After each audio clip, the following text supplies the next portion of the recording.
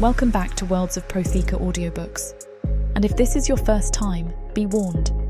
Once you step into Protheka, you'll never want to leave. With beasts who will stop at nothing to protect the women they love, and women who are only just finding out what a real man can be, you'll lose yourself in the dark romance of these fantasy stories. To bring you these free full audiobooks, we have to listen to this platform's guidelines, and they say that Protheka's steamiest scenes aren't allowed. But you can still get them from the unabridged version of any Prothekan audiobook. All you have to do is go to worldsofprotheka.com. With promo code YouTube30, we're offering you the opportunity to get 30% off of any audiobook, ebook, or bundle. We appreciate you subscribing to the channel, as it makes bringing these free full audiobooks to you possible. Don't forget to like and comment to let us know what you think. Protheka's magic is eternal, and this story is just the beginning.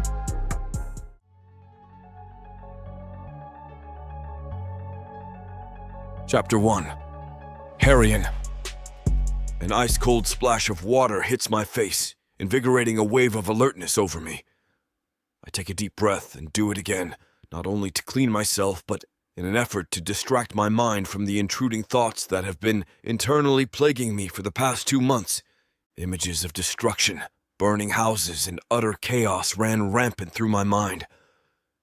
Every night, I can still hear the screams of those unarmed from when the Bloodscar clan launched their full frontal assault, holding women and children at the mercy of their blades.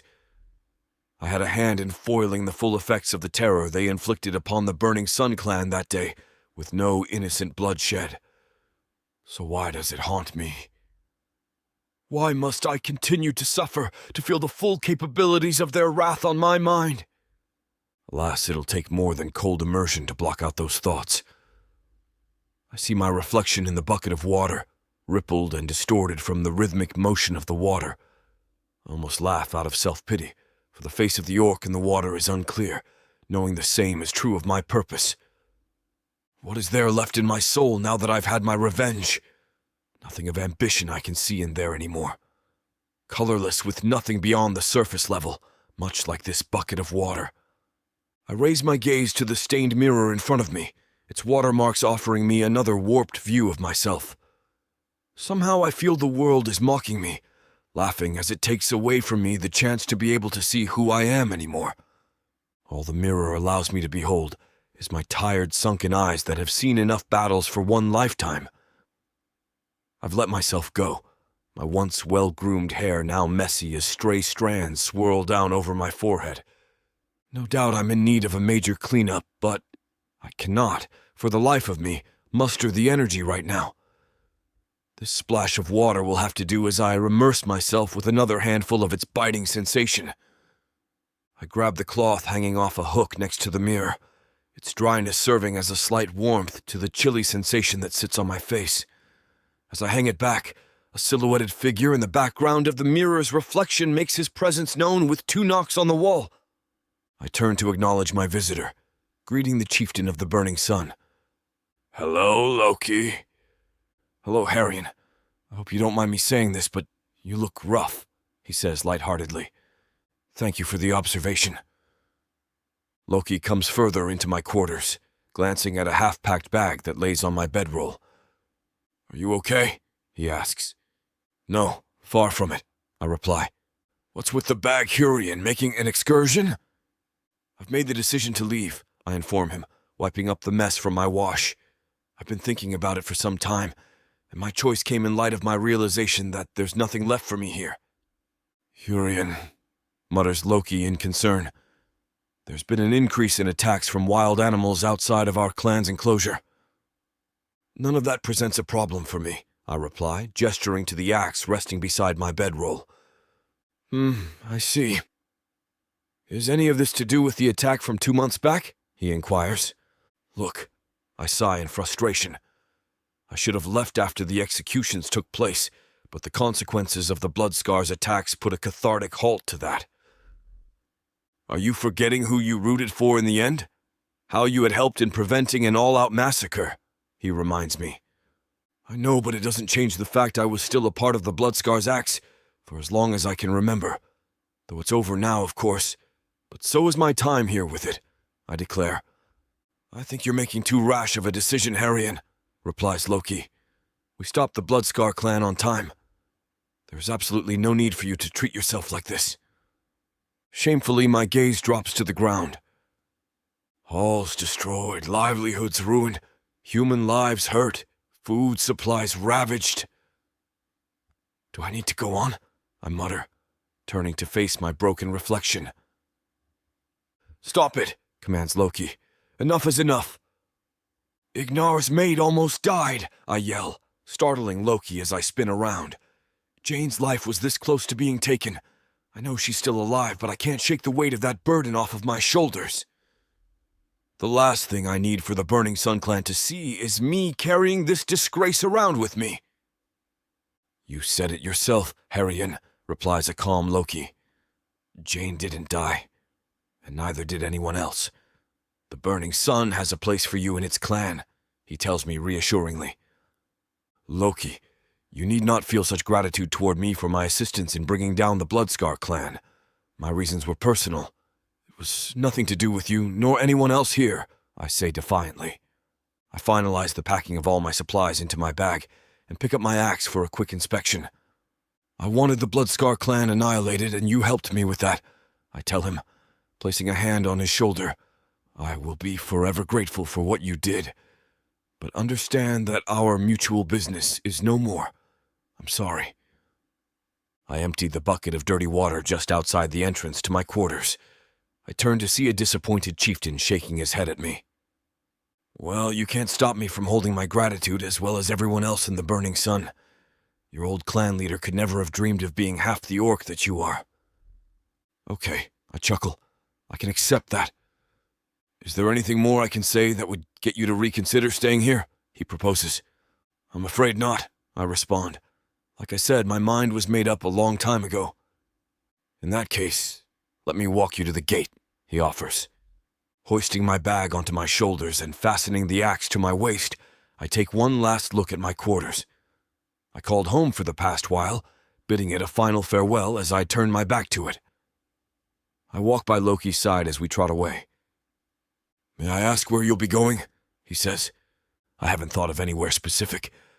I think I shall just go wherever the road may take me, no matter if I roam the continent and its entirety. Alas, the war-ridden north will never know my presence again. I plan on staying far away from there, I inform him. Very good, he approves. Just know that my offer will always be valid should you need shelter. Thank you, Loki, I reply. Now, if you don't mind, I think I would like to part ways with you here and make the journey through the exit by myself. Give my best to your wife and child. Of course. I bid you good luck and goodbye, Hurian. Stay well and safe in your travels. We shake hands and break away from each other in opposite directions. I look all around me, taking in the scenes of the Burning Sun clan for the last time. Orc children chasing each other about. Sparring sessions between young, aspiring warriors. The smell of a great feast being prepared for the day's lunch. The clanging of iron and steel coming from the blacksmith. And of course, the whimsical colors and sounds that came from the hut of Bashog the clan shaman. I approach the gate, observing how it opens to a land that stretches on for the gods know how long. Feeling a sudden eagerness to press forward into the shelter of the forest, I'm stopped by a last-minute hesitation. Should I at least go to see my friends I've made during my stay here? To tell them this is it, that this is my final goodbye? Almost by instinct, I turn back around but halt once again. What if I'm suddenly hit with the compulsion to stay? The options juggle around in my head for a moment before I shake them off, turning back to head out the exit.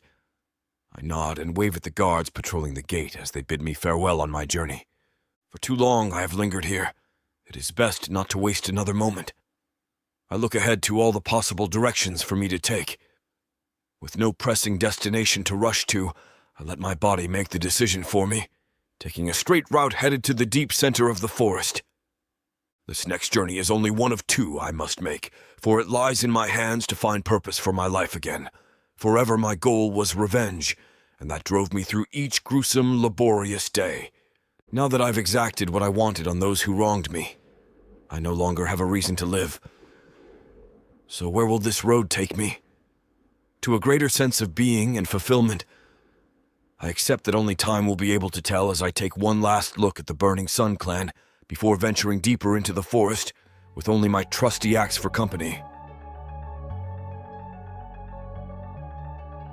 Chapter 2. Dana. They won't let you go, you know that, right? It's vital I venture into the forest. My stocks are in major need of replenishment. Why would they say no? I ask the orc sitting next to me. Maybe you haven't heard, Dana, but there's been a vast increase in wild animal attacks outside of our enclosure. Did you hear that they've had to increase patrols for the sake of our safety? But Berneth, I saw one of the orcs leave unbothered earlier this morning. Just walked straight through without a word from the patrol guards, I retort. I saw him too. Apparently that guy is leaving for good, which I highly doubt you're doing, asks Berneth in a condescending tone. No, I mutter, ignoring her blatant disrespect.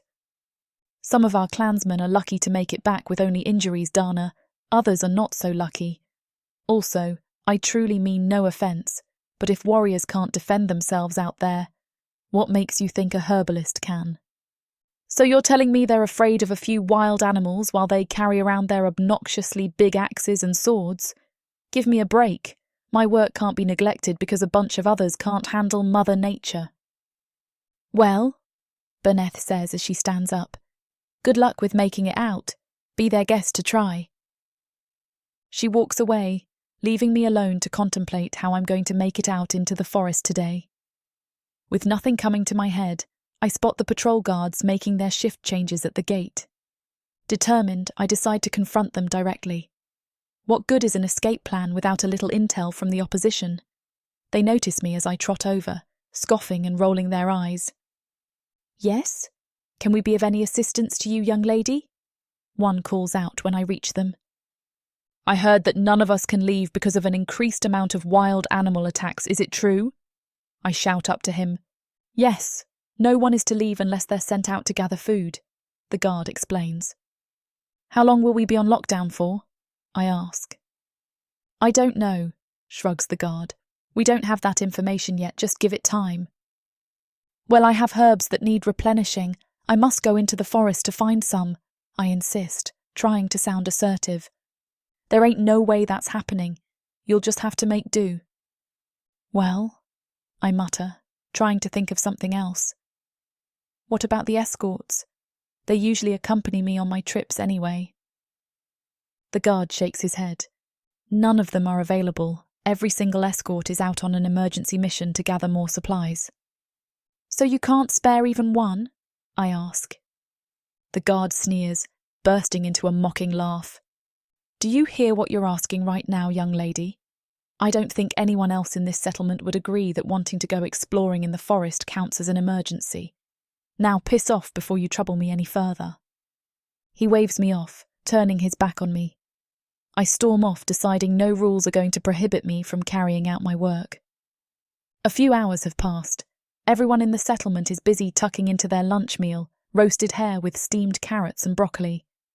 As I gorge myself on the food, I keep an avid eye near the back of the settlement, where I know there's a hole big enough for me to sneak through. I watch as the guards walk by the hole, completely oblivious to it. There's a small bush that'll provide me some cover. I look to the sky, still bright, but I can't afford to waste another minute sitting here as I eat up not only some sustenance but precious daylight too. If it really is true what they're saying about wild animal attacks, I need to have the light of day to be able to guide myself safely back to the settlement. I swallow the last mouthful of my food before walking off to my quarters. I pick up an empty bag for whatever loot I may find and attach a knife to my waist. As I make my way to the hole in the wall, I glance around for any suspicious eyes. Everyone continues to eat as they go about their daily business. I get down on my knees and sneak into the bush, trying to claw some plants out of the way. Just then, my heart drops as I hear approaching footsteps. I drop to the ground, laying as flat as I can as I look up to see a guard standing too close for my comfort. "Vasilik, what is it?" calls out a distant voice from behind him. "I thought I heard an animal rummaging around here. Just checking it out." replies the guard. I'm sure it's nothing. Come back and take your lunch before I start helping myself. The guard walks off as I second-guess the risk I'm making in breaking out. If I stay now, I'll have nothing to occupy my mind until the gods know when. They're likely to spot me coming back later, but whatever. I'll accept the punishment as long as I have my herbs. I writhe my way through the hole, clambering onto my feet as I break off into a sprint into the heart of the forest. I can't help but think my heart belongs to the forest as I gaze around in wonder. The wind whispers delicate songs through the bushes, while nearby rustling adds its own little harmony to it. All around me the land stretches on in its everlasting beauty. Towering trees sprawl high into the sky, carrying brown branches that seem to intertwine with those of other trees. Peppered upon them are luscious green leaves, home to several birds' nests. Among the tree lines I spot rabbits running from cover to cover, probably thinking I am a hunter of some sort. Eager to get a closer look at them, I slowly reach into my pocket where I have an apple stowed away. I produce it, waving it at them in an invitation to join me for a snack. The enticement seems to work as they come just a bit closer. The rabbits spectate from a safe distance as I carve it into smaller pieces. I throw a piece toward them, which they gladly accept before looking at me for more. I continue to oblige until they are just an arm's length away from me. I cautiously reach out to touch the closest one as I give him the last slice. A sudden rustle comes from the bush behind us, scaring both me and the rabbits who hop away in an instant. For a moment, I'm frozen as fear anchors my feet to the ground. The bush rustles no more, but I dare not to go investigate, opting instead to hastily move along without looking back. Calmness returns to me once I am a considerable distance away, stopping to pick some berries off another bush. I pop one into my mouth, enjoying the burst of sweetness that coats my tongue and inner cheek. Deciding it would make for a good juice, I put a few stems of them into my bag before continuing on. I feel a sense of freedom come over me, thinking it was damn worth it to sneak out here. Why wait for permission to visit? I know the forest shan't be going anywhere, but who knows how long I'd be waiting at the gate like a fool. Them and their lockdowns shouldn't be able to affect me doing my work.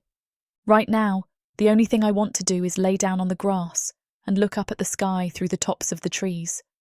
Alas, that'll have to come another day, for I stand a better chance of getting home unnoticed if I'm not gone for too long.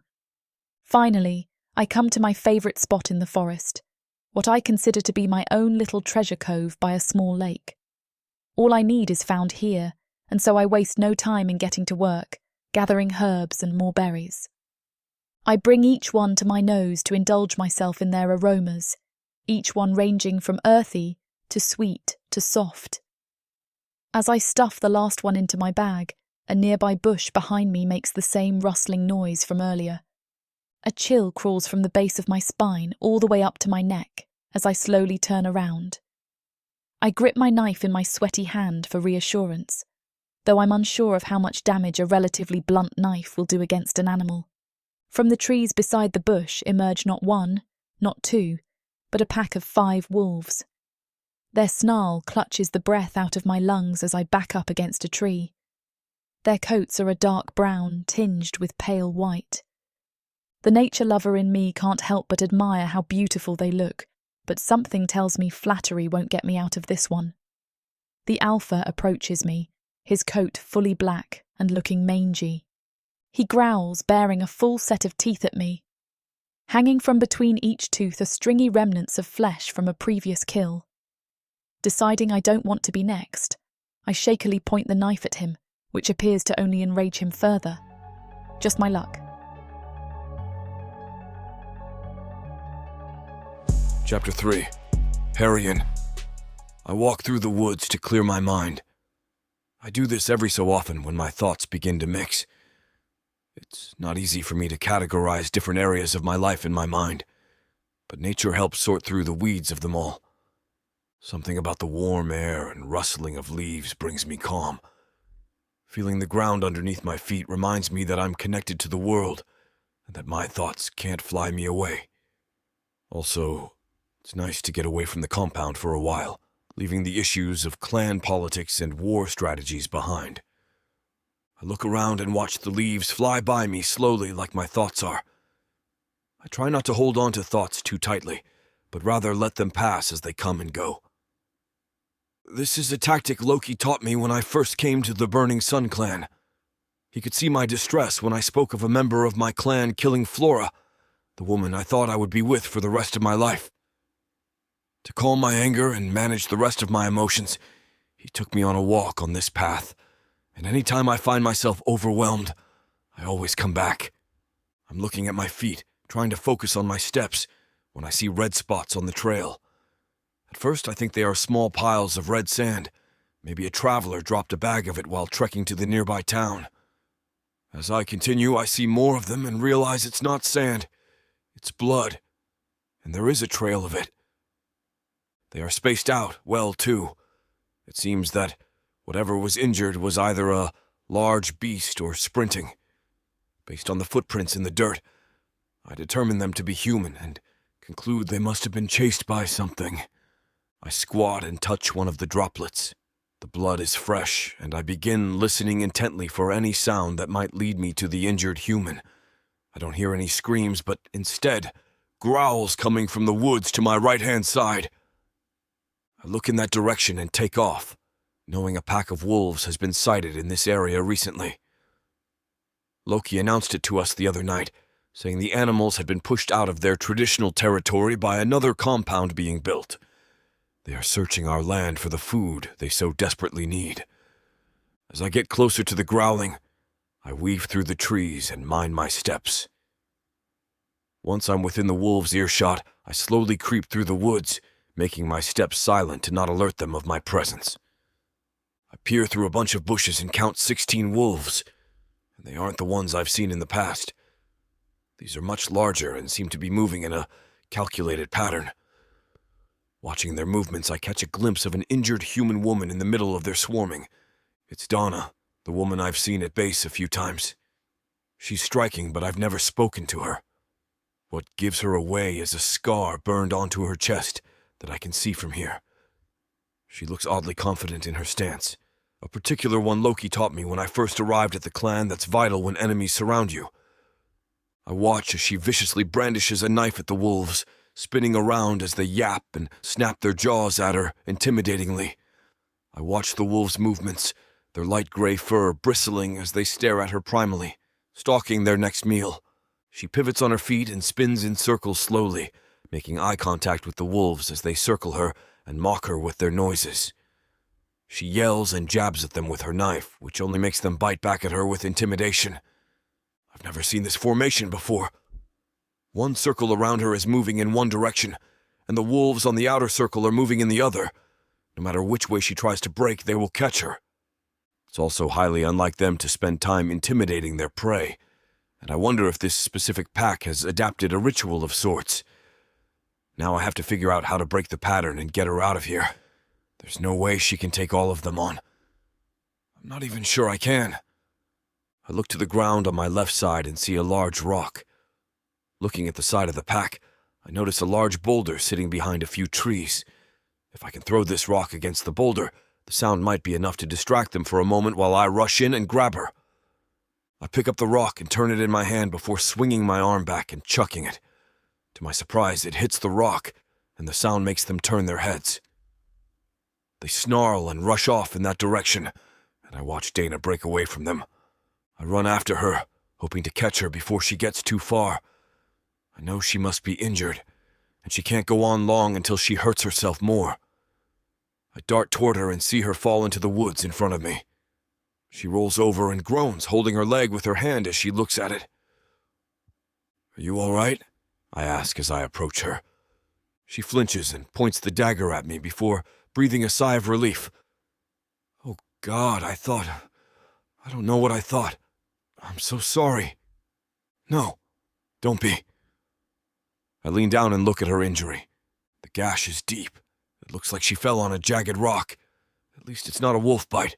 Their teeth can sever through the bone if they're hungry enough, and this pack looks hungry. I run my fingers lightly around the gash, trying to open it slightly to see how deep it goes. She grabs onto my arm and cries out as I look at it. I instinctively put my hand over her mouth, knowing wolves can hear from up to 3 miles away. I take my hand off her mouth and pick her up, sweeping her up in my arms as the sounds of the predator spears my ears. I hold her in my arms, not even thinking about how she must feel, before I see a confused look on her face. She locks eyes with me, and I place her down nervously. I eye her and admire how calm she is, despite almost being eaten by a pack of wolves. She's more striking up close. I find myself almost paralyzed as we lock eyes, and I stammer, looking for my words. It's very unlike me to invade a woman's personal space like that. I've always prided myself on being a gentleman. When I met Flora, she told me of the horrific things orc men had tried to do to her, and I vowed I would never scare a woman as they did. I'm sorry I touched you, I say, surprised at how instinctual it was for me to pick her up. No, it's just... Her sentence is cut off by the sounds of snarling coming in our direction. I grab her arm and begin running opposite the sound, hoping to get away from them as quickly as possible. I reach a cliff and look down at a roaring waterfall. I glance to either side and see the wolves stalking us from all angles. Dara has fallen behind, and I don't realize until I'm a quarter of a mile ahead. I dart back, hearing the growling of the pack getting closer. She has tripped again and clutches onto her leg, looking at me as I kneel over her. "Leave me," she says as she winces at the pain. "I can't outrun them, and they're smelling my blood. They won't find you if you keep going."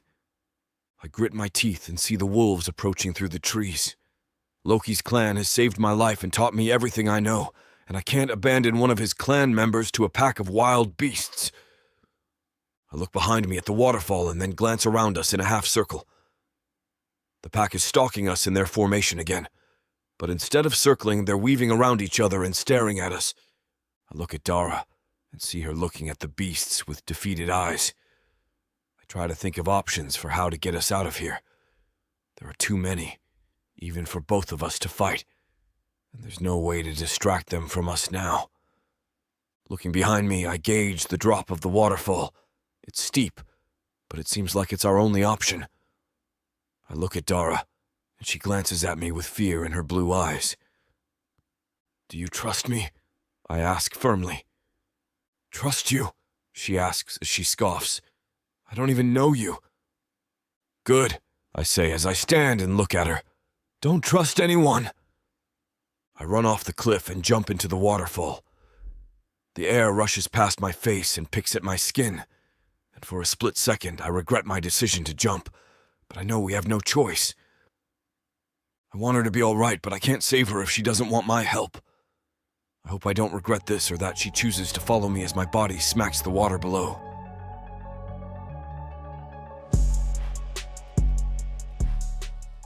From the depths of the darkness of Protheka, Or clawing up from the realms of fantasy.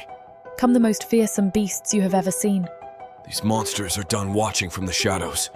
Now, as they step into the light, something unexpected grips them. Something even they can't fight off. Love, Vampires. demons, Dark elves. gods. Minotaurs. Creatures of light and dark. They will protect their mates. Do whatever needs to be done. Morally grey heroes who will burn the world to protect the women who love them. 10 audiobooks. Fall into over 60 hours of fantasy romance. 20 ebooks. Over 1 million words of these brutes who will protect their women. Even if they might destroy themselves in the process. Get the immersive Protheka fantasy romance bundle. For 80% off, right now, dive into Protheka at a once-in-a-lifetime discount. The first bundle to offer both ebooks and audiobooks on worldsofprotheka.com. Protheka's magic is eternal, and this romantasy bundle will make it endless. Chapter 4. Dana. I look at the wolves circling me and then at the waterfall. What kind of insane being leaps off a cliff into a waterfall? I think before I hear the wolves snapping at me. Looking back at them, I think I might be the insane one for not following his lead. One of the wolves locks onto me with his vicious eyes, and I stand up, staring him down briefly before turning and running off the cliff into the waterfall. The air hits the gash in my leg, and I scream as I free fall and feel the pain. The flight feels like it lasts forever, and not at all. Before I know it, I feel my body hit the water and try to hold my breath before I do. Luckily, I close my mouth at the right time as my body plunges into the water beneath the waterfall.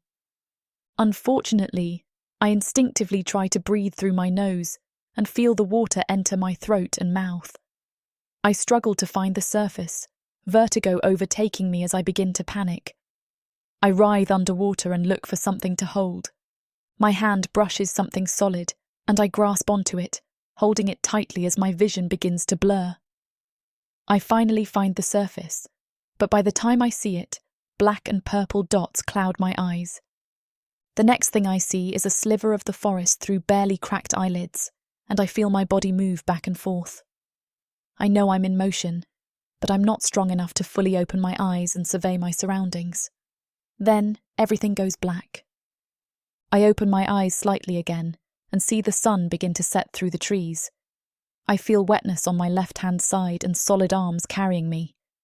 As I black out again, I cannot identify anything more evident than that.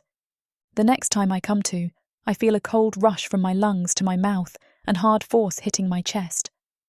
I feel cold water shoot out from my lips, and I cough and wheeze as I roll on my side quickly and look at the dirt beneath me. The soil darkens with the water, and I watch it drip toward me on a slight incline as I begin breathing normally. Rolling on my back, I see Hurian standing over me. Things become clearer as I look at him. At first, seeing 3 of him until my eyes focus and bring me back to reality. I catch a glimpse of the sunset hitting the side of his face. And for a second, I wonder if we both died and he's greeting me in the afterlife before he lightly taps my face, then pulls his hand back quickly. I shake my head and look at him again. The sunset's light reflects off the lines of his muscles, barely fitting in his tight, soaked shirt. He has short black hair, and his eyes are captivating. And something about them sucks me in and brings me back to the real world. I realise that I've seen him before in the compound.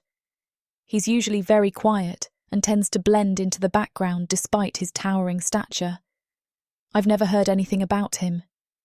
He's one of the less problematic orcs in the clan, not flashy or winning praise for being the best warrior or the most excellent blacksmith. I wonder why he was in the woods when he saved me, and why he bothered to save me. He knew that he couldn't take on the pack of wolves. He jumped into a waterfall to get away from them. He must have seen them swarming me before he jumped in to ensure I was all right. Why would he bother if he knew he couldn't take the pack on? "Are you all right?" he asks in a deep, husky voice. "Yes," I say through heavy breaths. "Yeah, I'm okay." I sit up slowly and cough again, more water hitting the ground as I look at my surroundings. The waterfall has disappeared from my line of sight, and all that's in front of us is a broad, deep and calm river. Hurian stands up, towering over me as he extends a hand. I look at it skeptically, before taking it and standing up slowly. My vision rocks back and forth before I lean over and try to knock the excess water out of my ears. I feel some of it drain out, and the pressure releases on my head. Hurian begins walking past me and down the river, and I notice he's limping, and I start following him as my memory returns. I rub the back of my head and stretch my neck before exhaling and looking at Hurian. He's soaked, and I begin to remember that we jumped down a waterfall. The memories of the wolves come back, and I shake my head, surprised that I followed him down. He stops briefly and grabs onto his leg. I catch up to him, look where he's pressing, and see a significant cut forming on his leg. It stretches from his kneecap to his ankle and looks deep. I look him in the eyes, but he tries to avert his gaze and keeps walking. "Hey, slow down!" I call out, as I walk quickly to keep up with him, my own pain stopping me from walking as quickly as usual. "You're hurt. Let me treat your wound. We can use leaves from the forest and some vines to make a bandage." My pain is the last thing on my mind, he responds firmly. We're lost and need to find our way back. I look around and try to listen for the sound of rushing water or familiar landmarks that would give me clues about where we are. All I see is the sun reflecting off the calm, flowing water of the river. Where are we? I ask as I rub the wound on my leg. I can't hear the waterfall. My heart begins racing, and I panic internally. We're lost in the woods with those wild animals out there. They can smell my blood, and they can find us quickly if we're still in their proximity. I look at him with wide eyes and try to stop myself from hyperventilating, as I wonder if we'll ever find our way back home. I don't know. I lost consciousness along with you, but came to before you did. He slightly turns his head to face me as he talks to me, but doesn't stop walking. We're lost and injured. My thoughts only contribute to my panic, and I instinctively begin biting my nails, a nervous tic I've had since I was a child. Something about the feeling of my teeth chattering on the hard nails calms me, but also reminds me of how nervous I am.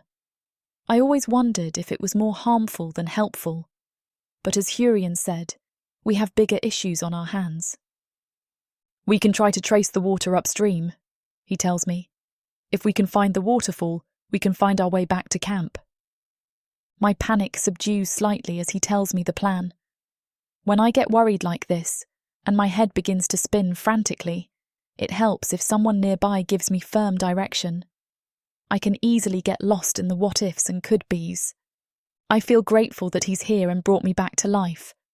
I've gathered that he's intelligent and well-versed in survival.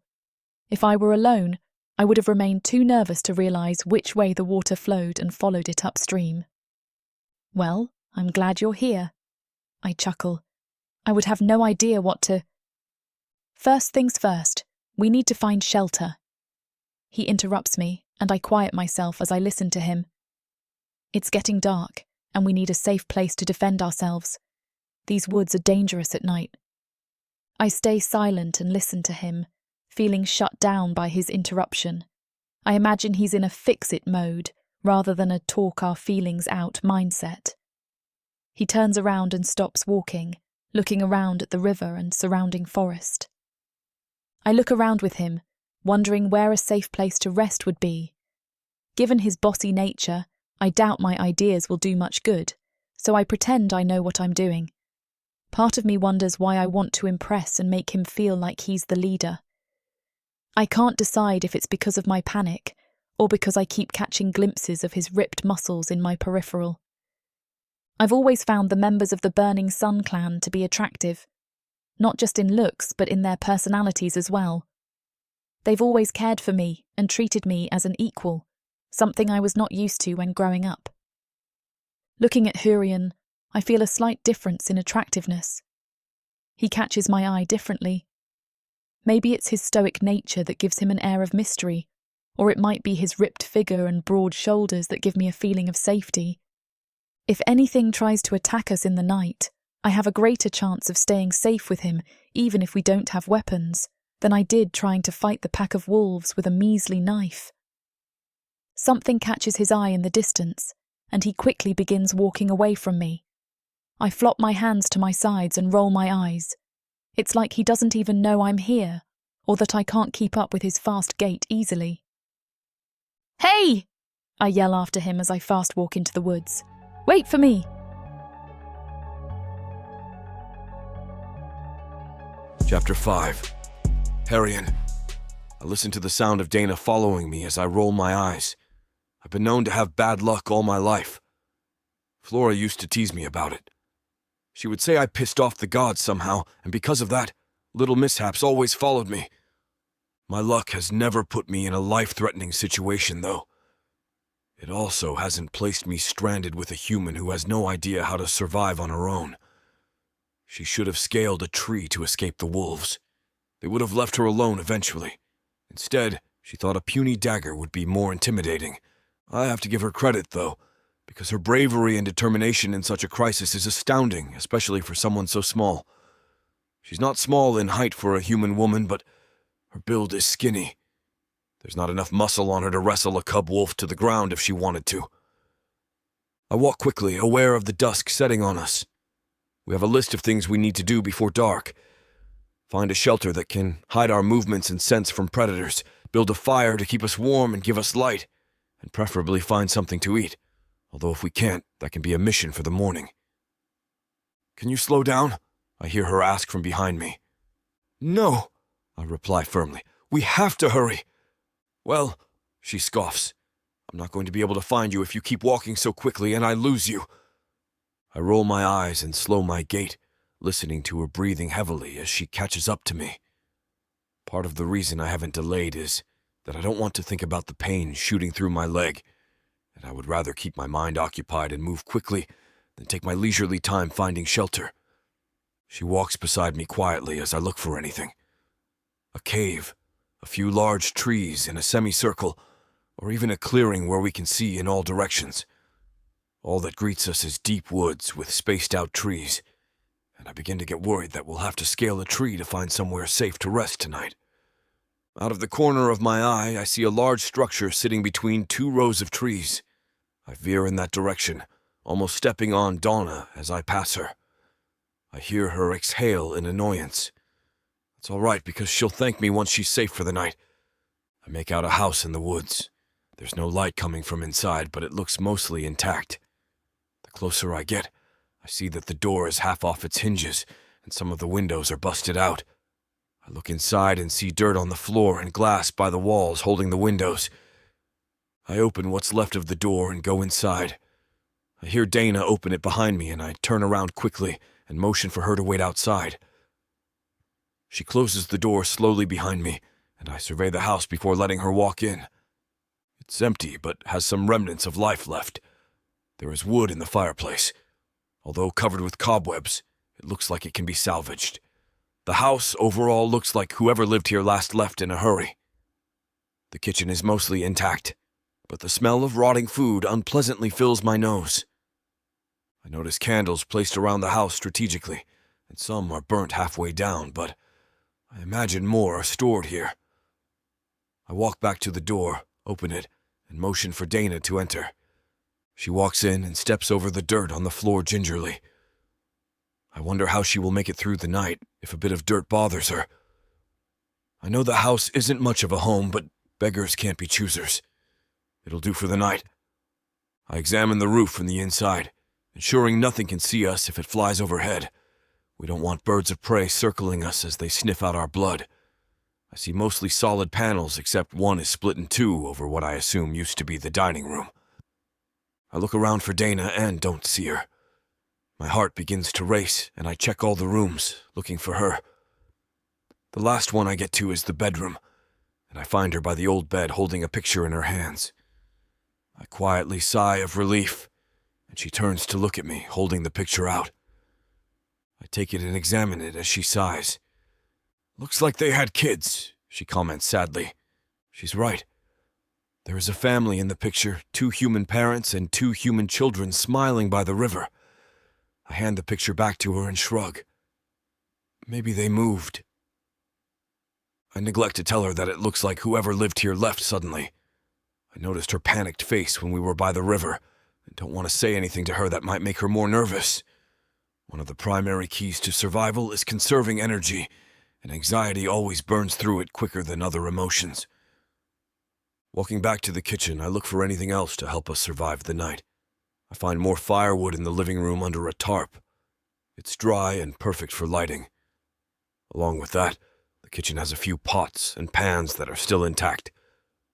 Curious, I turn on the faucet and am surprised that there is still running water. Not knowing how much could be left, I turn it off quickly and feel my muscles relax. This is the best-case scenario for our situation. "Well," I hear Dora say from the living room, "it's better than nothing." "Regardless of its lack of luxuries, we need to stay here tonight," I respond firmly from the kitchen. "It's unsafe for us to be out there right now." I walk to the living room and notice her sitting on the rundown couch, holding onto her leg. I squint to see if it's still bleeding, but it's too dark to tell now. The sun has set, and we need light. I go to the fireplace and look for a fire starter. It seems like my luck has turned around because I find a basket of a few on the bricks lining the fireplace. I grab one of them, light a nearby candle, and carry it toward Dana, looking at her wound skeptically. It's not bleeding anymore, which is good. I wonder if there is any alcohol here we can clean it with so it doesn't get infected. I could use some for mine too, but I'll apply that when she's not looking. Again, I don't want to make her more nervous. I walk to the bathroom and look in the medicine cabinets for anything we can put on our wounds that might prevent infection. I turn around and see Dana standing next to me, and I almost drop the candle out of shock. "What are you doing?" I ask in an irritated tone. I'm not irritated with her, but she could warn me before abruptly approaching me like that in the dark. "Well, you're the one with the light." She pushes past me gently and rummages through the cabinets. "Can you shine the light higher?" I grimace and roll my eyes as I hold the candle higher, allowing her to see the top shelf of the medicine cabinet. She grabs a roll of bandages, tape, and rubbing alcohol, which I was hoping to find. "This'll do," she remarks as she leaves the bathroom. I watch her walk away and, for a moment, admire her body. She might be skinny, but her figure is beautiful. She has curves and they sway slightly when she walks. I catch myself looking at her butt as it moves side to side before shaking my head and closing my eyes. I've never been one to objectify women. Even when I first began liking Flora, I never tried anything physical with her until she gave me the okay. I tell myself I won't notice Donna like that again as I walk into the living room and set the candle down on a nearby table. I pick up more of the candles around the house and light them from the flame of each other before moving to the fireplace with one. I hear Dana groan quietly behind me and turn around to see her dressing her wound. It seems she has enough medical knowledge to care for herself, which makes me more comfortable. "I'll look for more medicine tomorrow," she says as I turn back to the fire. "We should also wrap you up while we have some of this bandage material." "I'm fine," I respond as I light some kindling and place it underneath the wood in the fireplace. She sighs. "Well, can you at least let me look at it?"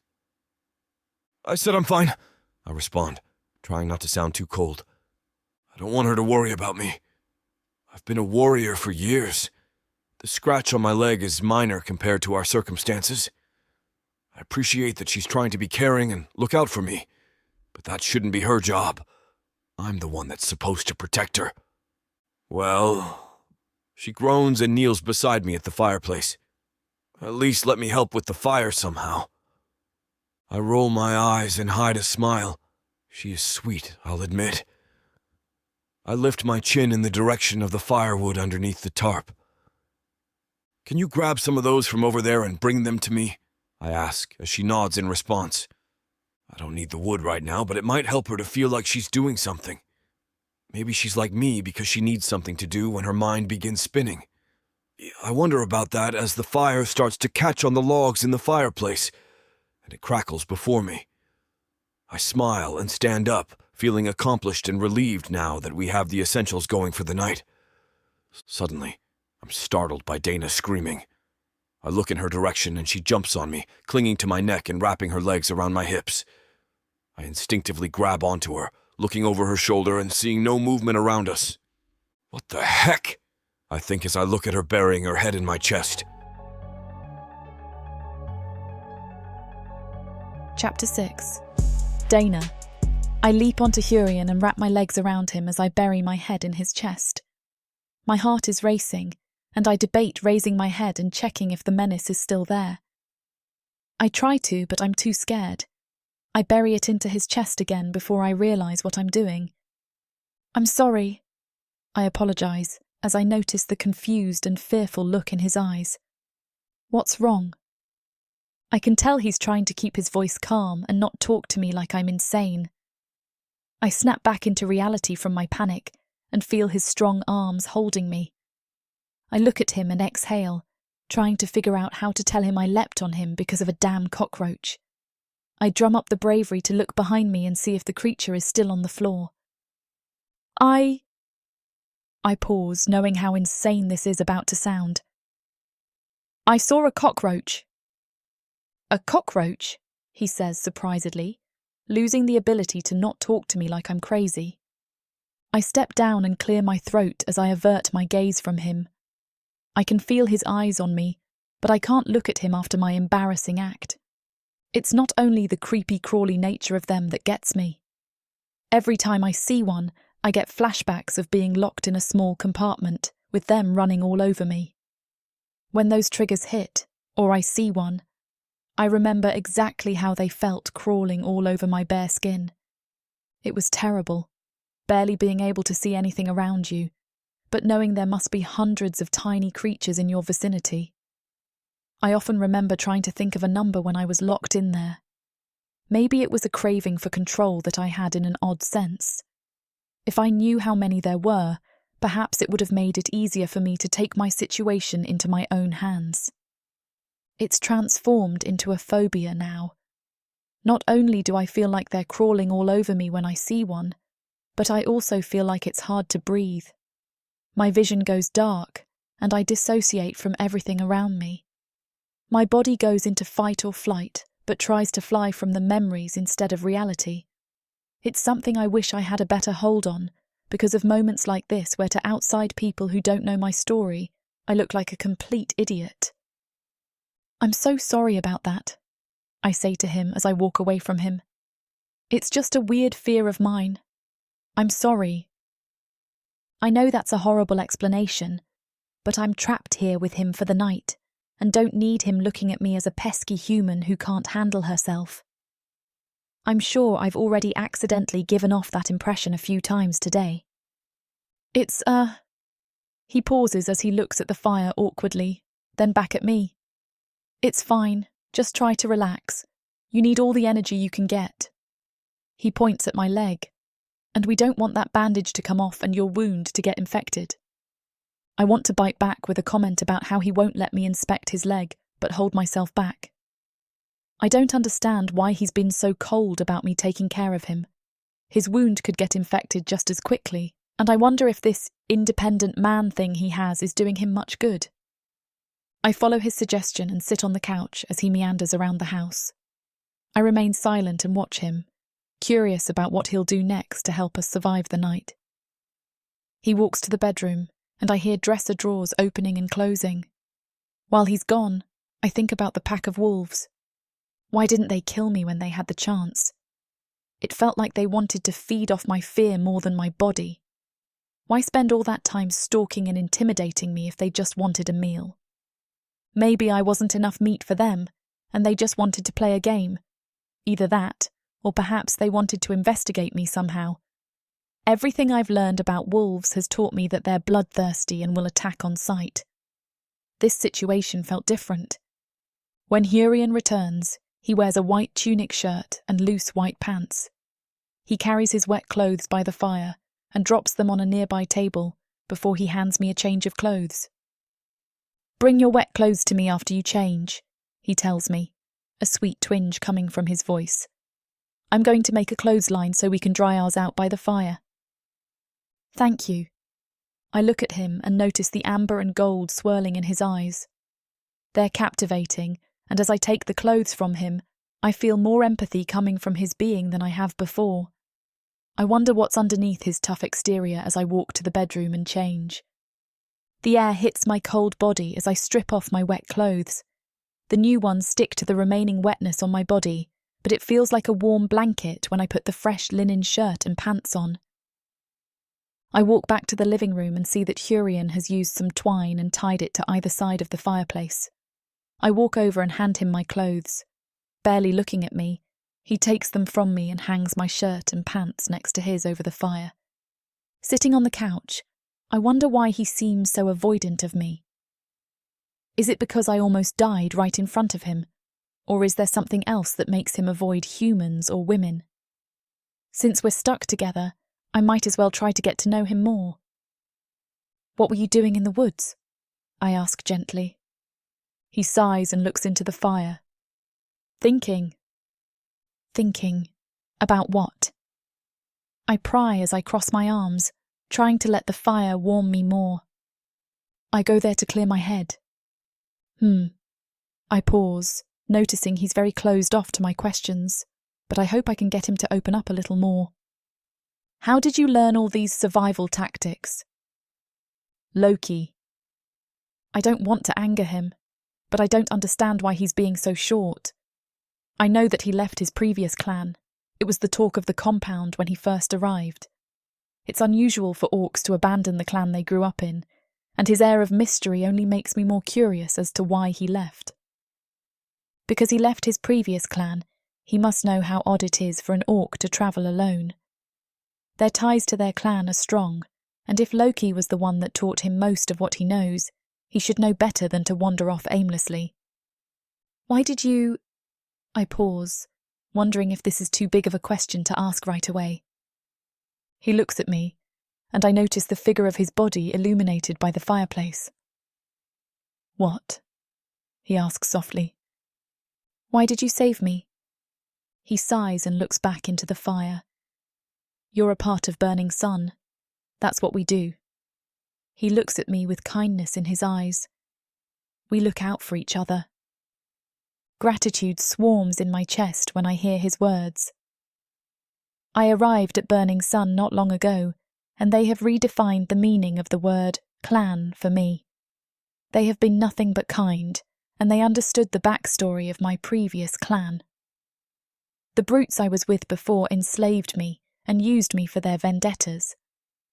It was hard to trust orcs again before Burning Sun showed me I should be treated equally. That's what I love about Burning Sun, I respond as I look at the flickering flames. He nods but remains silent as he stares into the fire. I watch him look deeply into the flames and think he must have a similar feeling toward them. To rescue someone from danger because they're a member of a clan you didn't grow up in shows immense loyalty. I also know that he's intelligent. Leaving the proximity of the clan is dangerous, as we both figured out today, and I wonder why he would take the chance of putting himself in harm's way. I try to lead into the question gently. Loki seems like kind of a father to you, I comment. Yes. My curiosity takes hold of me. I don't want to push him to respond too much, but I have to know. Why did you leave Burning Sun to go into the forest? I ask cautiously. You know, outside the borders is a dangerous place to be. He looks at me, and I see sorrow and pain flicker through his gaze. He exhales deeply and doesn't break his eye contact as he responds. Why were you outside of it? I buck my neck back slightly, surprised at the defensiveness of his question. It's a fair one, but I'm shocked by his audacity in asking. I figured I would get another one-word answer, not a retort. I cross my arms tighter over my chest and debate how much I should share with him as I look into the fire. If I want him to open up to me, it's only fair that I share some vulnerability, but I'm unsure if I can talk about my past. Chapter 7. Hurian. She stares at me with suspicion as I wait for an answer to my question. Why is she asking me so many questions anyway? I avert my gaze and look at the light from the fire dancing with the shadows on the wall and try to make out figures in the shapes as we wait in silence. I look at her sitting on the couch. She's looking at the wall too, and she seems uncomfortable. I know my question and response was a bit jarring, and I didn't answer hers, but we're already lost in the woods and trying to survive the night, while a wild pack of intelligent wolves rests somewhere nearby. I would rather not be interrogated by her while we're already stressed enough. Also, I wonder if she's not great at picking up social signals. I don't particularly want to talk right now, and I had enough on my mind before we got into this mess. Her sigh distracts me from my thoughts, and I look at her again. We lock eyes and she shrugs. I was going into the woods to gather some herbs, she replies coldly. Without assistance. She pauses and lifts her hand to her mouth, beginning to bite her nails. I snuck past them, and I needed them quickly, and it was kind of an emergency. I debate whether to press on with my questions, but I know what it feels like to be pushed to answer something you don't want to. Also, as I've previously thought, We can't waste our energy on unnecessary emotions. We need all the strength we can get for tomorrow. How clueless could she be, though? Leaving the compound alone, even for a soldier, is dangerous. Not only are there threats to physical safety, but there can be scouts from other clans looking for information. If you're lucky, you'll get attacked. If you're unfortunate, you'll get kidnapped. To be fair, I had also left the compound on my own. I pride myself on my keen awareness of what's happening around me, and I believe I could detect a threat from a mile away, as I did by noticing her blood and listening for the wolves. You know they're there for a reason, I state firmly, looking into the fire. What are? She asks quietly. The guards. You should listen to them more often. They're not there to hold you hostage. They're there to protect you. Well, they could have a little more faith in a woman, she comments as she scoffs. We wouldn't be here if you had listened to them, I snap. I look at her and see remorse rush over her face. Damn it. I went too far with that comment. I debate trying to walk it back, but I have an issue with my pride hindering me from doing things like that. So you blame me? She asks sadly. I don't answer her. At first, I think of course I do. I didn't have a choice but to save her. She put me in that position. As the moments go on, my pride begins to fade, and empathy creeps into my thoughts. I didn't have a destination when I was walking anyway. There was no way she would have known that wolves would attack her. She was just looking for herbs, and who knows what the emergency was that made her need them so badly? I didn't have anything else to do that day and wanted to save her. I could have easily walked away at any point. When I spotted the blood, when I saw her through the bushes, even once I distracted the wolves, but I didn't. Why didn't I? I continue thinking in circles until I realize how long I've been silent. I feel guilty about her thinking she did something wrong, and I'm upset with her. Sadness can drain our energy just as much as anger or fear. No, I say softly as I look at her. I don't blame you. She purses her lips and nods slowly. I catch a glimpse of her body from the lights of the candles and fire around her. She can't weigh more than 120 pounds and is short for a human woman. If she went into a lake, a small minnow could snap her in half if it wanted to. If she had proper fighting training, I wouldn't be so concerned. She did step correctly when the wolves were circling her, but she should have known that situation warranted flight, not fight. Also, how did she not hear them coming? Okay, stop, I think to myself as I shake my head. I'm judgmental of her, and I know nothing about her. This is my pride getting the best of me again, and I feel like I'm puffing myself up, and I can't understand why. Still, I feel concerned for her and want to help her, so she doesn't wind up in this situation again. This could easily happen to you again, I begin seriously. You should be staying within the clan's protection at all times. There are worse things than a pack of wolves out here, and even those seem to be getting more intelligent. What do you mean? She asks quickly. About which part? The wolves. I sigh and shake my head. I've never seen them move like that before, and the way they stalked you and moved in formations. It's highly unlike them. I was thinking that too, she exclaims, throwing her hands up in a shrug. Aren't they known for just attacking when they see prey? Why did they try to intimidate me like that? I don't know, I respond as I rub the back of my head. But there has been an increase in attacks lately, not just from the wolves, but other creatures too. Now is not the time to run off and put yourself in danger. She nods and pulls her knees close to her chest on the couch. I know. She pauses and exhales slowly. It was stupid and I do regret it. I thought it would be quick that I could find the herbs and then dart back to camp before anyone noticed I was gone. Your courage should be proportionate to your size and capabilities, I reply, knowing my words seem cutting. But she needs to hear this. You're short and have a thin build. This isn't bad, but it doesn't bode well for battle. Also, you should think about how much fight training you have. I noticed you did pivot steps when they were surrounding you, and that was good. But you need more than that to survive on your own against any creature that comes across your path. Sticks can be easily broken. Are you saying I'm a stick? She asks playfully, her mouth open and slightly grinning in shock. I'm saying you're a twig, I joke back as I laugh with her. My laughter quickly fades as I realize how much I've spoken to her.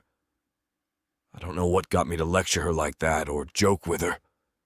I followed the don't speak unless spoken to rule for years, but something about her makes me feel like I have to step forward. Could it be her size that makes me feel protective of her? Her bravery when being circled by the wolves? Or is it something else about her that has me opening up like this? I get uncomfortable and try to sit up straight and reclaim my posture. What if my body can't contain my heroic spirit? She asks with a grin. I don't respond, and she rolls her eyes and smiles. Look, I know I'm not exactly built to take down any armies. I just wish I was taken more seriously or had the strength to survive on my own. I've been teased my whole life for being short and thin. It's not the worst thing in the world, but it does prevent me from doing the things I'd like to do. Surprisingly, I want to ask her what else she likes to do. I want to know more about her, but I know where that path leads. The only one I've gotten close to in the past few years has been Loki, because he took me in at my lowest point, and I knew I could trust him from the moment I saw him. The last time I was curious about or got close to a woman was Flora, and I swore I would never endure that type of hurt again. I know the connection to others surrounding you is essential to survival, but it's the one I fear the most. I would rather take on an entire army of rebel orcs than get close to someone who may not always be by my side again. Donna is sweet and curious about the things I know, and I appreciate it, but as much as I want to lean into her questions and conversations, I know it's futile. We sit in silence, and I stare into the fire, avoiding eye contact with her. I feel guilty, and wonder if she feels shut out by my cold nature, and I hope she doesn't because I want to protect her and make her feel safe. She doesn't know about my past and doesn't need to. All she needs to know is that I will provide for us while we're here. So, I look at her and watch her adjust the bandage on her leg. What are we going to do tomorrow? I hide a grin. I can't help but admire her determination and enthusiasm. That's a good question, too. If we can't trace back the river tomorrow before sundown, what will we do? This huge orc brings out the animal in me. In a world where humans have been driven underground, living like rats is the only way to stay safe from the marauding orcs. All my life, my only job has been to make sure I have enough to eat. These orcs of the Burning Sun clan will vow to keep their human mates safe. There is a nobleness to these giant savages, alpha male warriors who will protect their women at all costs. Get this complete series of books following the Burning Sun clan for 70% off. Each book is a full-length monster romance that features a giant orc with eyes for his beloved, curvy human. Happily ever after guaranteed. Protheka's magic is eternal. This bundle will show you that size really does matter.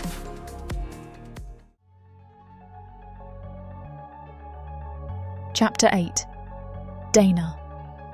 The longer he stays silent, the more I worry. The fire crackling has been a nice fill to the silence, but now it's almost menacing. I wonder why he's so silent and why he was so bold before about my safety.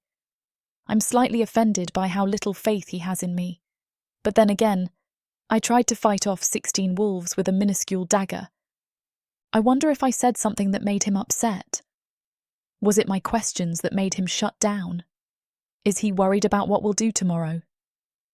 The paranoid part of my mind says he might have ulterior motives, but I shove that aside quickly. If he wanted to hurt me, he would have done so by now. It's clear he's not much of a talker. I don't know if it's the stress of the situation or if he's always like this, but I'm fully aware he doesn't want to speak to me much. Unfortunately for him, when I get nervous like this, the only thing that helps is for me to talk about it. Distractions help the most. I can get out of my head when someone else steers the conversation. Usually, someone being straightforward with telling me what we should do or telling me a distracting story helps me best. To my disappointment, he doesn't seem to want to talk, and I don't particularly like telling people I barely know that my nerves overtake me so quickly. I don't want to piss him off, mainly because I'm stuck with him. If he decides to leave me behind, I'll only know to follow the river, and even then, I'll have a hard time getting back to the compound. I need to ensure I give him a reason to keep me around, even if that reason is just that he knows I can't protect myself. We need to stay here for a while, he says lowly. I feel my anxious brain take a metaphorical breath of relief. I close my eyes and exhale slowly, thankful that something broke the silence. The quiet has always been gasoline for my thoughts when they're already on fire. What about tracing the river? I ask, my words shooting out of my mouth like horses taking off onto a racetrack. He looks at me with surprise and a hint of confusion. It's not smart for us to travel so far on injured legs. We don't know what plants line this forest either. It just makes for a higher risk of infection if we try this soon. So we're not going to try to leave tomorrow? Not until our wounds heal, and I don't limp anymore. If we get surrounded by a predator and need to run, we won't stand a chance like this. He looks at my leg, and then at my eyes. Especially since you can't keep up with me already. I look away from him and nod slowly. I don't believe he's trying to be a jerk, but he's really pushing the limit. He thinks I'm fragile, like I'm made of glass and waiting to be crushed. Everyone has weaknesses, and I know he has some too. I wish he would admit it so this conversation doesn't feel demeaning. As much as I want to bite back, he's right. I'm aware of my body and the limits I have. I'm not formally trained like he is, and I'm not educated in survival skills.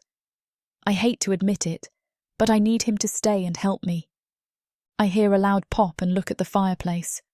Some of the wood had just broken in half, and the fire seems to be dying out. Hurian looks at it, pokes it with a stick, and stands up from the floor next to it as he sighs. We should get some rest, conserve the rest of the wood and candles for tomorrow, he states as he looks at me. I nod in agreement and look away from him at the fire. As it dies out, I wonder what it must feel like. Dying, I mean. I'd never thought much about the afterlife until being in this situation, but now the thought keeps popping up in my mind, loud like the cracks coming from the fireplace. Have you ever eaten day? He asks as he puts his hands on his hips. Day?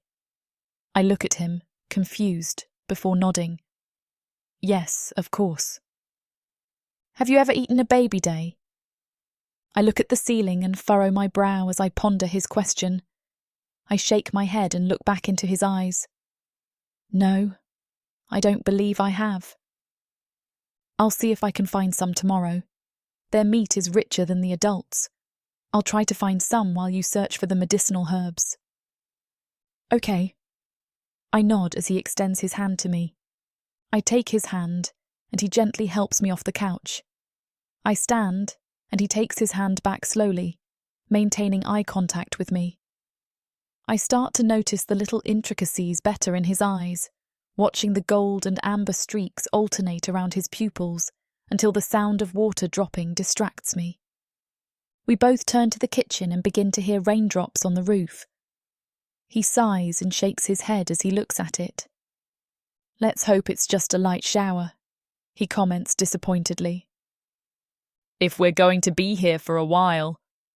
I pause before making a suggestion, hoping he doesn't brush it off as stupid. Maybe we should fix the roof. He looks at the kitchen, then back at me with a twinge of a grin. We can fix it tomorrow. With an axe and a stone, I can try to flatten some panels from nearby trunks. For now. He holds his arm out toward the bedroom. You need to get some rest. I walk to the bedroom and look back at the fire before entering. I hear him blowing the candles out behind me and feel my way around the dark room for the bed. Once my hand touches the linens, I hop onto it quickly, hating that I can't see what's around me. I see his figure approach the doorway with the dim light from the dying fire behind him. He begins to walk into the room, then stops halfway through the doorway. I catch my breath, not liking that I can't see his facial expression. "Do you want me to sleep on the couch?" he asks gently. "What?" I ask, surprised. I thought I was about to get another lecture. "I can sleep in the living room if you would rather." I remain silent, contemplating what to say. My thoughts keep getting distracted by the flickers of the fire from the living room. I worry I'll see a shadow walk past, and an animal has found us, or something worse. "I'll be in there if you need me," he says as he starts to walk out of the bedroom. "No, please stay." He turns around slowly and faces me. "Are you sure?" "Yes." I nod. "I would feel safer if you were in here with me." I hate admitting that, but it's true. If something goes wrong in the middle of the night, I feel better with him next to me, even though sleeping in the same bed feels awkward. He climbs under the sheets next to me and turns over on his side with his back to me. I turn in the opposite direction and try to close my eyes and calm my mind. As always, the quiet does what it does best and makes my thoughts spin quicker. At first, I think about why Hurian is so cold. That repeated question turns into wondering why he saved me again. Then the wolves pop back into my mind. I hear their snapping jaws and see their menacing eyes in my mind, and the fear comes back. I keep my eyes open, looking at the living room. I'm too scared that once I shut them, a pack of animals will attack, or some dangerous orcs will cross paths of the house and smell the smoke, wanting fire to keep themselves warm. Anything can happen in a split second, and I want to be ready for anything since I'm already unprepared. I feel him turn in the sheets and listen to his deep breathing, trying to let the sound calm me. His breaths have slowed, so he must be asleep, which amazes me. How can he relax and sleep while I'm having a panic attack? The thought irritates me, but also brings me peace. If he doesn't need to stay up and wait for danger, maybe I shouldn't feel scared. I turn around slowly, hoping not to wake him up. I turn my head and look at him. He's lying on his back, and his eyes are closed. His lips are partly open, and his chest moves slowly with each air intake. I look at his chest and try to match my breaths to his. Maybe if I can slow my breathing enough, I can trick my body into falling asleep. I try that a few times to no avail. The worries of the wild animals attacking are still plaguing my mind. Eventually I close my eyes and imagine being at home. Sometimes when I can't sleep, it helps to imagine I have a garden. I tell myself I have 5 different herbs and need to plant each of them strategically. I try to plant each, knowing which ones need sunlight more, which will grow taller than the others, and which will grow fastest. I listen to Hurian breathing deeply and imagine that I'm in a fully bloomed garden as my muscles begin to relax. Just as I start seeing purple and white floating blobs, my indicator that I'm almost asleep, my body jerks me awake. I roll my eyes and sigh as I look over at Hurian again. I try not to groan loudly so as not to wake him, but I'm highly irritated. I look at the ceiling, and the worst thought of the night crosses my mind. What if we're so lost that we won't be able to go back? Chapter 9. Hurian. My eyes crack open slightly, and I see the forest out of the bedroom window beginning to come to light. I remain still and watch as the sun rises, admiring the quiet surrounding me, except for Dana's breathing. She's not breathing loudly, but loud enough to remind me that someone is sleeping next to me. My heart aches slightly. I haven't had someone sleep next to me since Flora. I shake the thought and try to focus on the forest. A slight breeze passes by the trees I can see from my window, and I watch a few green leaves fall to the ground. This is why I love the forest. Even when something falls, you can barely hear it. This is nature doing as nature does, and everything is as it should be. Nothing is out of place here. I turn over slightly to look at Dana, fast asleep. I try to hold back a grin. Her mouth is wide open, and her fingers are somewhat twitching. I wonder what she dreams about as I examine her figure. I can't believe how dainty she is. I've seen human women before, and most didn't have the extensive training that orcs go through, but I've never seen one so petite. Her size and lack of awareness regarding survival only make me more nervous about getting her back to the compound. Her courage does outweigh her body. I've never seen such determination. Hell, some orcs I know don't even have the bravery she holds. It's impressive and concerning, for it could simultaneously save her life and be the reason for her demise. Her spirit is very different from Flora's. Flora was brave, sure, but she wasn't defying the odds daily just because she thought she could. I roll my eyes and shake my head again. I'm not about to compare this human woman to Flora. I refocus my thoughts on what we'll do for food. I need to find something to hunt with or fashion something and get going. Dawn is the best time to capture wild day. They travel in groups and their antlers poke through the forest fog, making them easier to spot than other animals. I climb out of bed slowly, trying to keep my weight even on the bed not to wake her. Luckily, when I'm standing, I realize she's an incredibly heavy sleeper. That, or she's exhausted from the situation she's endured. Walking toward the living room, I stretch my arms and exhale quietly as I look around for possible weapons. Whoever lived here had to use something to get food for their family. They were miles from civilization. If I were a human, where would I keep my weapon? By the door. My thought completes, and I turn to see a bough by the front door covered in cobwebs. My hopes lift as it looks like my luck is changing. I walk to the bough and inspect it, looking for cracks in the wood or rips on the twine making up the knocking point. Surprisingly, it's intact, although it could use rethreading. Once I capture the day, I can use their parts to fashion a new bowstring. I look around for arrows and find one nearby. Unfortunately, that's all that I seem to get. Great, I get one shot at this. I quietly open and close the door and look around at the mist covering the forest ground.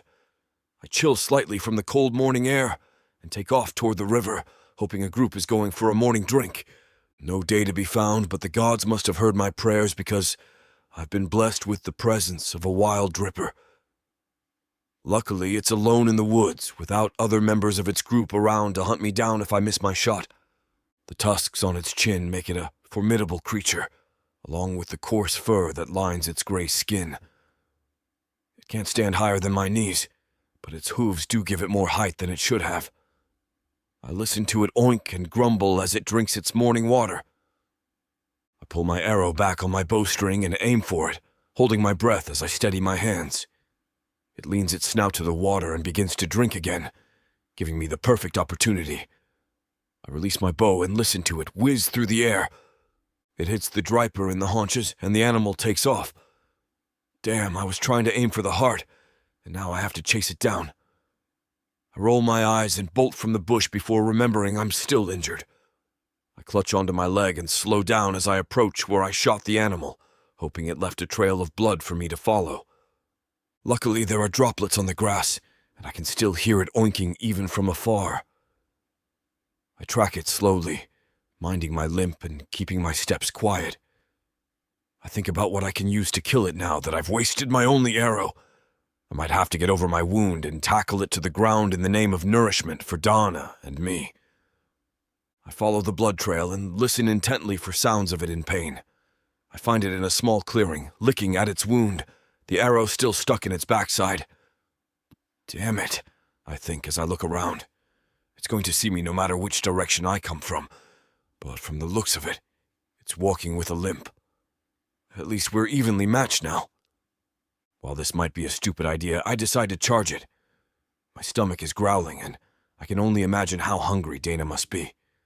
I rush out from the bushes toward it with a plan in mind, albeit not a great one. It's still a plan. The animal begins running on its stubby legs, its hooves pounding into the dirt as it tries to scamper away from me. I dart after it and eventually catch up, leaping through the air and landing on its back. While it's trying to get away from my grip, I take out the arrow from its haunches, putting it into a headlock and trying to choke it. The thing squeals as I pull the arrow out, and I realize it's not going down easy. I decide not to torture it more than I have to and take the arrow to its eye, stabbing it deeply and hoping it hits the beast's brain. I feel it twitch slightly beneath my grasp, and then its body goes limp on the ground. I get off it and look at it to ensure it's dead. Once I'm sure it's no longer feeling anything, I take the arrow out and set it on the ground. As I sit beside the animal, I place my hands together, put them on my forehead, and speak to the animal. It's always been my way of honoring what it gives to me. I also try to use every piece of it when I can, believing no part of an animal should go to waste. I honor you for giving me your life. Thank you for the blessings you have given me, and please bless me with your strength as I survive in your natural habitat. May you find peace, or rejoin us again. Thank you. After reciting my thanks, I begin cleaning the carcass and stripping it. I can only carry so much back to camp, so I take the meat, bones, and tendons to help fashion more hunting weapons. I know I need to leave quickly. Other animals will smell the dead prey and come running for it. I grab what I can, look at the carcass and nod to it, and head back to the abandoned house. Upon arriving, I see Dana pacing in the living room through the windows. I wonder what's got her worked up as I sigh and try to level myself.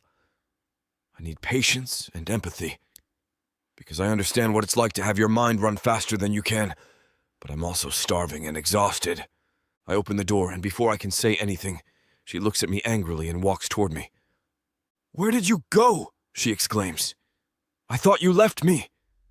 Surprisingly, I'm not irritated that she's upset. Her comment warms my heart, knowing she wants me here. I smile and look into her eyes.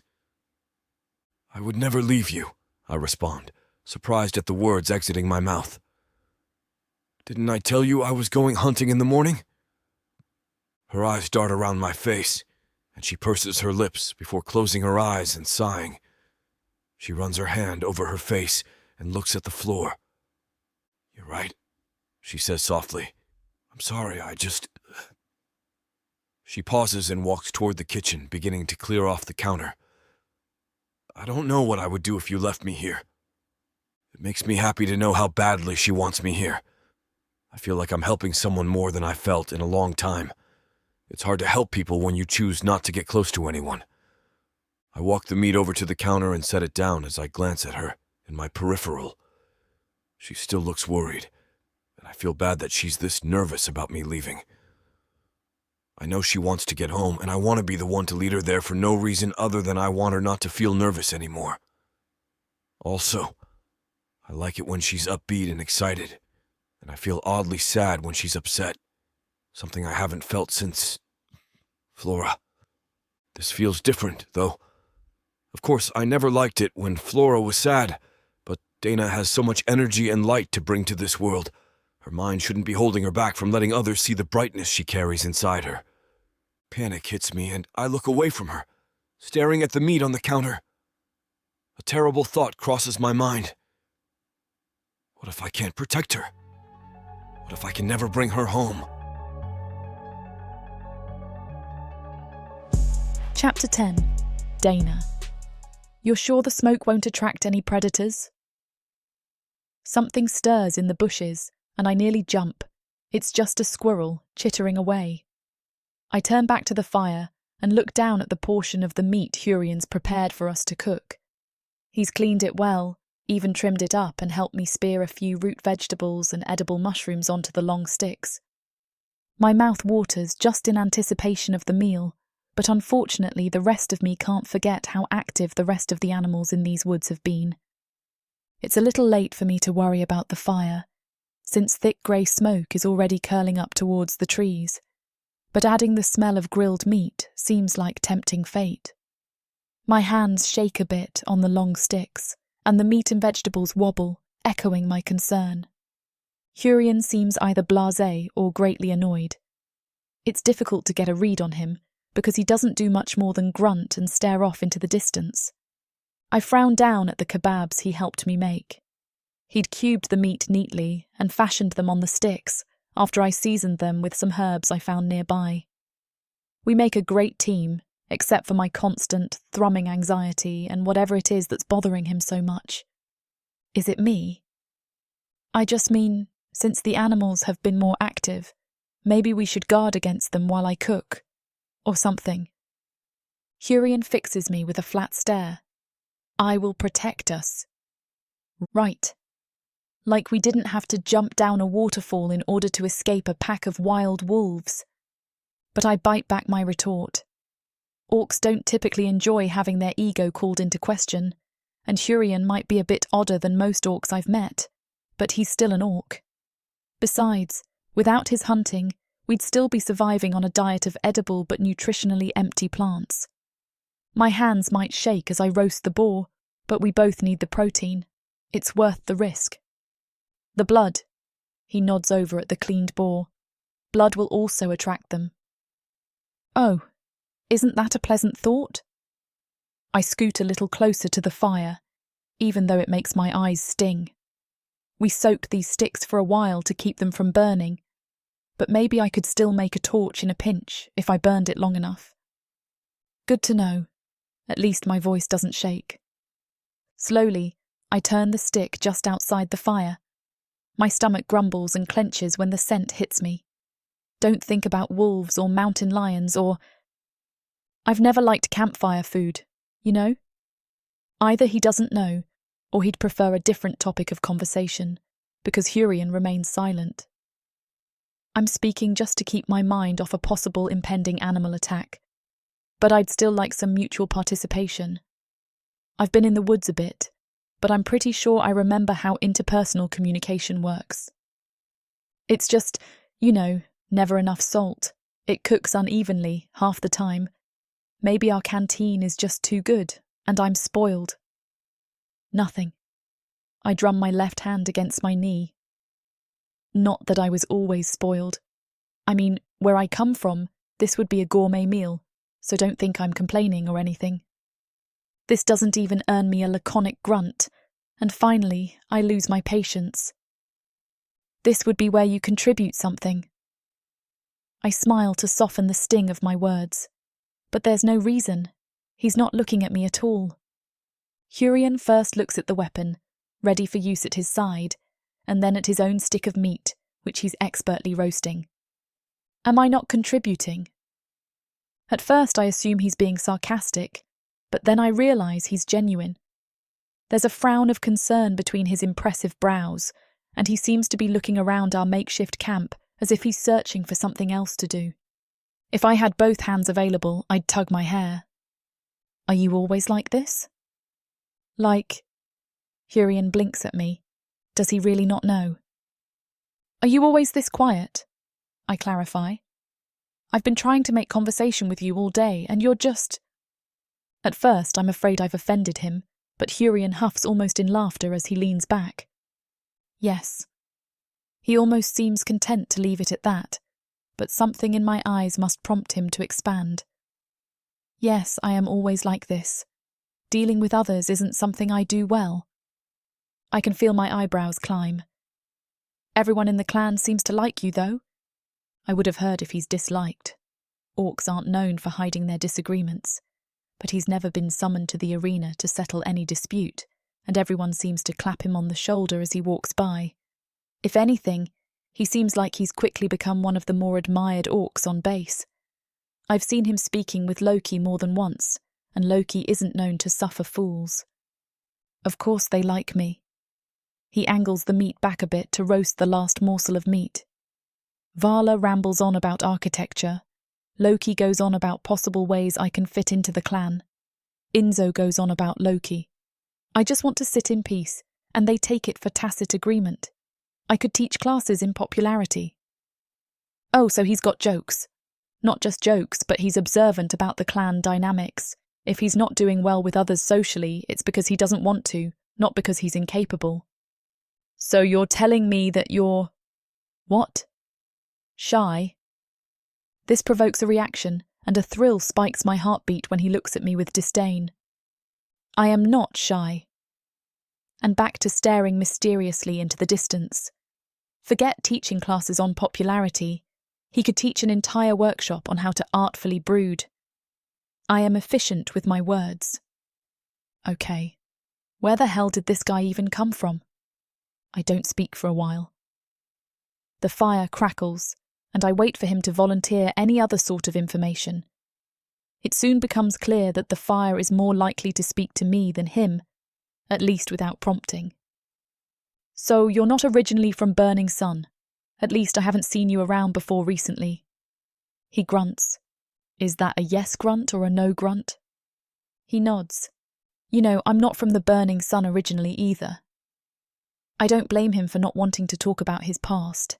Mine is grim enough that I prefer to skate around it whenever possible. There's the Dana from before and the Dana from after. But talking to other humans who also grew up as slaves has helped me process the giant tangle of memories and emotions that come with trauma. Maybe he just needs to take that first step and talk to someone about what's bothering him. Are you from up north?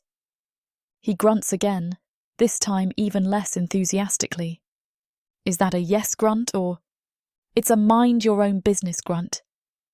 For someone not good with words, he's sure as hell direct when he wants to be. He deflects my questions with ease, so I back off. I don't want to pry or make him uncomfortable. The little I do know, his arrival coincided with that of the Bloodscar clan, that he fought against them, makes me aware that his origin is a topic I should tread lightly around. I just want to know him a little better. I stare at him in profile. The light from the fire brings out the green of his skin and eyes, and scars that have long healed decorate most of his skin. His hair is shorter than most orcs, clipped tightly to his skull. Is that because he's lost his braid, or because he doesn't care to keep one? Well, wherever you came from, I'm glad I ran into you, and not just because wolves were about to eat me. He doesn't laugh or smile, but he tears his eyes away from the woods to give me a small nod. Does that mean he's glad he ran into me out here too? Or is he glad I didn't get eaten? Or is he just grateful I've stopped interrogating him? I turn my attention back to the task at hand, but Hurian is distracting. Handsome, mysterious, heroic. I can't stop myself from glancing at him, wondering what happened to him. Is he sad about betraying his former clan to support ours? Something must have happened to drive him away from his own people. Or maybe he wasn't involved with the Bloodscar clan at all, and my imagination is too vivid. He wouldn't be the first orc to show up to the Burning Sun clan alone. Everything could have been nothing more than a coincidence. But there's something I do know. He's sad. I can see it in his eyes, a heavy weight that never quite leaves. Even now, as he scans the forest for threats, it's there. Did he lose someone close to him? Or is he nursing a broken heart? Maybe I should ask, but something tells me that out of the long list of things he refuses to talk about, this is on the top and underlined. Still, I can't help but imagine helping him heal, holding him close as he confides in me, stroking his back. He interrupts my thought spiral with his deep voice. Dana? Yes? You're burning the meat. Chapter 11. Hurian.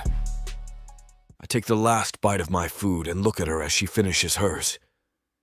Luckily, she doesn't catch my gaze because I'm sure I stare longer than I should.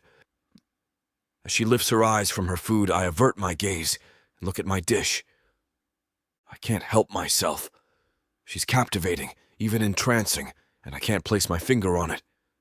Not only does it make me feel good knowing she wants and needs me for protection, but I'm starting to enjoy my time with her. Well, I needed that, she comments with a laugh. It was good, I respond with a grin. I'll try to find us more soon. So, she begins as she grabs my plate from in front of me and walks it to the sink.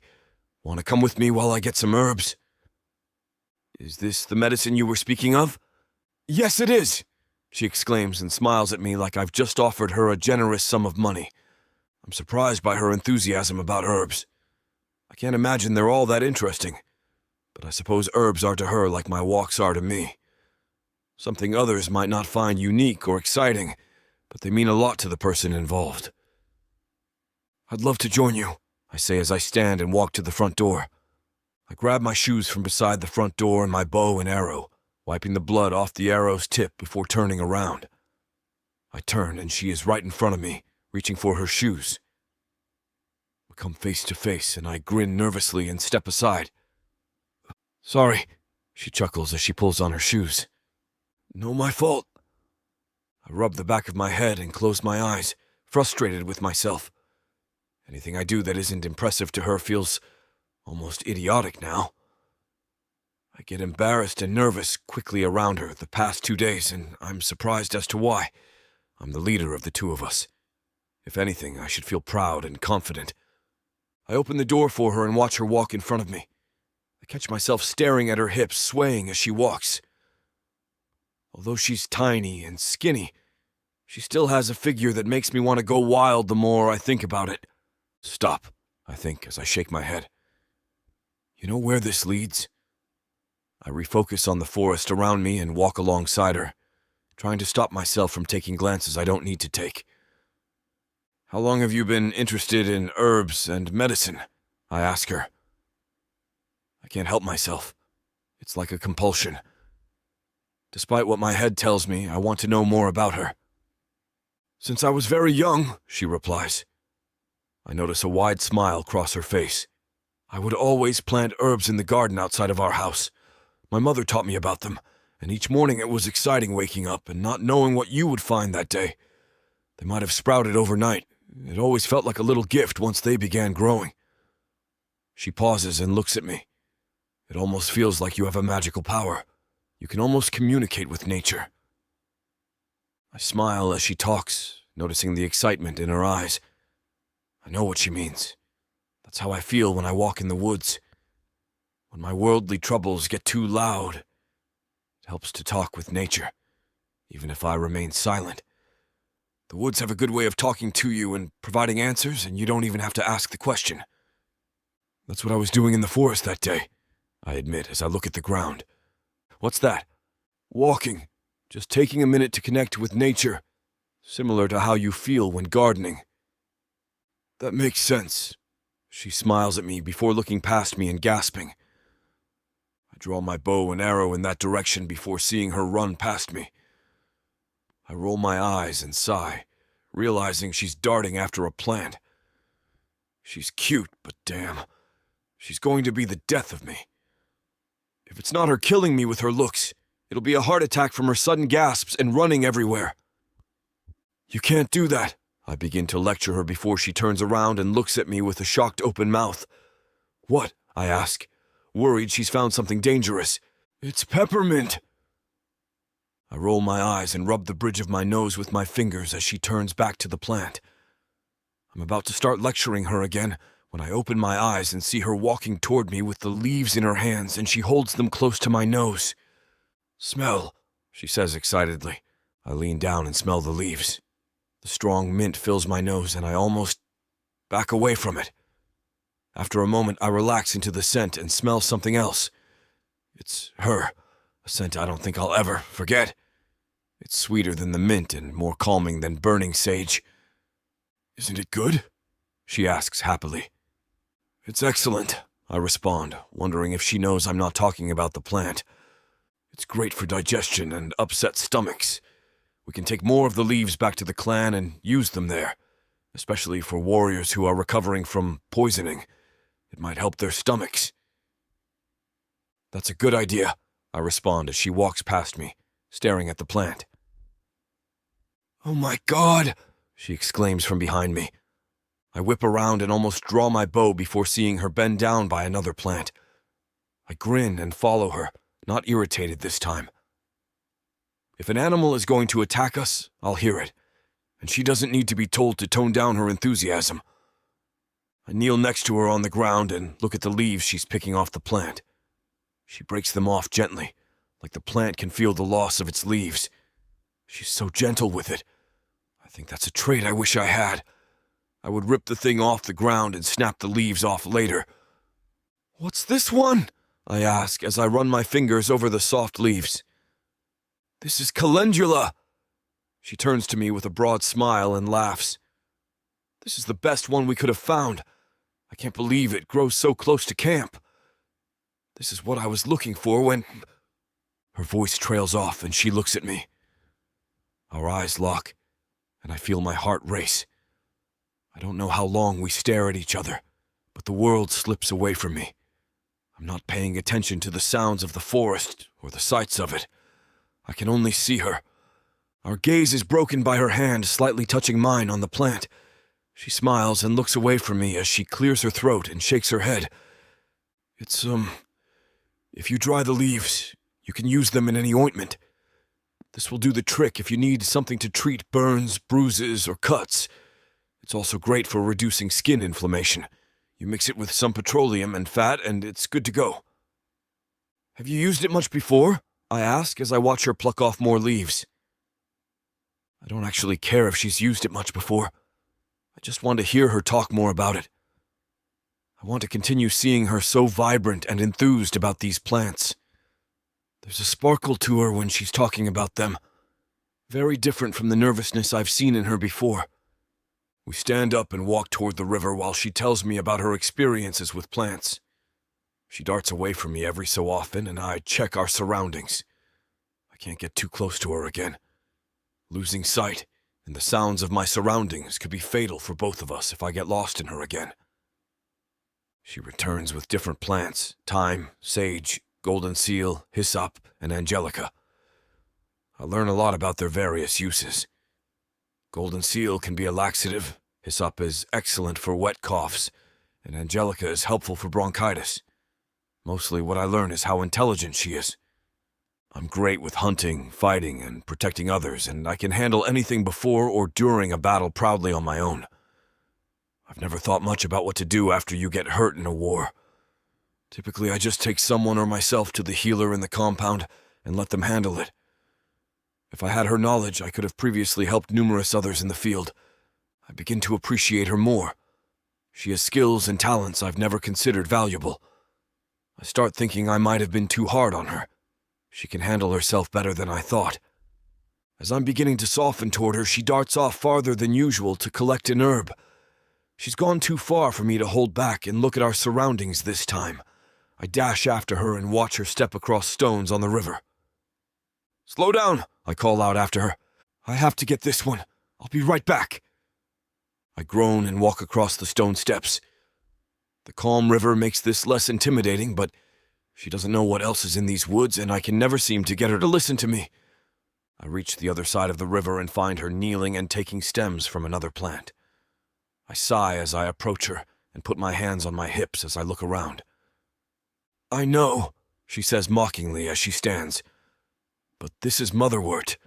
I've tried to find it everywhere, but it never seems to grow around here." I'm about to respond firmly when a beat breaks my attention. I look in the direction of the sound again and recognize it as a drum being beaten. I look at her with confusion. "What is that?" she asks, sharing my concern. "It sounds like..." My voice trails off as I hear chanting in rhythm with the instrument. I stand in front of her, unsure how far the sound is from us. As I try to pinpoint the distance, she brushes past me and begins running straight for the noise. "Are you kidding me?" I whisper under my breath. "No sense of awareness, none," I say to myself as I run after her. Chapter 12. Dana. I run toward the sound, needing to know what's going on. My mother always told me curiosity kills the cat, but this sounds too odd to ignore. Knowing Hurian, he'll want us to return to the house immediately, and I won't stop wondering what this is if we go back now. The chanting and drums get louder and faster as I approach.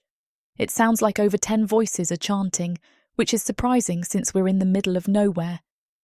I wonder if they reside around here and could help us get back home. I push through the bushes and trees until I see a clearing through the large trunks. A group of humans is standing in a circle with a large skull in the middle. I can't tell what type of skull it is, but it's large enough to send shivers down my spine. I open my mouth hopefully, about to yell for them to help us find our way back, before I feel a hand cover my mouth and pull me close to a warm body. I look up and see Hurian holding me tightly against him as he leans down to whisper in my ear, "Don't yell." I point at them and look back at him as he slowly takes his hand off my mouth.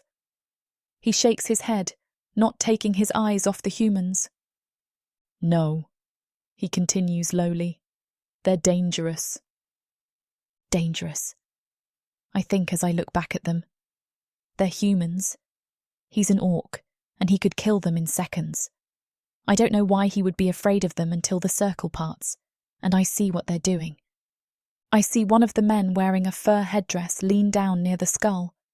A skinny woman is brought to the centre to join the man, and other group members lie her down in front of the skull.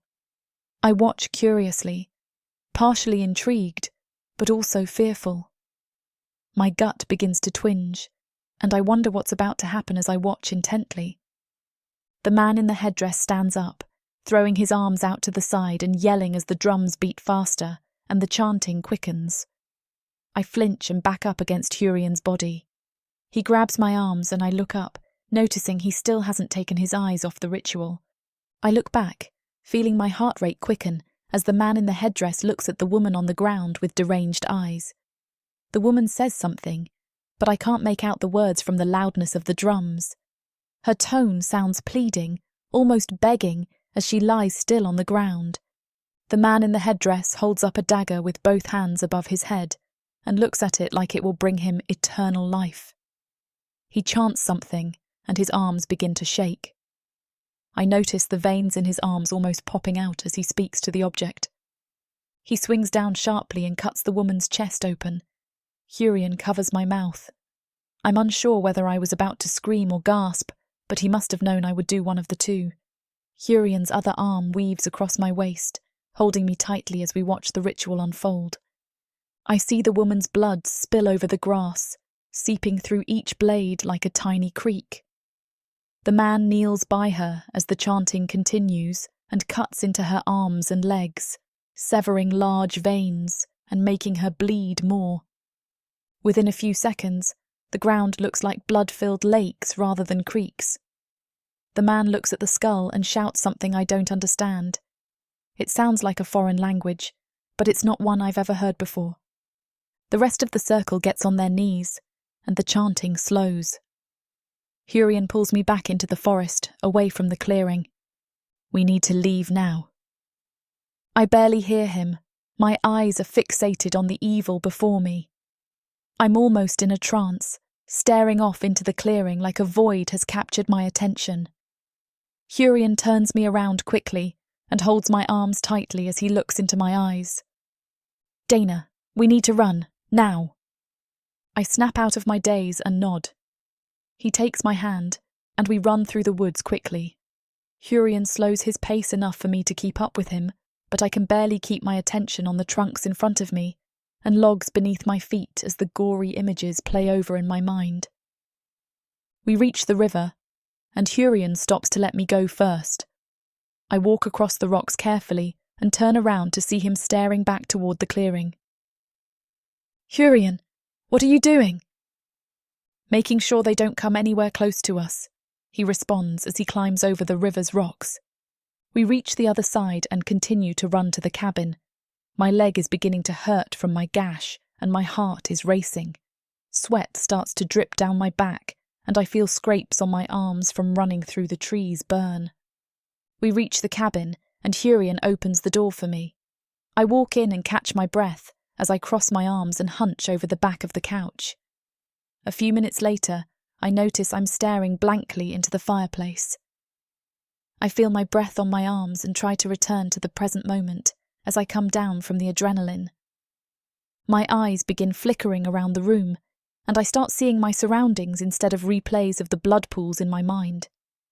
I notice Hurian pacing in the kitchen, rubbing the back of his head as he looks down at his feet. I close my eyes and inhale deeply as I stand up straight and rub my face with my hands. My eyes lock onto the grooves of the cabin's floor. I don't see the ritual anymore. I see my kidnapping. I see the cruel eyes looking into my enclosure and hear their evil chuckles as my skin crawls from the bugs. I remember how time passed in there. At some point, it ceased to exist. I didn't see much sunlight in that enclosure, so day, night, morning, afternoon, and evening became nothing but words. They didn't signify anything anymore. Dana. I look up and see Hurian walking to me slowly. His head is tipped slightly down, trying to meet my eyes where they rested on the floor. "Are you all right?" he asks as he gets closer. I back away instinctively a few inches and shake my head. No. My eyes begin to water, and I look down at my hands and see them trembling. I don't want to stay here. I can't stay here anymore. If they find us, if they see us. "We won't stay." His voice is soft and kind. "We'll leave now. I understand that there are other species that hurt humans. Orcs, dark elves, I get that. But let one of your own kind bleed out on the ground. Letting one of your family bleed out. How is that possible? Who could do something like that?" I know the questions I ask are rhetorical. More than anything, I'm trying to process what I just saw by speaking it to someone. They're probably a clan that lives deep in these woods. They've been reported before, and I ran into one a few years ago when I was hunting. "What happened when you ran into them?"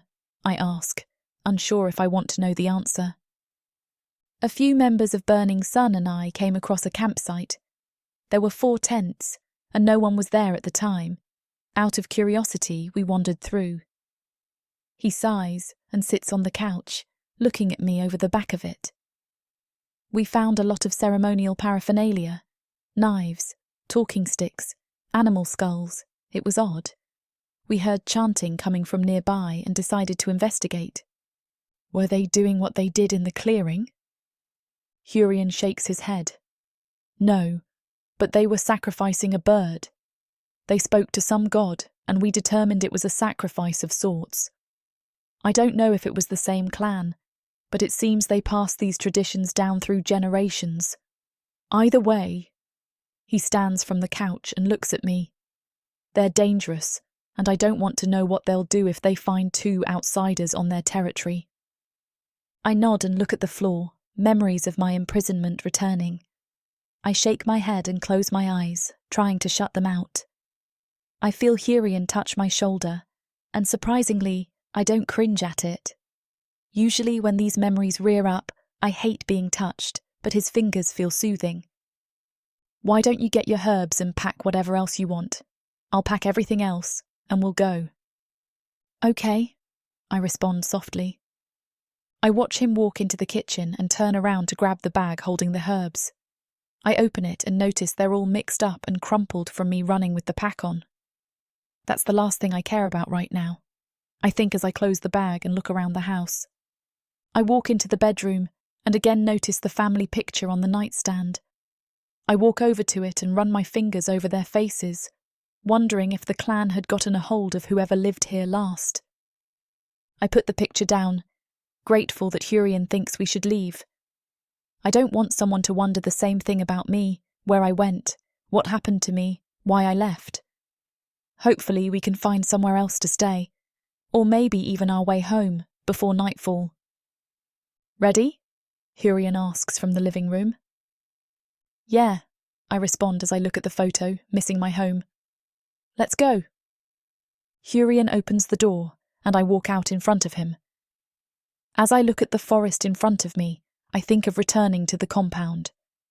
I glance at the sky and wonder if maybe one day the Burning Sun clan will help those people and show them the light. Chapter 13. Hurian. "Sorry." Dana winces, struggling to wriggle her foot free of the thick river mud. Damn. I watch her carefully and notice that it isn't the mud holding her back after all. A cold sweat dapples her forehead. At first, I think it must have something to do with the homicidal humans downstream. But then I see her limp forward, wincing again. She's in pain. Her wound. I nod toward her abdomen.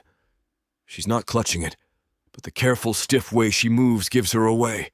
Let me see. Stubborn as ever, she shakes her head. I don't really want to stick around here. She has a point. The chants from the fanatical humans have only just now started to fade. And who knows what other horrors lurk in these fine woods. I can think of more than a few that might. Hungry wolf packs, roaming orcs, more isolated, cannibalistic humans. I can... I stretch out my arms in silent offering.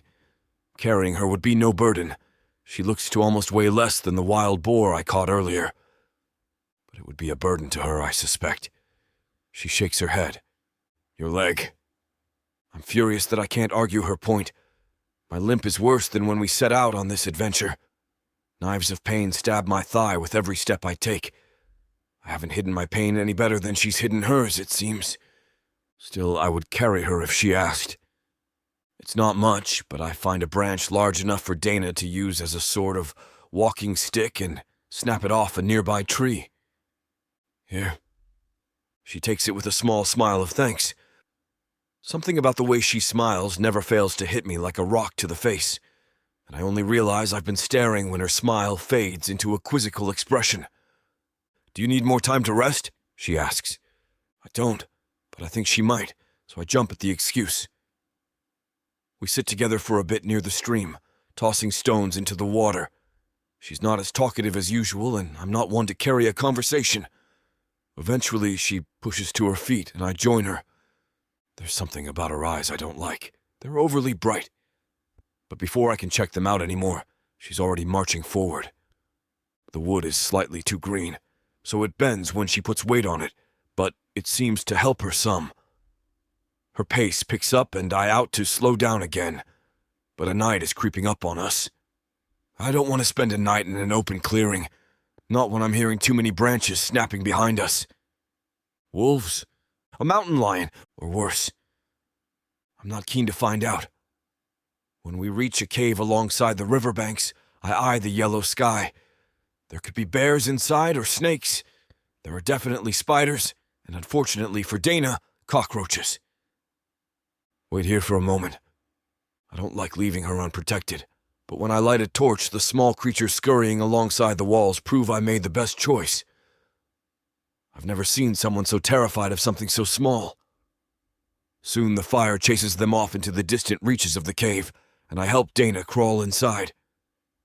It's spacious inside, which is both good and bad. Good, because I can leave a fire burning as we sleep, which will keep away bugs and other predators. Bad, because there's a chance something else might be sharing the cave with us. But the openings look too small to fit anything truly threatening, and the sky is going from orange to dark purple. Even if this were a shelter, we're out of time. Thanks, Dana huffs. She rolls onto an animal hide I stretched out to use as bedding. Even in the firelight, she looks dangerously pale. I offer her water, which she drinks, and a stick of smoked boar meat, which she sets down after one bite. You haven't eaten since this morning. Can't, she mutters. Her eyes droop and my heart races in alarm. I grab some of the dwindling medical supplies from my pack, and she doesn't protest as I help her lift her shirt, exposing her stomach. Breath rushes from my lungs. Her wound is angry and red. I'm no healer, but I'm pretty sure whenever something is oozing, that's considered a bad sign. I clean it the best I can for her with trembling fingers. We're running out of clean bandages. I hate this feeling in my chest right now, like some sort of animal is threatening to scrabble free, scratching at my chest and throat. I know it well. Helplessness. Even my leg aches beyond belief. If more wolves come, brave enough to breach the cave and the fire, can I even fight them off? What good am I to her? I can't even protect her from an infected scratch. Try a little more. I bring the smoked meat back to her lips, but she refuses. Later. I coax more water into her lips, but soon she's fast asleep. I lie down next to her and stoke the fire. Sleep is the best thing for her now, and gods know it's not like I've been much of a talker during our travels, but something aches inside me as I watch her sleep. Something about the dark shadows beneath her eyes, or the slight rattle in her chest when she breathes. I'd do damn near anything just to have her chatter on about plants or something, but she just sleeps. Eventually, fitfully, I do too. Stop! Dana! My eyes open and my hand curls around the scabbard of my weapon. I'm instantly awake, prepared for battle. Please, Dana murmurs. She isn't awake. There's a battle, but It's taking place solely inside her mind. Stop. I can't. Her voice breaks off into a whimper and I roll towards her. It's just a dream. I brush hair from her face. She's covered in sweat, shivering so hard her teeth are chattering. Her skin is boiling hot to the touch. A fever. The infection in her wound has spread. Internally, I'm panicking. On the outside, I keep my voice calm as I stoke the fire, adding sticks. I don't want any bugs near her now, not when she's so scared of them, not when she might... No. I don't want to even think about it, but it's impossible not to. Dana looks even more fragile now, sick and frail. I pull her against my chest and settle another fur on top of us in an attempt to ease her shivering, and then think better of the fur. She's already hot. I think better of laying next to her, too, but she burrows against me, clinging to my shoulders. I can't move her without pressing against her wound. So I lie still. What else can I do? I want to run straight to the nearest doctor, but there isn't one. Not close enough to risk a night journey. It's okay. That's about all I can manage for her. Lying. You're okay. The lies must work subconsciously, because Dana stops whimpering. Her shivers fade, and it might just be my imagination, but her skin feels less warm. Mine, on the other hand, between the fire and the press of her body against mine, I'm heating up. Carefully, I attempt to unhook her hands around my shoulders. I slide them down my chest and turn slightly to extricate myself, but she wraps around me like some kind of snake. This can't be good for her wound. As if reading my mind, she turns on her side. She pulls me down behind her, hooking her leg between mine as if to stave off any thought of me leaving. Both of her hands tug my arm down across her waist until I'm spooning her. I freeze. The tip of my arm brushes against her bandage, so I pull it up, but that only presents a new problem. The swell of her chest, soft and warm, press against my forearm.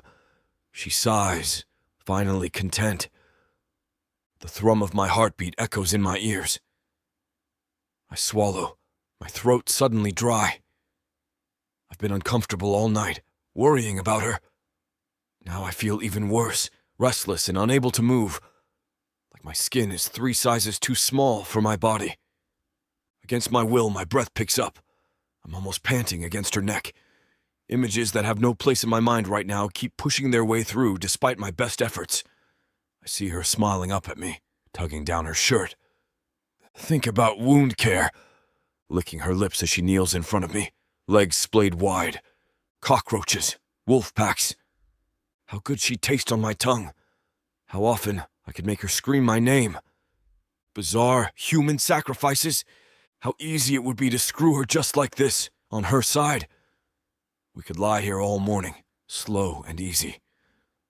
As if she agrees, Dana grinds back against me with a soft moan. She's sick, possibly dying. And here I am like some sort of animal, hard and wanting. I've never been more disgusted with myself in my life. With a bitten-off groan, I pull my hips away, only to have her pull me more tightly against her. She needs comfort, and I'll be damned if I leave her to lie on a cave floor alone just because I'm messed up. Still, her body finds mine again, nestling it softly, and I want to scream. This is going to be a very long night.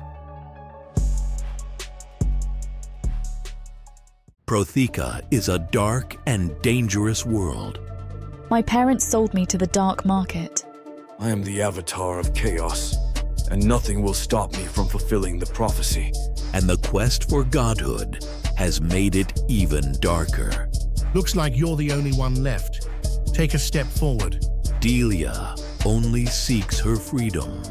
A gilded cage is still a cage. But Thorn has something else in mind for her. It's her. She's the woman from the prophecy. My key to godhood. Will they be able to escape their fate? Get every episode from worldsofprotheka.com right now. Get the series bundle and score a 70% discount. Protheka's magic is eternal, and this series is just the beginning.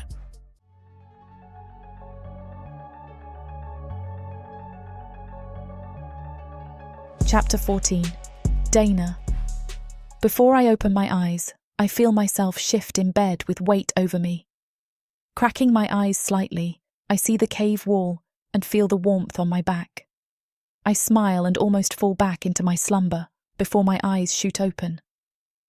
I look down at my waist and see Hurian's arm draped over me, and I realise I'm cuddled against him. Initially, I want to get out of his grasp out of embarrassment, but then I realise he's asleep. I decide to enjoy this moment while he breathes deeply behind me. I lie still, feeling his weight and warmth over me. I feel a sense of safety and calm, something I haven't felt since we embarked on this journey. I vaguely remember stirring in the middle of the night last night, my body freezing from the cave's darkness. I remember rolling over and the front side of my body feeling warm. Oh no, was I the one who initiated this? Embarrassment takes over me, and I shut my eyes from shame. I'm stuck with him for who knows how long, and I cuddled against him last night. Part of me thinks I should inch away from his arm over me and pretend it never happened, but I also don't want to. I feel him stir behind me and pull me in closer. I close my eyes, loving how his broad shoulders make me feel small and protected.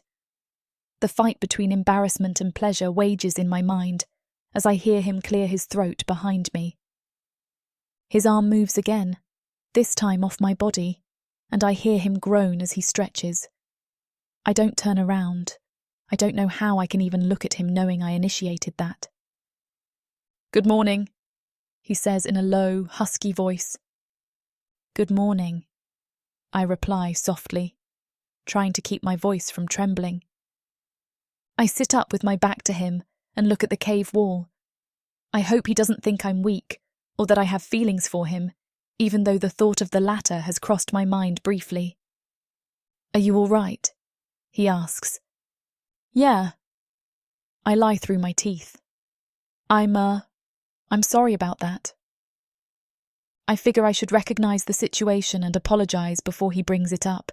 If I acknowledge it first, it may dull some awkward air between us. "Don't apologise," he chuckles. "You were freezing and having a nightmare." "Was I really?" I ask, turning around and looking at him briefly before the awkward feelings make me look away. "You kept saying no. I can't let you freeze in distress. I hope I didn't overstep any boundaries." Him overstep boundaries? I thought this was my fault. Why is he apologising when I freely took on his gesture? "No, I pause and turn my head to look at him again. "I appreciate it." "Of course." As he asks the question, I admire the lines of his abs through his shirt. His elbow is behind his head, making his muscles flex, and his eyes are filled with kindness. If there were ever a representation of a gentle giant, it would be Hurian.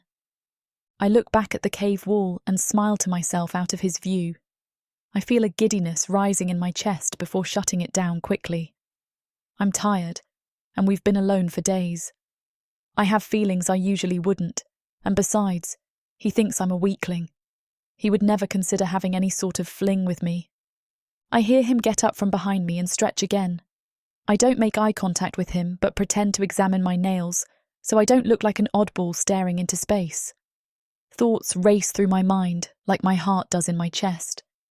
This is the first time I've been so willingly close to an orc. Before Burning Sun, I learned that their kind was cruel and manipulative. While my perception of them has shifted from joining the clan, I feel it moving quicker to trusting Hurian. The realization makes me nervous. Why am I feeling this way? Obviously he's been helpful, but the thought of having feelings toward him freaks me out. I don't think this is normal, especially for a human, to have these thoughts about an orc. Again, I chalk it up to me being tired, my leg being infected, and us being away from home for so long. I'm probably just seeking comfort in the only place I can, and if that's all it is, that's understandable. "I'm going to cook some of the meat we brought from the house," he states, as he rummages through one of our bags. "That would be great," I comment as I stand up and fully face him for the first time this morning. "I'll start a fire." "No," he says as we lock eyes, and he holds the fillets in his hands. You rest. You need it. Let me take care of this. I smile and nod before walking to the edge of the cave and looking into the forest. It must have rained last night because tiny water droplets drip off the leaves, and the ground looks wet.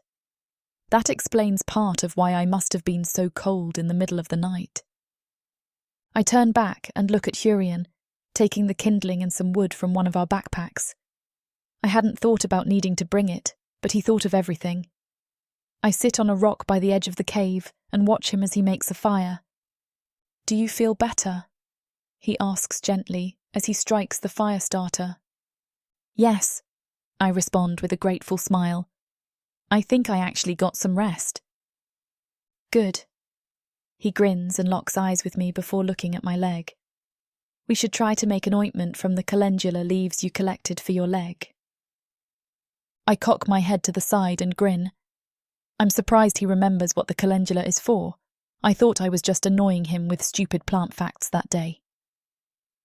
We would need some fat and something that resembles petroleum. Don't know where we would find that out here. I sigh as I finish my sentence. Well... He stands up and dusts off his hands as the kindling catches fire. If I make another kill, we can use the fat from the animal if you can dry out the leaves. Yeah, I say with surprise. I can dry them in the cave today. If it's possible, he begins as he grabs the meat and puts it on a stick. I'll take some too. My limp is starting to get worse. Oh no, I comment, feeling empathy and sadness for him. I didn't know it was hurting you. I'm not the best at sharing my pain with others. He squats by the fire and begins to roast the meat. That part I can believe. Part of him seems very shut down, like he's built a wall around a part of his past. I watch him cook the meat and shift my weight on the rock, accidentally hitting my gash on the hard stone. Damn it! I exclaim as I wince and reach for my injury. What? He asks quickly, putting the meat down and rushing to me. Are you okay? Yeah, I inhale sharply and scrunch my face at the pain. I bumped it on the rock. It just hurt a lot. He takes my leg in his hands and turns it slightly to inspect it. His hands are warm, and he handles it gently. A rush shoots through my body from his touch, and I try to shove the feeling out of my mind again. It's infected badly. He puts it down and gazes up at me with his deep amber eyes as he sighs. We shouldn't walk for a while. You need to rest, and we need to tend to our wounds. We should stay here while we can. You need a break. He looks at the ground. And I do too. Yeah, I say with a sigh. That makes sense. We can stay. I agree with his statement, but I really think that the last place I want to be is a cave. What I should be doing is separating myself from him to get these wild thoughts under control. I worry that I won't be able to deal with his presence well for much longer if I keep slipping into this delusion. A human can't have feelings for an orc, and it goes against our nature and our history with them. Orcs have killed my kind before, and even though I don't believe Hurian would ever harm me, I also know I must not be his type. I remind myself that he's helping me because he knows I can't survive alone, and I can't act on these thoughts at the risk of making things awkward. Getting rejected in the first place would be very difficult, but losing the partner that's kept me alive this long would leave me alone and probably dead in the woods. I watch him as he returns to the fire and continues cooking the meat. I wonder why he rushed to my side when I exclaimed about my leg. He didn't have to do that. He could have stayed by the fire like he usually would have. The thought crosses my mind that he might think the same things I am. I roll my eyes and quietly chuckle at myself, realizing how insane the notion is. But is it?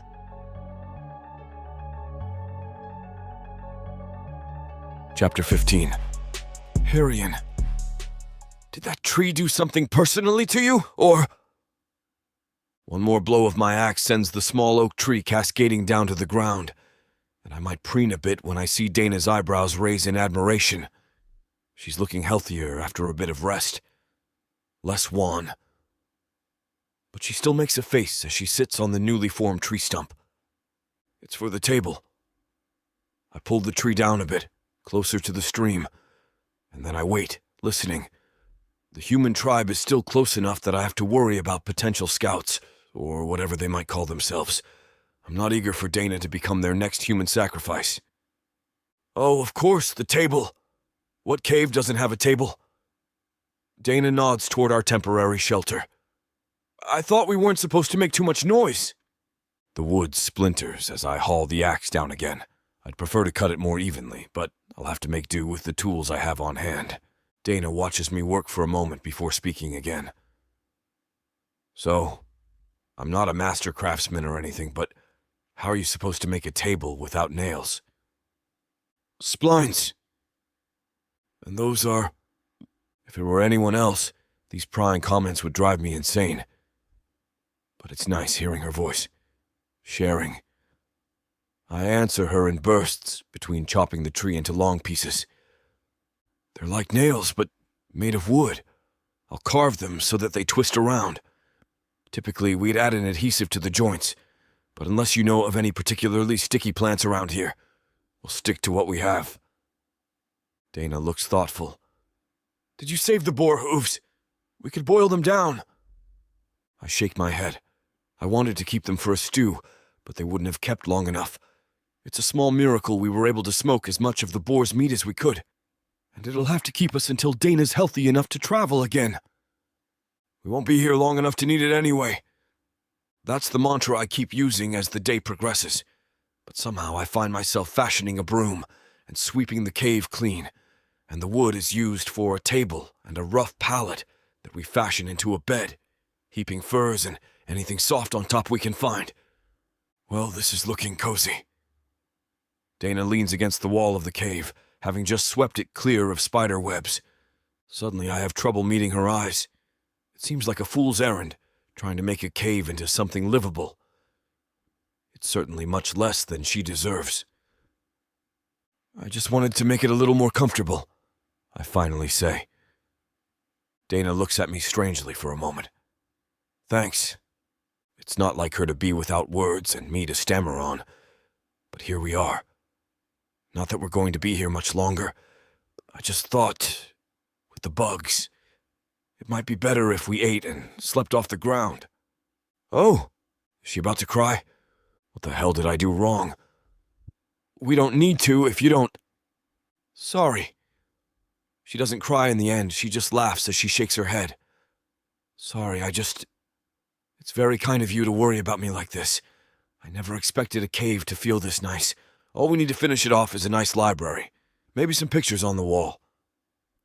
In a fit of inspiration, I search through my pack and produce a small, thin book. I hope you like mysteries. Donna makes grabby hands and I laugh. I didn't know you read Mary Rian.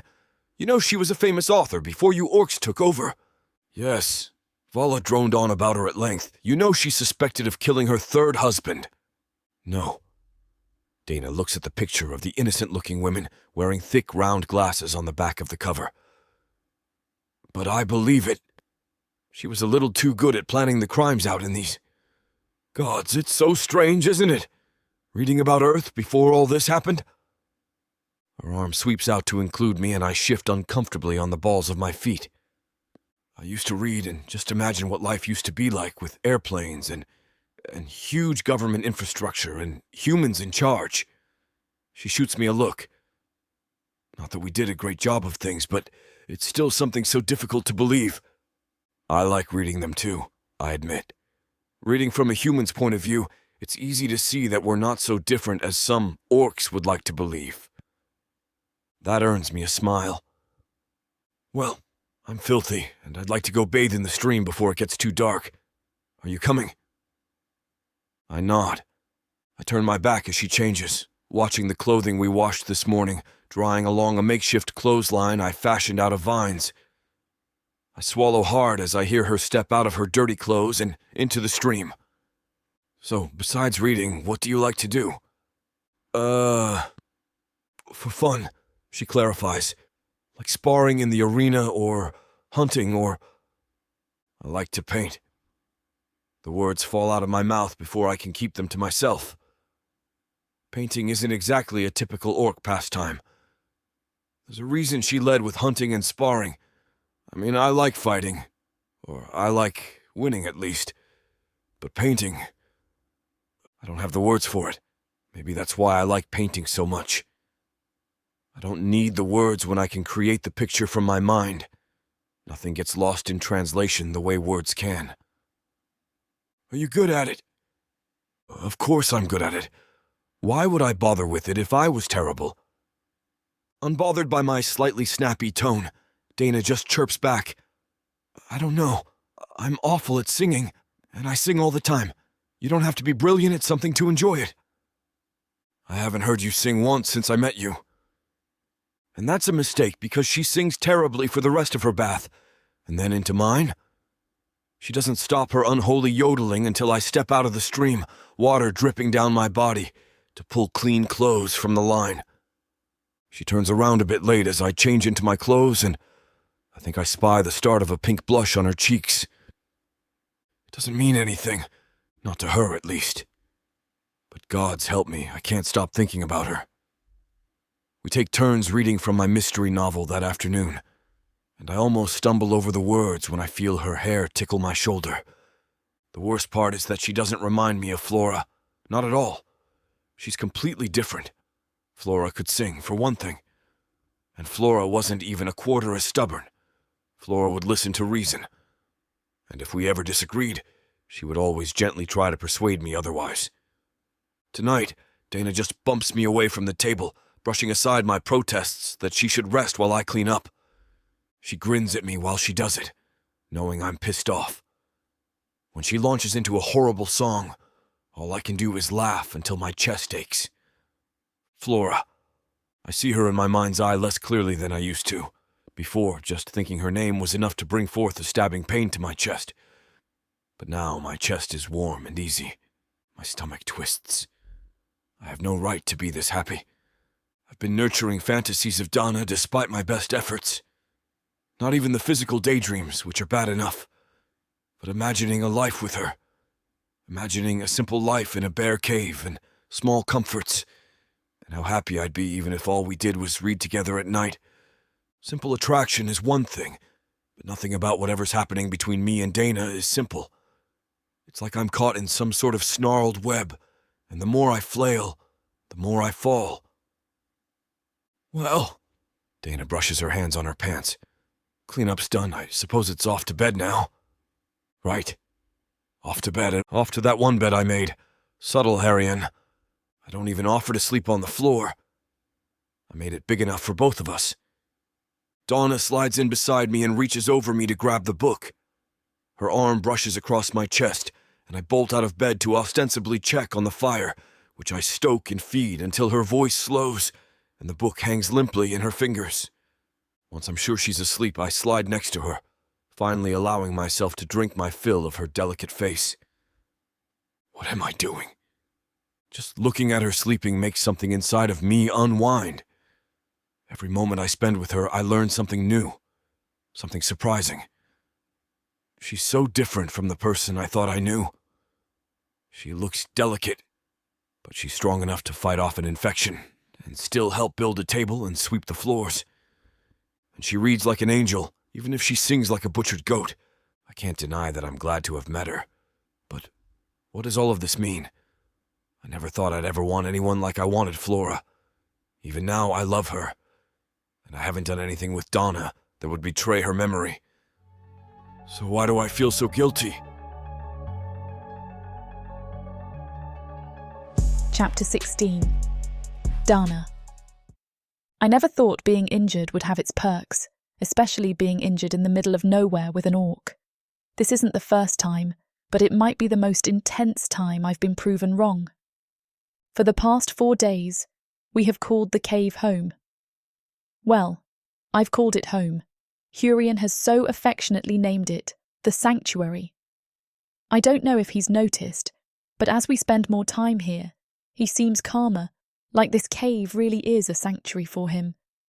We invented a game that has kept us quite entertained. We've started making up fairy tales, with my parts being very romantic and his being the great battle scenes.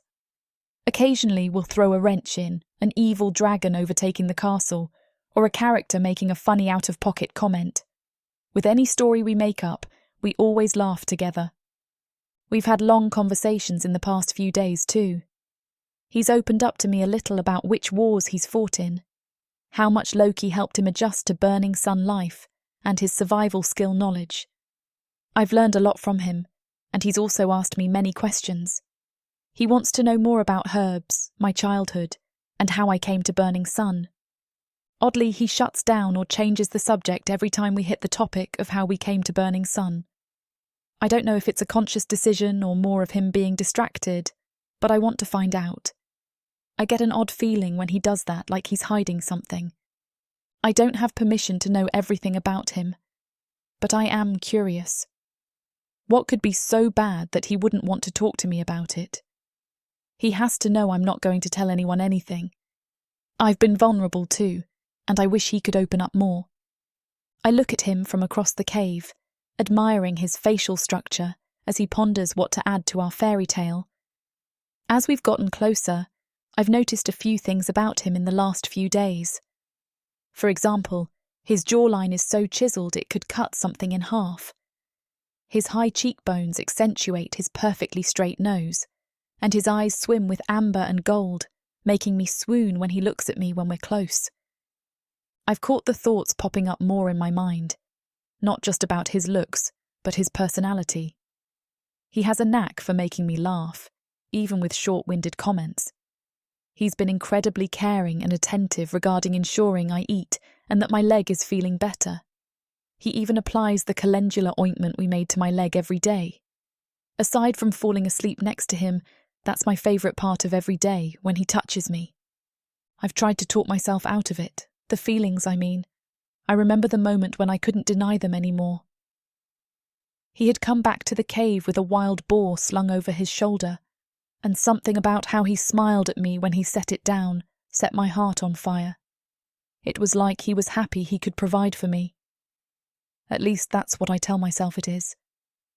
As far as confessing my feelings, I know that's a bad idea, and I can't risk making our relationship awkward when I still need his knowledge of survival to make it back home alive. Although there is a part of me that tells myself I see the same feelings in his eyes when he looks at me. What if an evil king sacrifices himself for the kingdom in a last attempt to redeem himself? Hurian says, looking at me with a proud grin. I cross my arms and smile back slyly. But what would motivate him to do that? Maybe he's in love. My chest constricts, and I gulp. My mind begins fluttering with thoughts of him feeling that way toward me. Is this his way of telling me? No, of course not. I need to keep my head on straight and not let my infatuation get the best of me. With a good witch who needs him to be pure so they can be together, I add. Exactly. We laugh, and I wonder again why he came to Burning Sun and how he got there. I look at him and notice he's looking into the woods, probably trying to assess if there's danger in our vicinity. Another thing I admire about him is his ability to sense a threat to us from a mile away. I feel safer with him in the middle of nowhere than I did at the compound, which is saying something given Burning Sun's security. He looks at me and grins as he catches me gazing at him. I shyly look away, brush my hair behind my ear and curl my knees to my chest. What did you do for fun before you came to the clan? I ask, hoping my lead-in question doesn't make him buck. Mostly, I would stay out in nature. Is that how you found the clan then? I freeze, hoping he'll answer. No, but it is how I clear my head. He stands and puts his hands on his hips, still looking out into the forest. We should leave. Now? Yes. We should move while we still have light. Oh, okay. I stand up and look at him as he gathers our things and packs them into the bags. Damn. Now I'm sure that he's skirting the subject on purpose. I'm also surprised he doesn't want to talk about it so much that he's willing to pack everything up and leave to run away. I grab the bag holding my herbs and look down at my leg. My wound is healing nicely, and it hurts much less when I put weight on it. I look at Hurian's and see his has also closed up well. We lock eyes, and I smile at him slightly, only to be returned with a stoic nod from him. Leaving the cave, I look over my shoulder at the sanctuary. It's odd. Part of me feels bad leaving, like a piece of me will permanently be cemented in that cave. I turn away and look into the forest, wondering where we'll decide to lay down our stakes next. While looking back at the cave, a branch catches my foot, and I fall forward. As I reach my hands out to catch myself on the ground, Hurian catches me and stands me up. I gasp and recover from the shock while feeling his arms wrap tightly around my waist. Moments pass, and I look up at him and catch him grinning at me. "Thanks," I say, still out of breath. "That's what I'm here for," he chuckles. He slowly releases his arms from my waist, and we continue walking. At first we remain silent, and thoughts race through my head. Why didn't he let go sooner? Why wouldn't he answer me about the clan? And why is every thought running through my mind about him? "Hope we can find another cave somewhere," he remarks. "Yeah, or a house. Either of those would be ideal." "Hey," he says, grabbing my arm gently. I turn around and look at his hand on my arm, surprised at the quickness of his movement. He removes it quickly and rubs the back of his head while he points to my leg. "Are you feeling all right to keep walking?" he asks. "Yeah." My words trail off as I look at him with confusion. "Okay, I just wanted to make sure." He adjusts the backpack on his back and walks in front of me. I squint my eyes and cock my head as I watch him walk deeper into the forest. What is going on in this man's head?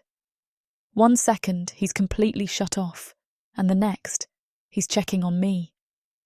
Maybe the mystery is a part of the pull I feel toward him. We walk for hours until the sun sets, and I realise my leg doesn't feel as good as I thought. I also feel dizzy from only eating berries and nuts, the heat, and the strenuous activity. We've crossed the river twice, climbed up 3 steep hills, and I've tripped 6 times. Hurian must have a 6th sense. Every time I'm about to hit the ground, he catches me and steadies me. Sometimes he lets go quickly, and others, he holds onto me a little too long.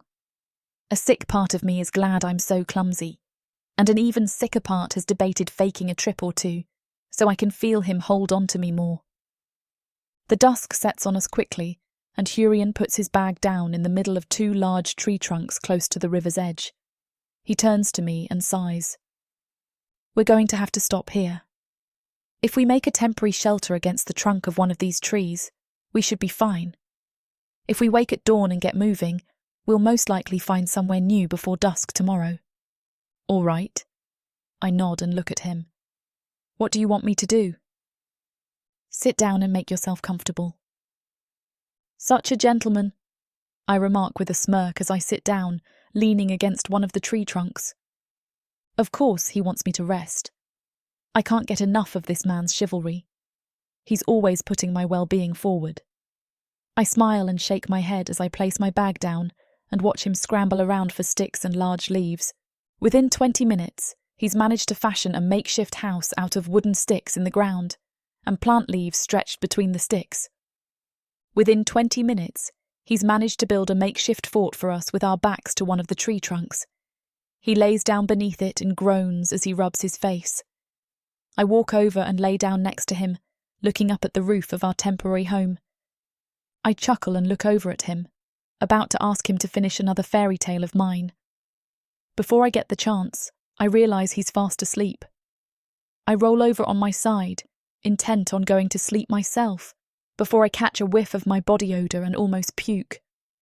Looking at him over my shoulder, I determine he's definitely asleep before quietly crawling out from underneath our enclosure and walking toward the sound of the nearby river. I approach the water's edge and look up at the moon. I stare at it dreamily, trying to figure out if it's full or not. If it isn't, it's close.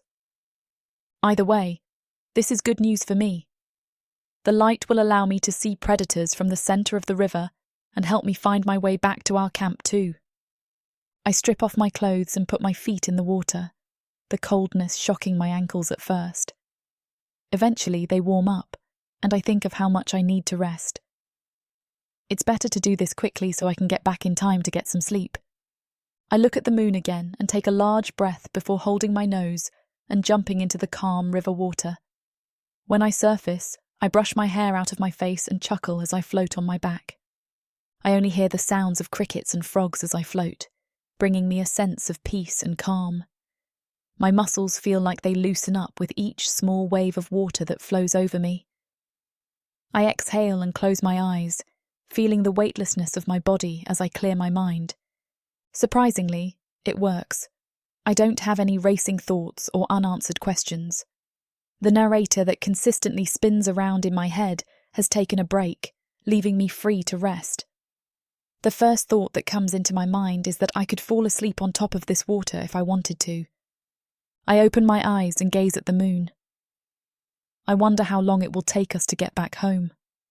For the first time, my next thought after that isn't one of panic. It's one of assurance. I feel we will somehow, but being in this moment right now is more important than worrying about the future. As I smile at the moon, Hurian's scream breaks my peace. I startle and put my feet on the dirt beneath the river, whipping my head around to look for Hurian. Even with the moon's light, I can't see him or what's going on. Panic strikes me as I realise I've floated too far from camp. Chapter 17. Hurian. I shove through the bushes and look around frantically with my bow aimed in front of me. The spotlights on the forest ground from the moon give me a little more advantage than usual, but whatever has taken Dana must have supreme night vision. I crouch behind a tree trunk, my heart racing and anger pushing through my veins. How could I have fallen asleep? How stupid must I be? I shake my head and close my eyes before the sound of water being thrown around catches my attention. I walk through the bushes slowly toward the river, wrapping my arrow in my bow by my knees. I get closer to the sound and grin, thinking I've caught whatever took Dana. I jump up from the bushes and draw my bow back fully when I see movement beneath the water and bubbles rising to the surface. I draw it back before I see Dana come up from the water, looking panicked as she pushes her hair out of her face. It takes me a moment to realize Dana is alone in the river. She's thrown her hands up in surrender. My heart drops when I notice the fearful look on her face. "Hurian! Hurian!" she screams. "It's me! Don't shoot!" Damn! I exhale and put my hand on my chest as I look at the ground and drop my bow. I look back at her and shake my head as I gulp. "I'm so sorry." "What happened? I heard you scream," she asks as she swims toward the river's edge, submerging everything below her shoulder. I sigh and rub the back of my head. "I woke up and you weren't there. I thought something or someone might have taken you. Then when I got here, I thought you might have drowned, or maybe something was holding you underwater. I'm sorry, I just launched into hunter mode." "Oh, hey," she chuckles. "It's okay. Take a breath." I do as she says and look around, noticing an odd thing sitting on the ground next to me. I look closer from where I'm standing and realize it's Dana's clothes in a pile a few yards away. Looking back at her, I notice she's also looking at the clothes. Before she can look back at me, my eyes naturally draw to her body beneath the water. Although submerged, the moon provides enough light for me to see everything. Her chest perky and full. They could fill my hand if I cupped them. I see her mound slightly poking through her womanhood. It's tiny but plump. I feel myself get hard in my pants, and before I can adjust it, she looks at me in shock and tries to cover herself beneath the water. Her wet hair only adds to the feelings I'm having. I imagine how her body feels right now, slippery from the water and smooth from the sunlight. She's also tanned in the last few days from our walking, the light gold of her skin accentuating her eyes and lips. While I'm hard for her, something begins to stir in my chest. She's not just a hot object to me, but a perfect sculpture of a woman who deserves to be cherished. She's everything I never thought existed. Kind, funny, intelligent, loyal, and dedicated, even though she drives me crazy sometimes. She could be a goddess if she wanted to. Looking at her right now, if I didn't know her, I would think I stumbled across a queen of the river or the woods, a powerful force that can bend anything in her path to her will. The feelings are so strong, I almost run toward her in the river to take her for my own. I try to shut down the thoughts and feelings, but they're not going away. I pride myself on control of my emotions, and when I can't, the best thing to do is avoid the situation. With her, I feel like I can't avoid her. I don't want to. I want her, now. Panic hits, and I realize I'm slipping into a fantasy about someone again. I can't do this, and I can't put someone else in danger because of my stupidity. My feelings have never done anyone else any good, and I feel too deeply for her to take the chance of her life being at stake. The selfishness of love is something I gravely underestimated before. If Flora hadn't been involved with me, there would have been no reason for her to die. She would be alive and enjoying her life today, and besides, I can't betray her by falling in love with another woman. That thought hits me like a train. I am falling in love with another woman. No, that can't be what this is. Love makes you blind and takes away your faculties, something I can't afford. I step backward, averting my gaze from her. I notice a look of annoyance on her face, but ignore it as I turn around and begin to walk back to camp. "Hey!" I hear her yell from behind me. I keep walking. I can't afford to let myself slip deeper into whatever this is. She can be mad at me all she wants, but she doesn't know my aloofness is for her own good. "Hurian, is that it then?" she yells angrily. My curiosity piques, and I turn around to see her in the water, her arms thrown up in annoyance. "What do you mean? You're just going to run away from me again? Like you do every time we get close, or whenever I ask why you came to Burning Sun. Is this how you live your life? I thought you ran headfirst into battle, not cowered away from something as simple as one little emotion." "One tiny emotion?" I ask, getting defensive. "What do you know?" She sighs and looks at me with sorrow and desperation. "I know that running from something that makes you feel only strengthens the feelings. It makes you avoid life, and you miss out on so many things. Those walls you've built around your heart will be the things that kill you." Her comment hits a nerve, and I walk closer to the river. Don't tell me what building walls around my heart will do. I've run headfirst into love before. It was the stupidest thing I ever did. I paid for my mistakes. My love wasn't enough to compensate for the pain I felt afterward. That's what you do when you fall in love. She smiles and scoffs with a sad look on her face. You take the risk of getting hurt. That's what love is. Despite the fear and the things that hold you back, you take the chance. A dam bursts in my heart when she says that. I've never thought of it like that I willingly took a risk falling in love before. Granted, the ending was more severe than anything I've heard before, but maybe she's right. My defenses peak again.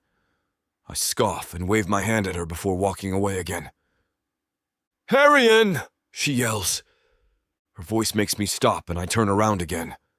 "What?" I respond darkly. "Get in this water right now." I turn around fully and look at her, trying to sort through my emotions. I'm not mad at her. I'm angry with myself. I also feel impressed that she's being so forthcoming and straightforward with me. I don't know if a woman has ever ordered me to do something before. As I walk toward the river, I sigh and roll my eyes, pretending I still have all my defenses up. I put my feet in the river's water, looking at Dana as she swims toward the center of the water. She points in front of her, and by the look on her face, I know it's in my best interest to follow her directions. I wade in, shaking my head as I swim out to her. I feel like my heart is paralyzed before I reach her, standing on the river's floor as I look at her in the moonlight. Her gaze softens, and she looks at me with playfulness as she shakes her head. The paralysis of my heart melts away once I'm close to her. Her deep blue eyes sparkle with the reflection of the bright stars in the sky, and the wet strands of her hair fall over her face slightly when she lifts her hand to brush my cheek. I close my eyes, shivering at her touch. I remain silent as I enjoy her soft hand on my cheek, my chest bursting with love. I was right.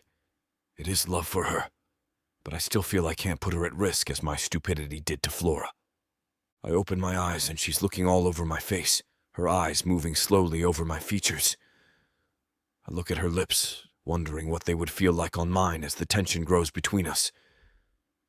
It's a forceful pull I've never felt before, not even with Flora. This feels like something new, something I didn't know existed. "Hurian," she says softly. "I'm sorry for yelling. I'm not upset with you.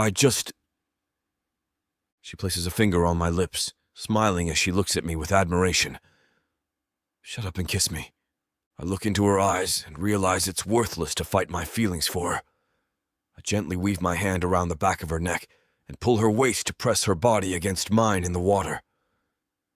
I lean in and kiss her softly, our lips remaining locked as she puts her arms around my neck.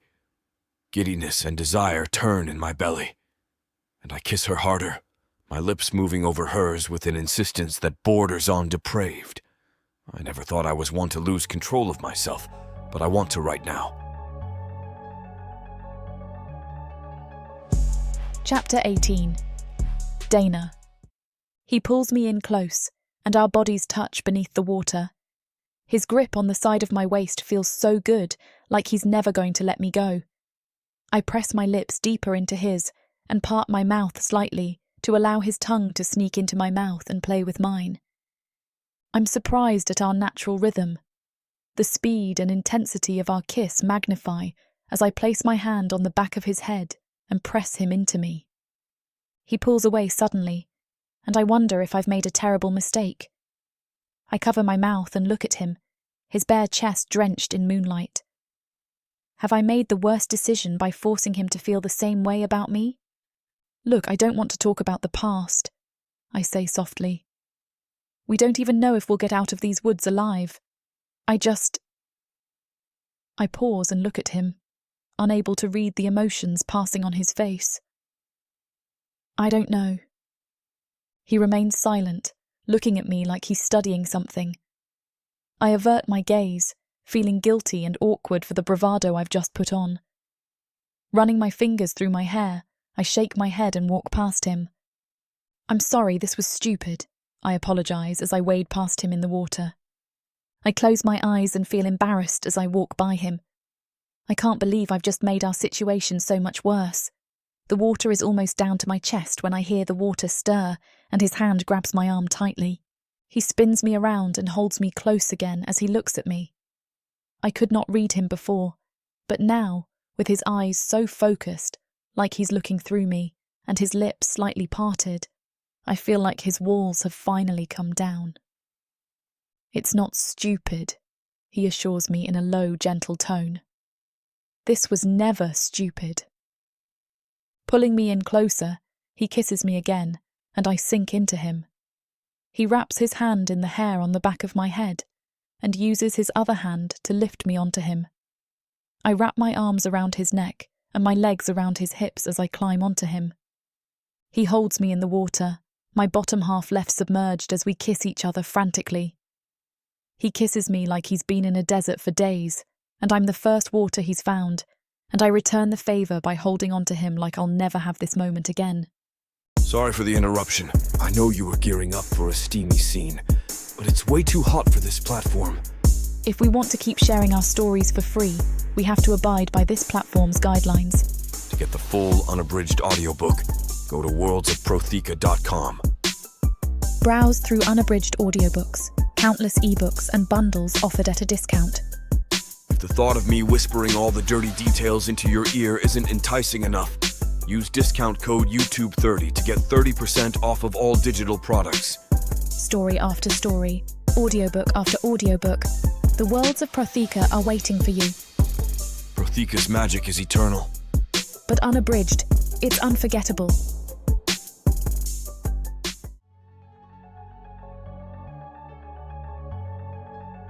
Chapter 19. Hurian. I yawn and open my eyes to see the roof of our temporary hut. Looking down, I see Dana curled up next to me, her head on my chest, and I smile as I run my fingers through her hair. Then reality hits me. My smile fades, and guilt and panic take over. I remove my hand from her head and stare at the leaf ceiling I made, wondering how I could be so stupid. And one night, I broke my vow to myself and Flora that I would never touch another woman and let my selfish desires overcome me. I also lost control of myself, something I've never done. Dana's dangerous for me. I don't know what came over me or how she did it, but it can never happen again. I even recall the insane thoughts I had, saying that the concept of Dana and me was never stupid. It was, and it always has been. I take my arm out from underneath her head and lie her on the ground gently. I stand up and walk out from underneath our shelter to the river, looking at the sunbeams coming down through the trees as I meander. I sit by the river and look out at the passing water. I think of what happened between Dana and me last night, and conflicting emotions stir within me. I feel sentimental. A part of me knows it was so special. The primal part of me wants to have her again because of the feelings it brought up in me that I haven't known for many years. The most substantial part of me, however, feels stupid.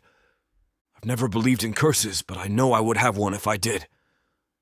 What kind of sick game is the divine playing by killing the first woman I love? How twisted is it that one of my own clan members killed her?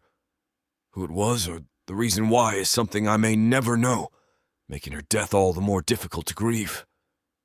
I've always thought that if I could have been there that night if I was in a different clan, if I hadn't made an enemy somehow, would she be here? I can barely live my life thinking of Flora every day. How would I go on if the same happened to Dana? I'm not sure I would be able to handle it. I stand up and look across the river. I see a deer walking through the woods, nibbling on the morning grass alone. I decide to put my woes aside so we can eat. The sooner we get back home, the better. I'll never cross Dana's path again after we return. I get my bow and arrow from the camp, looking at Dana sleeping comfortably while I pick it up. I sigh and try not to think about how beautiful she looks in the morning sun. Turning around, I walk back to the river and crouch behind a bush as I aim my arrow at the deer. I exhale, focusing as I close one eye while looking through the crosshairs. Holding my breath, I draw the bow and prepare to release it. Right before I do, I hear Flora's voice in my mind, the last words she said to me. We were saying goodbye after spending a night together. She called out to me as I was leaving and asked, "How could I ever live without you?" Hearing her voice in my head makes me miss the shot. The arrow shoots into a tree trunk, and the deer gallops away. I hang my head and pound my fist into the ground before sitting behind the bush and looking at the sky. "I'm so sorry," I say with tears in my eyes. "If I could have done something, I would have. You must know, I would have. And Dana..." I pause, shaking my head. "I want you to know that because I have feelings for her does not mean you'll be replaced. I keep trying to stop the thoughts and feelings, but I can't. I'm so sorry, but I can't." I pause again and look at the ground. "Flora, the divine, whoever is listening, please. Don't let Dana get hurt because of me. Please, it can't happen again." I feel tears slide down my cheeks, a surprising phenomenon. I've only cried 4 times in my life. The last time was when Flora passed. I don't know why I have these emotions and can't control them. I'm all over the place, and it's hard to focus when my heart is tearing in 2 directions. I look at the sky again and exhale, trying to control myself. I listen to the birds and bugs around me, making noises like nature is trying to tell me something. The wind breezes past my ears lightly, and I try to focus on the feeling of it on my face. Within a few minutes, I'm collected and shut off that part of myself again. I stand up and look across the river at the arrow in the tree trunk. I'm making a decision right now. Dana and I have to go our separate ways soon. She might not understand now, but it's for her own good. I cross the river and grab my arrow, following the deer tracks until I find it again. I crouch behind a tree trunk and pull my bow back, this time taking one more moment to ensure my head is clear before shooting. I hit it in the heart dead on, and it collapses immediately. Standing, I remember who I am and where my expertise lies. This is the set of skills I was blessed with, and this is what I will focus on for the rest of my life. I will hone my survival skills and continue to teach others how. I will live in solitude, I think, as I walk over to the deer and begin to skin it with a sharp rock from the ground next to it. I will pass on my legacy through my teachings, and the clan will remember me for that. I don't need a family or a partner to ensure my life has purpose or meaning. Staying alive is all the meaning I need. As I recite the mantras in my mind, I realize the deer is finally skinned. I glance at the sky and realize I've been out here too long. I need to get back to our camp, and we need to get moving. I carry the meat and fat of the deer back to our campsite and hope Dana hasn't woken yet. I set the meat down near our fire pit I made late last night and begin lighting the kindling. It catches fire, and the sound of the crackling wakes her up. She stretches and looks at me with a broad smile as she wakes.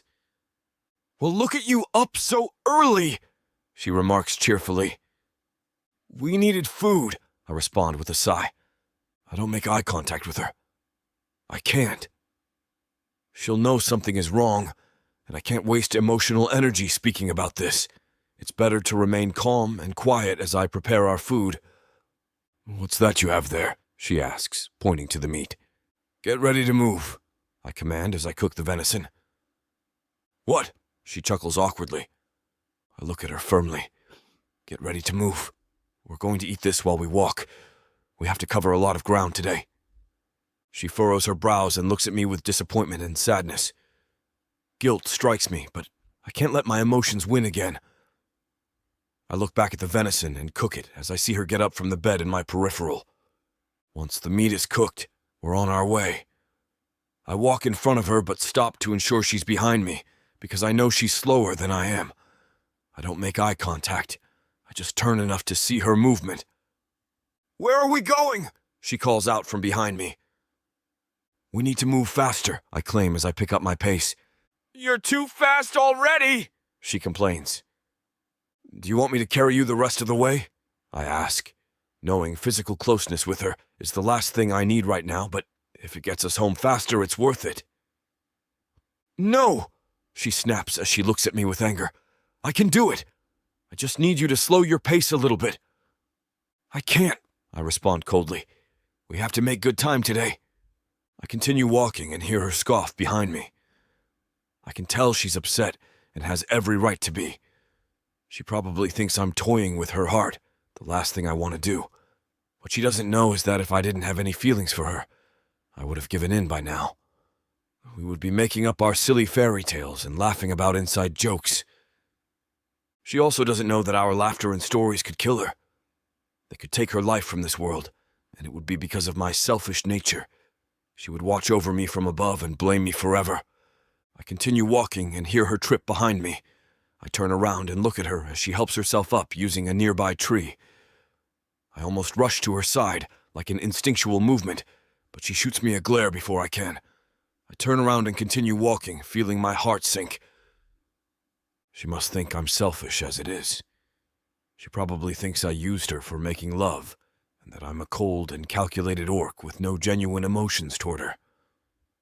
I only know her death would cause her more pain than thinking I'm a complete jerk. Still, I can't help but wonder if I'm doing the right thing by avoiding her. Chapter 20. Dana.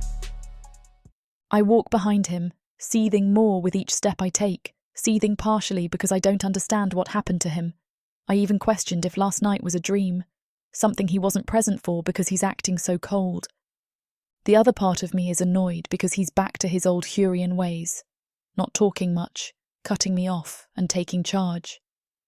I feel like I've lost a significant amount of respect from him, and all I had to do was give him the most vulnerable side of myself. "Are you sure you know where we're going?" I ask. He turns around slightly but avoids looking at me fully.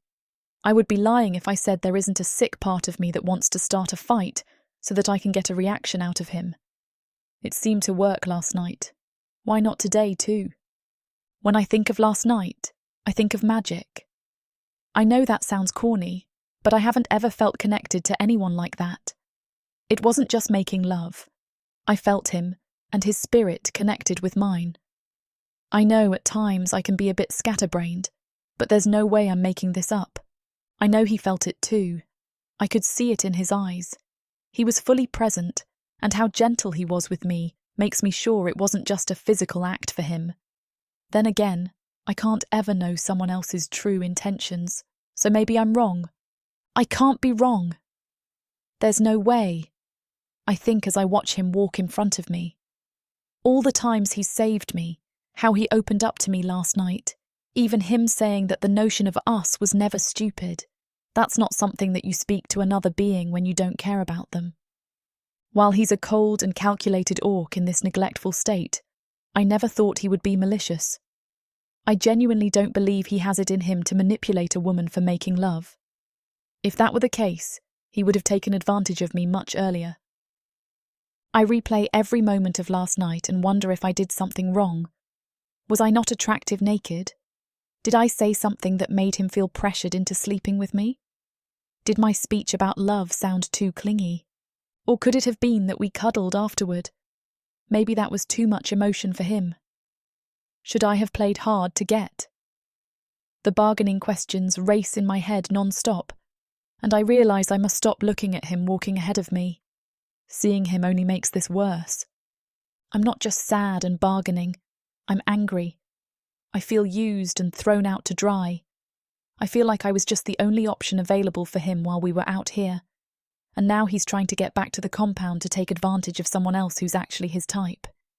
Maybe he thinks I'm stupid and would fall for his tricks easily. Unfortunately, if that's the case, he's right. I did. I continue demonizing him in my head. I don't know how else to let my anger out. I think we should probably go west, I comment. I think I hear more. We continue north. He cuts me off. I scoff and shake my head. Part of me wants to run away from him, and I don't know how long I can be with him before I bite his head off. I knew men were dull, but I didn't think a jerk could change into a kind man and then back again overnight. I try to shut myself down. I have to assume he doesn't feel the same way. It does no good to hold on to hope that seemingly shouldn't exist. I need to forget how deeply I felt for him. It will only hurt more to keep deluding myself by thinking he felt the same way about me. I decide not to speak, and instead think of plans for when we return to the compound. I have to believe we will, because I can't stand to think about being out here with him for the rest of my life.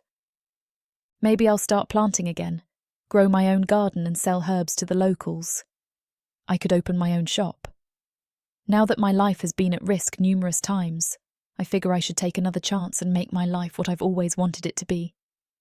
I envision a cute shop in the compound square. Fresh herbs will be picked daily, and they'll be organised according to their uses. Now that I've learned how to make an ointment out here, I can sell that too. Visits to the doctor in the compound will lessen, and other residents will start saving money. I might try to get a hut closer to the woods if I make enough money. That way, I would own property, and my garden could be in my backyard. I begin planning it more in my head, ironing out prices, and trying to add up what I would have to sell yearly to make a living. Let's move faster. Hurian's voice breaks my concentration, the last thing I want to hear. Whenever he talks, I think about how gentle his tone was last night. I wonder which one of these personalities is the real Hurian, and I decide it's a waste of energy to try to figure it out. I don't respond. I want to say that he can slow down and be considerate of me. It's the least he could do. Unfortunately, I know he won't listen, and he probably won't respond either. Someone told me long ago to be careful about who I choose to let into my life. I thought I was being cautious and wise about that advice with him. Unfortunately, now I'm starting to second-guess my instincts about reading people. I always thought it was a talent of mine, but now I realise I better stick to herbs. Hurian climbs a tree, and I don't ask what he's doing. Just because I developed feelings for him and gave him every part of me doesn't mean I'll sacrifice my dignity and fawn over him. I also won't beg for his attention or waste any more energy trying to talk to him. I'm powerless over the situation, a feeling I hate more than anything. He looks out of the tree and laughs. What could be so funny? I think as I roll my eyes. For the first time today, he looks at me with a happy expression and points in the direction he was looking in. I can see the waterfall. We're almost there. I bite my tongue and shake my head. I don't even care about how close we are to home. The anger overtakes me. All I want to do is avoid this situation. I feel myself about to explode. Dana, did you hear me? So ready to get rid of me, huh? I shout to him. He looks at me with confusion and hurt. That's great. I'm so glad that leaving me behind makes you so joyful. I can't help myself. I begin to walk away from him. He can go back to the compound. Now that I'm close enough to the waterfall, I'll find my own way back. Hey, where are you going? He yells. It's dangerous out there. I freeze. He's right. If I come across another wolf or a wild boar, I have no weapons to defend myself. I turn around and bite my lip, debating whether I should go back toward him or continue on my own. I weigh the pros and cons. If I go on my own, I'm physically putting myself in harm's way. If I stay with him, I'm putting myself in an emotionally hurtful situation. I decide to compromise between the two options. I won't go far, I say reluctantly, the humility overtaking me. I really wish I could just leave. I can't be around you right now. I'll be back in a bit. I lift my chin in the direction he was pointing. You can go ahead, though, if you can't stand being around me for another minute. I know my words shoot him like venom from a snake's fangs. His face goes pale, and he looks around, sad and confused. Good. Maybe now he'll start to understand how terrible he's been to me all day. I walk away, feeling slight satisfaction from the expression on his face. I'm rarely a mean person, but no one has done me wrong like this in years, aside from my old clan.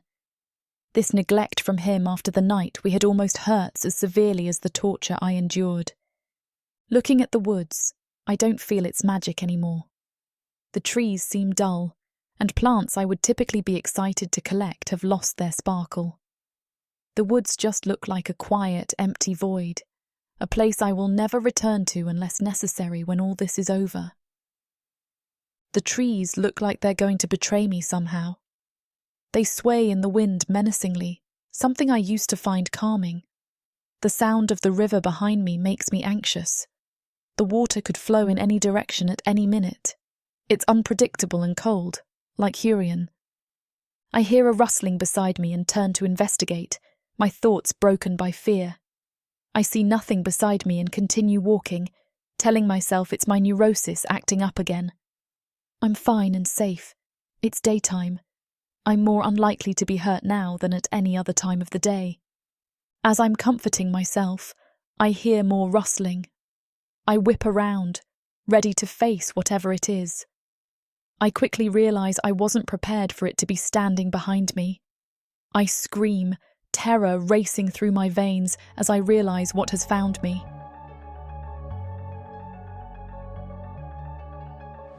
Chapter 21, Hurian. I watch her walk away and my heart sinks into my gut. Is it worth it to break her heart to save her life? Of course, I think it is. But seeing how angry she's getting makes me wonder if I'm going about this wrong. I'll give her the space she's asking for, but only for a few minutes. Just because I don't want to get close to her like we did last night doesn't mean I don't care about her safety. Her safety is the only reason I'm acting this way. I wait for a second in the tree as I look at the waterfall. The beautiful piece of nature only reminds me that we're closer to home, and that soon I'll be far away from Dana. The memories of the nights and days we've experienced here run through my mind like a sad montage of what will never be again. I think of the first night in the abandoned house, how she looked at the family picture and wondered where they were. She didn't even know them and cared about their well-being. Her getting excited about finding the calendula brings a slight grin to my face. Then the image of her smiling face shining in. The moonlight when we made love comes to me. I remember how connected I felt to her at that moment, bonding my spirit with hers as our bodies intertwined. I've never experienced something like that before, even with Flora. The intensity of it still warps my mind with confusion. I never thought linking myself with another being on every level would bring me such euphoria. She's awakened emotions and desires inside me that I don't think I've ever felt. I close my eyes and shake my head. I wish she knew the pain I felt, knowing I have to part from her, but I can't let her know. I need to get her back to the compound safely. That's the only mission I have right now. I can deal with my grief later. I look in the direction she walked in and begin to worry. She's been gone only a few minutes, but I still don't like having her out of my sight. I sigh and look at the waterfall again, telling myself she's okay. I'm just being paranoid. As I try to relax, a scream jars me from my thoughts. I swing down from the tree, landing hard on my feet before darting toward the noise. I know it was Donna's scream, and I feel like an idiot for letting her walk away. I leap over the rocks on the river and look around the forest for any sign of her, and I only see empty tree trunks and paths through them that all look the same. Panic and anger rush through me, as I wonder what would have scared her like that. She didn't seem intimidated when the wolves surrounded her. I wonder if there is something more fearsome in this forest she could make her run. I can't imagine what it could be.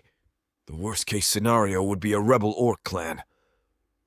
I keep running and hear an arrow's whoosh through the wood's quietness. As I continue weaving through the trees, I hear chanting and hollering, the sounds of humans, the same sounds we heard in the clearing that night. Why couldn't it be the wolves? I ask myself as I keep running through the woods. Minutes later, I see Dana through the trees, sprinting as the humans throw spears and arrows at her. It's happening again. The voice in my head whispers. Fury and shame flood my emotions, and I race toward the humans with my blood boiling. I won't let anyone else die because of me. If I had gotten her home sooner, this wouldn't be happening. You did this, the narrator in my mind continues. She will die because of your stupidity. I try to silence the thoughts, but they get louder as I get closer to the first human. Kill them like they killed Flora. I tackle the first human I see, twisting his neck and slashing his chest to ensure he's dead before moving to the next. Adrenaline shoots through my body as I catch up to them, putting him in a headlock and slicing his throat. I watch the blood spill onto my hands, and the sight of the dark red liquid only makes me more furious. They've stopped chasing Dana and are now focused on me. Good. I would love for them to make their death easier for me. One hurls a spear at me, charging like a madman while shouting something incomprehensible. I dodge his spear and catch it before shoving it into his throat as he approaches. I slide the spear's tip out of him and kick him to the ground. Another approaches me from behind, and I use my momentum to spin around and slice his stomach with it. His organs spill out and I grin, knowing they can't hurt anyone anymore.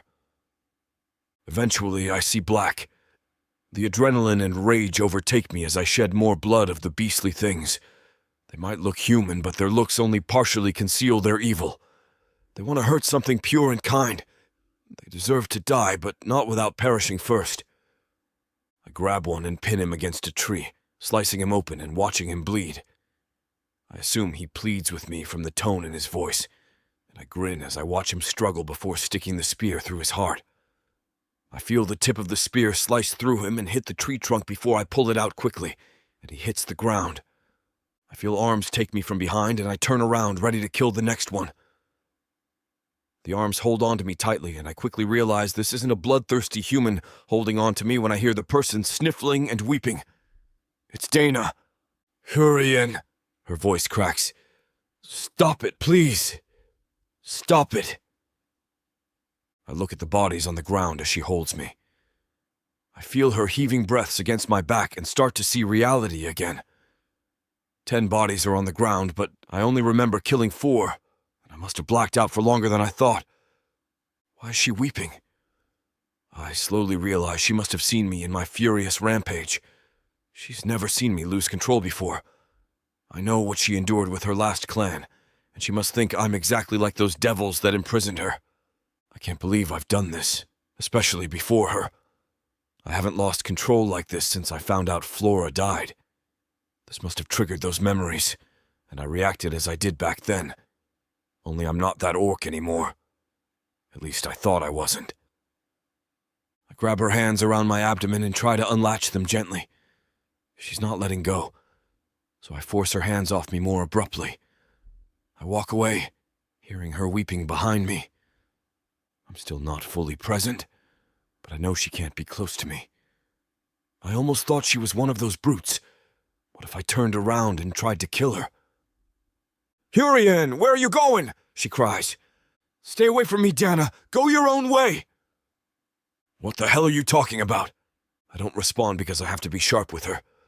She doesn't realize what she's gotten herself into, and I don't have the energy to explain what just happened. I need to get back to the compound. We're close enough to the waterfall that she can even follow me from a distance and find her way back. I believe that she can, and it would be safer for her. "Hurian!" she calls out again. I hear her feet racing over the leaves and twigs on the ground. She's going to catch up to me, and I don't know what I will tell her. I don't want to leave her here, but I don't want to put her in more danger by being beside me. "Hurian, stop!" I freeze and let her catch up to me. I know she already thinks I'm a jerk, and abandoning her would only worsen that. I wait until she races in front of me and looks at me with red, swollen eyes. "What are you doing? What happened back there?" "I can't say," I respond coldly, looking away from her. "What do you mean, go my own way?" "I won't leave you here, but you keep your distance from me. Do you understand?" "No, I don't understand," she exclaims angrily, throwing her arms out to the sides. "I don't understand anything that's happened today. What is going on with you? This isn't the Hurian I know." "This is who I've always been, Donna." I look at her seriously. "You were just too blind to see it." I walk away from her toward the waterfall, still clutching the spear. I hear her cry behind me, but I can't stop to comfort her. We're so close to getting back. I need to hurry. The sooner I'm out of her life, the quicker she'll begin to heal and forget me, and the faster her memory will fade from my mind. "Hurian!" I don't turn around. I've done enough explaining and don't wish to get deeper into my reasons why she isn't safe around me. I continue walking, feeling guilt overtake me, but I know I must feel my pain to save her from her potential harm. Chapter 22.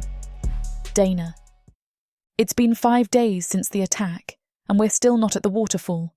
When he said he could see it from the tree, I was sure it would be closer than this. Honestly, I'm not sure which torture was worse, what I went through with my last clan, or being stuck with this new version of Hurian for this long. It's similar to how he was when we first began travelling together. He's cold, distant, and only speaks when spoken to, sometimes not even that. Sometimes he doesn't answer my questions or respond to my statements entirely, and I assume he only answers if he feels he needs to. I sit opposite him on the other side of the fire as he cooks more venison for us. It's been our primary meal for the last few days, and after this is over, I don't think I'll be able to eat it again. I'm not tired of the taste, but it'll always remind me of him. I've tried to talk to him about everything. I've even asked questions about survival tactics, and he's not interested in giving me more than one-word answers. Do I actually care about how to fashion a spear? No, but now I know that the answer is only rock, fat, and wood, so I have that going for me. It's exhausting taking the initiative.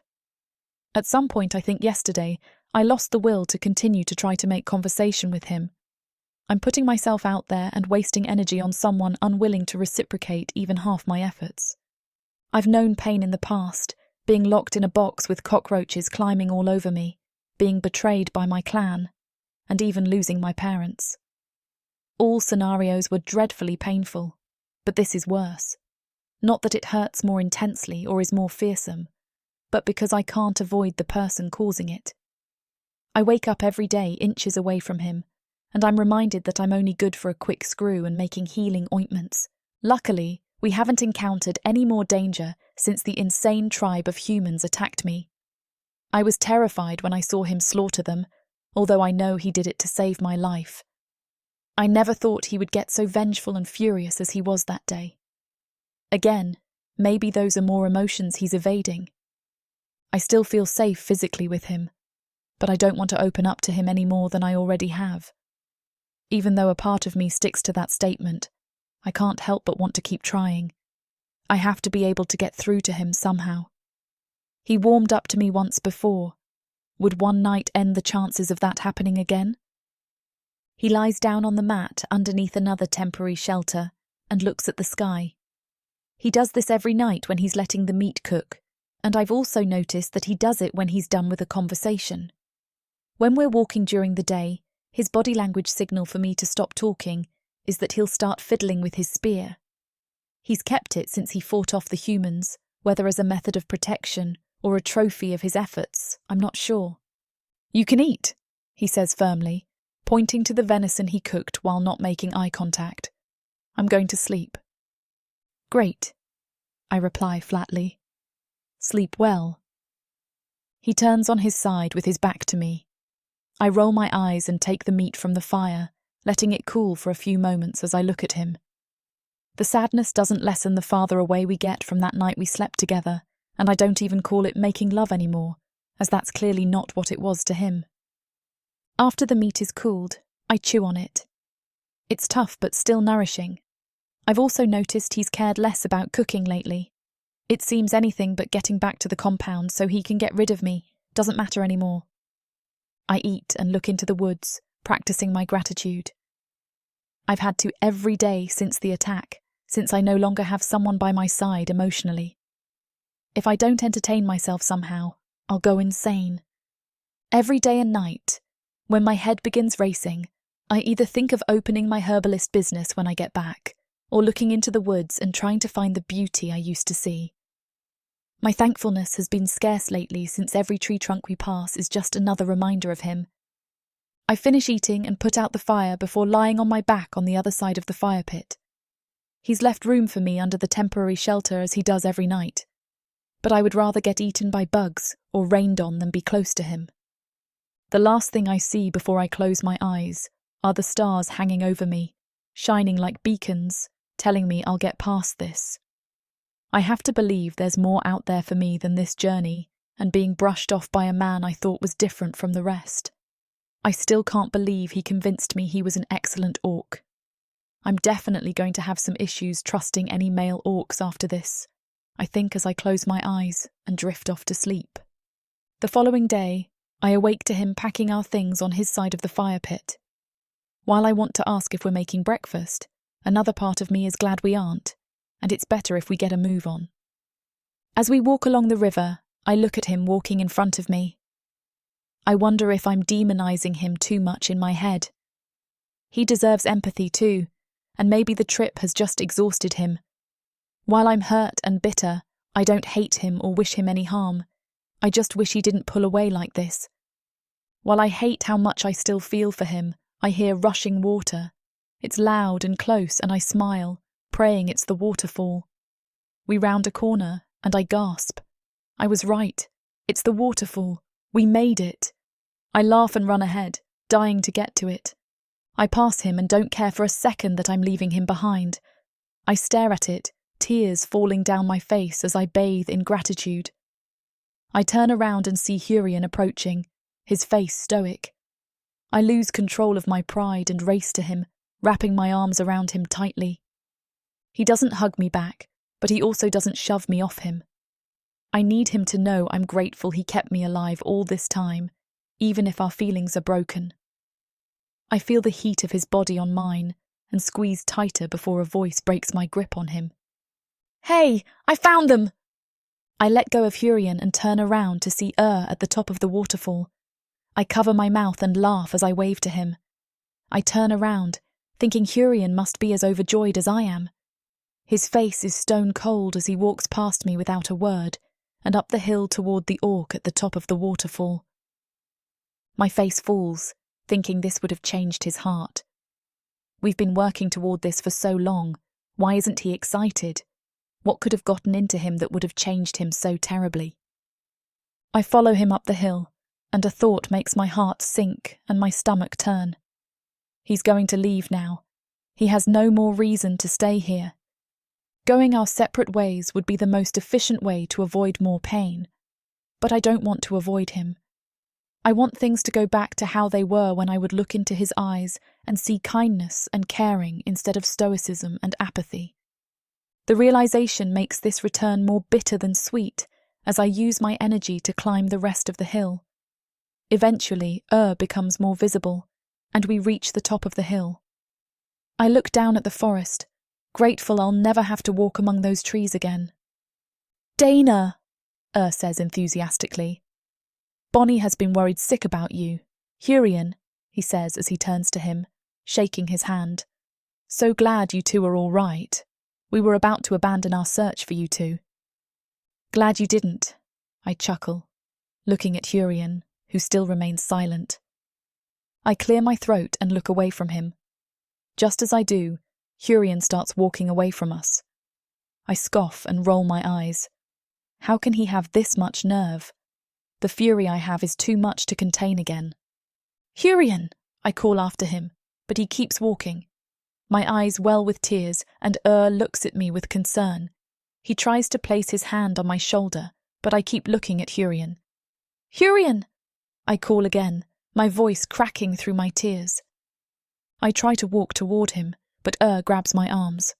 I break inside and begin sobbing as stands in front of me, looking at me concernedly.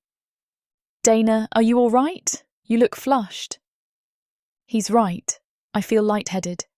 I begin to see black and purple specks in my vision and weight behind my eyes as I fall into arms. I'm still barely conscious when he catches me before I hit the ground. The last thing I hear before I black out is Hurian calling my name in a panic and his footsteps rushing back to me. Chapter 23. Hurian. When Dana collapses, all thoughts of leaving are put on hold. No, that's not true. Part of me wants to race into the woods and sprint away. If she's dying, I'm not sure I'll recover. Flora was hard enough. If I lose Dana... Numbly, I follow the rest of the search team into the base. The guards wave us in and call for a doctor. Carries Donna. Her head is limp against his shoulder. Dana's not waking up. Bonnie, the human doctor, runs towards us. Something silver flashes in her hands, and she's using the mechanical thing that lets her listen to the inside of Dana's body somehow. I don't know much about human medical practices outside of the herbs Dana spoke about for healing poultices. All I know is that they're more suited to this planet than our own ancient healing practices. Vitals are normal. A shaman sets a white blanket on the floor, and the orcs in the search party help lay Dana in it before lifting her. I grab a section of blanket by her feet along with and we rush ahead, taking a sharp left turn towards a row of small buildings that Bonnie directs us toward. Merchants and civilians stumble out of the way as we march forward, but a look from Bonnie manages to clear our path without the need to throw any orcish elbows. Soon a pair of human nurses and a shaman take over, lifting Dana into the stone building. I crane my neck as she's shuffled into the hospital. Her color looks fine, perhaps a touch too pink. She's still breathing. So, why isn't she awake? I can't leave until I know for sure, even if my pack is ready to go on my back. Even if I'm about to find out something I don't want to know. Says something to Bonnie. I'm not paying attention, too busy squinting at Dana's form as she's carted past another doorway. Well? Bonnie holds a door open for me.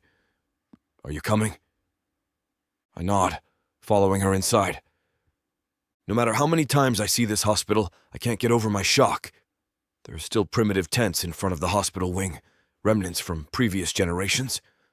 The Burning Sun shamans use them for rituals, and if there's a large-scale attack, the tents are used for triaging the injured. But the hospital has been built out of nearby stone. There's a door with hinges. Vala lectured me for a good hour about their ancient human uses, and separate rooms with beds, and even a window overlooking the chicken coop outside and the forest beyond the base's walls. There are medicine stocks and other medical contraptions I've never seen before in my life. Bonnie fusses with those, drawing blood from Dana's arm before she bandages it up. The shaman hums to himself as a blue film covers his open eyes. His hand hovers above Dana, never touching her, and then pauses above her abdomen. Has her wound gotten worse? I thought it looked healed, but maybe something's happened to her internally. Maybe the infection has spread inside. I've heard of this happening before, where someone looks perfectly fine while their body slowly poisons them from the inside. I try to speak, but the words get caught in my throat. I have to clear it twice before I can finally ask, "Is she all right?" The shaman's eyes snap back to normal, and he regards me with a cool, even look. "We will run more tests." His lips thin. "I think it's best if you wait outside."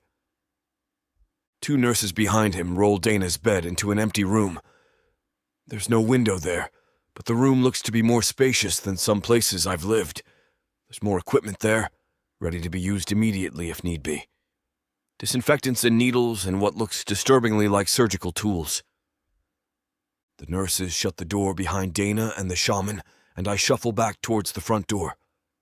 There are several chairs outside, and a nurse stationed out front to direct patients and their loved ones to proper rooms once they've been triaged. The Burning Sun clan has progressed so much. It's no wonder humans clamor to be here, and that the orcs who care for them follow.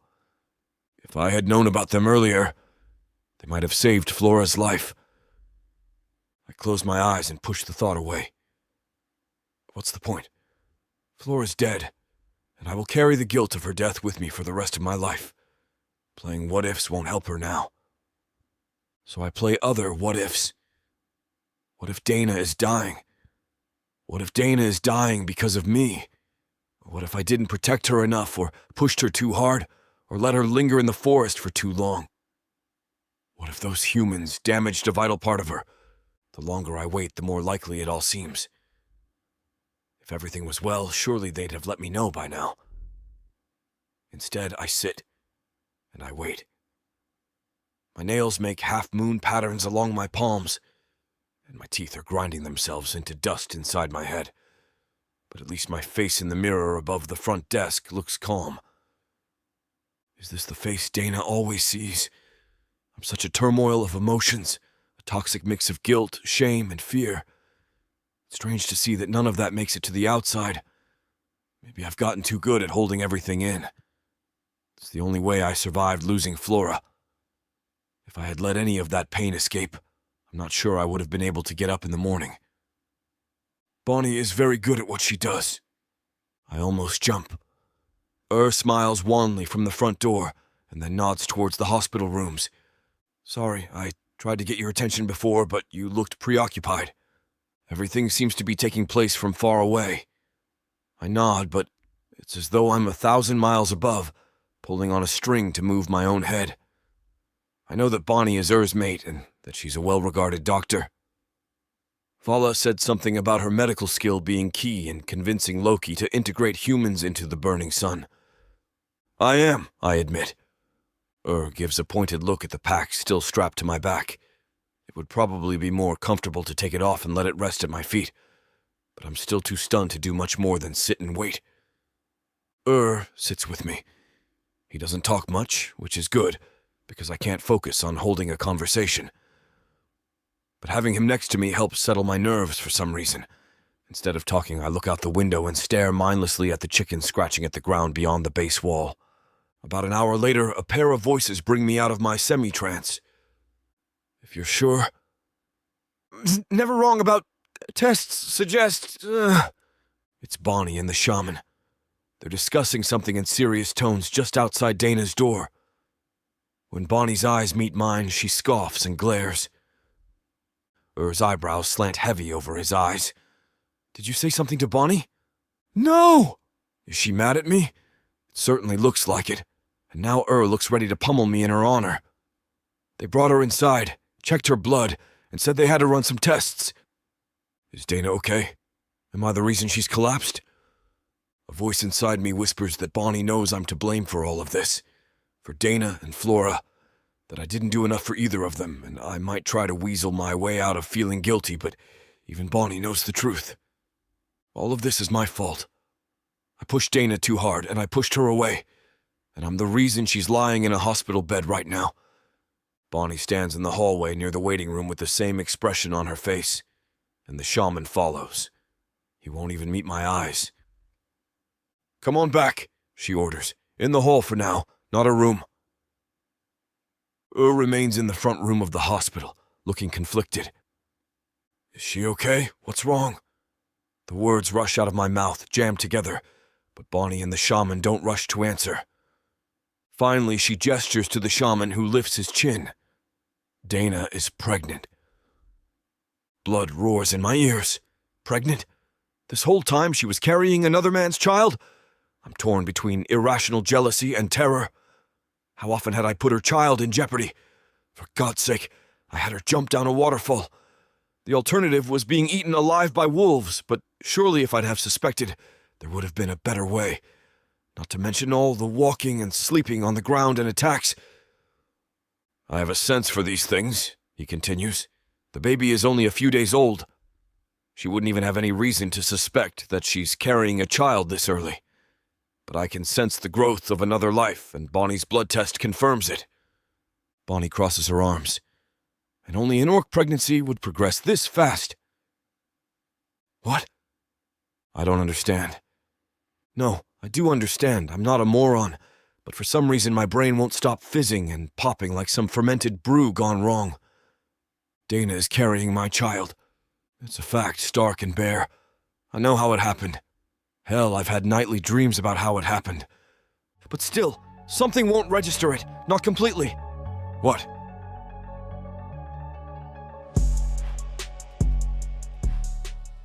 Earth is pretty much a desolate wasteland since the orcs came over from Protheka, and being a woman, the best you can hope is to be someone's property. Now, after my curvy body catches Korthar's eye, he'll claim me, and I'll serve him, in any way he pleases. You're mine now. Listen to this story and more when you get the complete Orc Warriors of Protheka audiobook and ebook bundle. 40 books, 19 audiobooks, 19 ebooks. You even get 1 free novella and 1 free audiobook. All for a shocking 90% off. Protheka's magic is eternal, and the complete Orc Warriors of Protheka bundle will bring over 100 hours of that magic to you.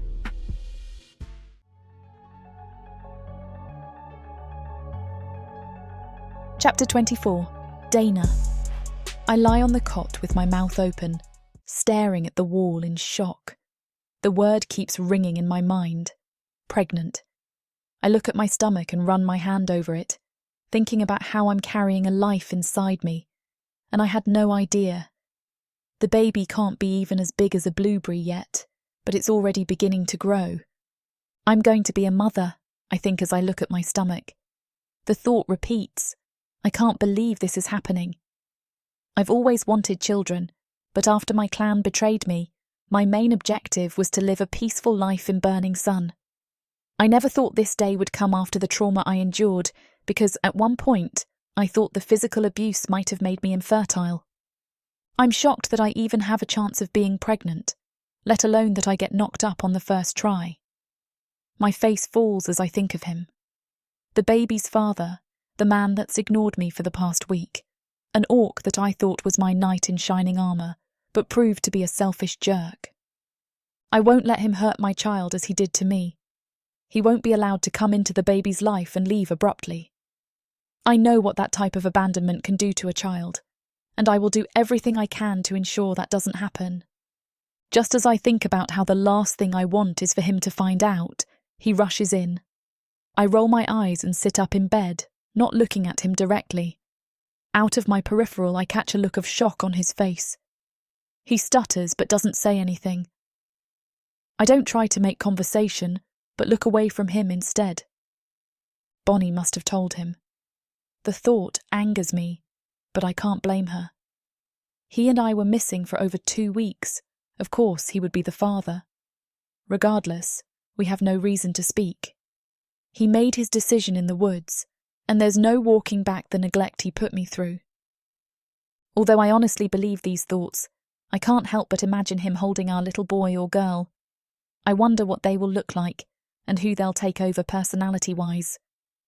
I imagine raising a half-orc baby on my own, and the thought is overwhelming, but I know I have no other option. There's no point in imagining a fairy tale family with Hurian in it. That would be me keeping my hopes up foolishly, as I know they will always be let down with him.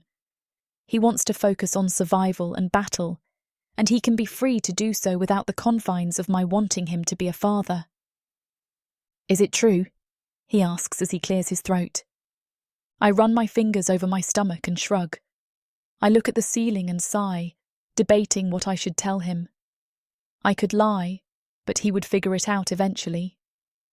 If I act excited about it, he might think I want him to be a part of our lives, so I decide to compromise on my reaction. "There's a good chance I'm pregnant," I respond flatly as I look at him with blank eyes. There's a slight chance the doctor could have been mistaken, but I think he's right. The chance of the doctor being wrong is incredibly slim. He's predicted more than half the pregnancies at Burning Sun. I know him to be well-educated and wise in his words. Hopefully Hurian will choose not to believe his diagnosis, so he can leave us alone.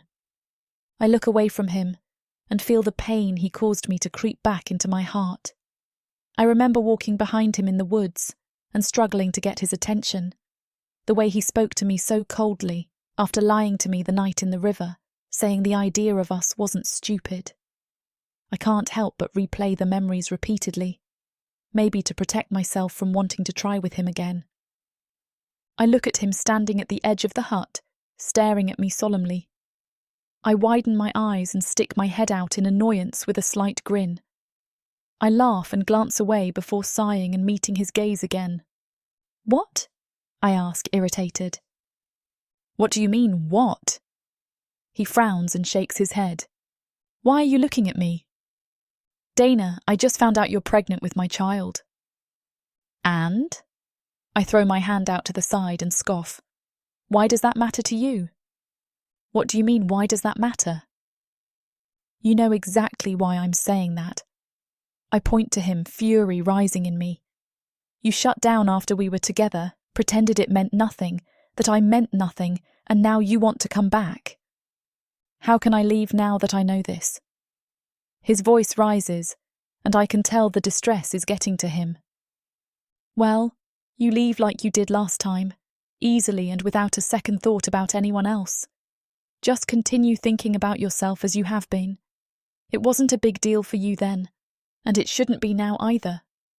Dana," he walks toward me, "that baby has my DNA. That baby is half my genetics. We made love that night, and I felt..." "Whoa!" I hold out my hand and laugh. "Made love? That's kind of an overstatement for you, isn't it?" His face falls, and he looks at the ground. He seems baffled, like he has no idea how he's made me feel this past week. I'm amazed at his audacity and obliviousness. "Dana, I didn't care?" I smile mockingly at him and nod. "I know. You don't have to say it. Your actions told me everything I needed to know. Look, Hurian..." I scoff again. "We mated like animals in heat. It's just a natural thing that happens. It wasn't anything special to you, so let's not try to change the narrative now." He still looks confused. A part of me feels terrible for being so harsh because he's right. This baby wouldn't be possible if it weren't for him, but he's nothing more than a sperm donor.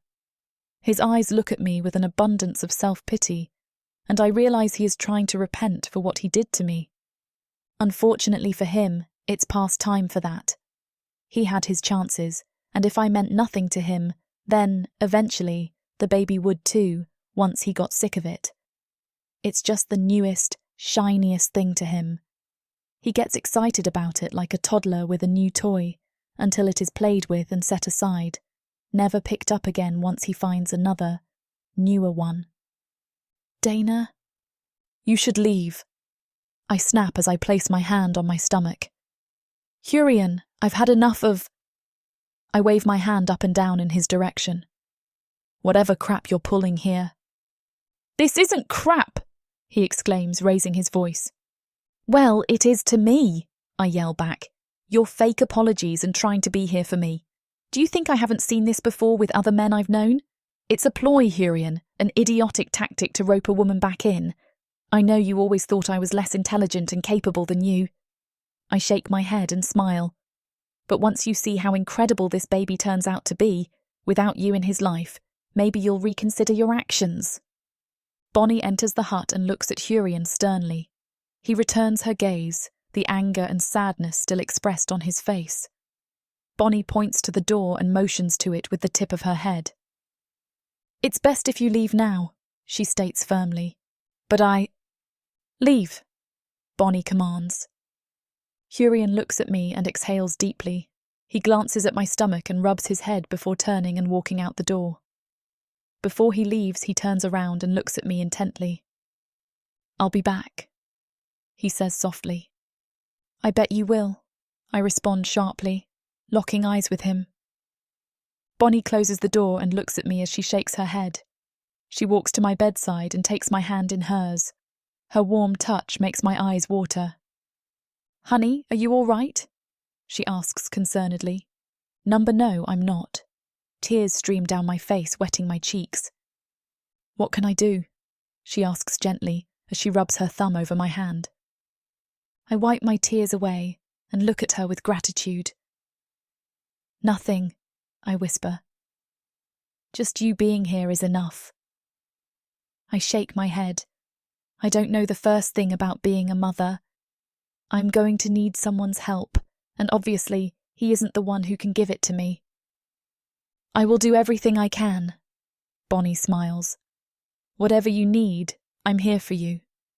Thank you, Bonnie. She smiles at me and pats my hand before walking to the door. I'll grab you some food. Any preferences? Anything but venison, I respond gratefully.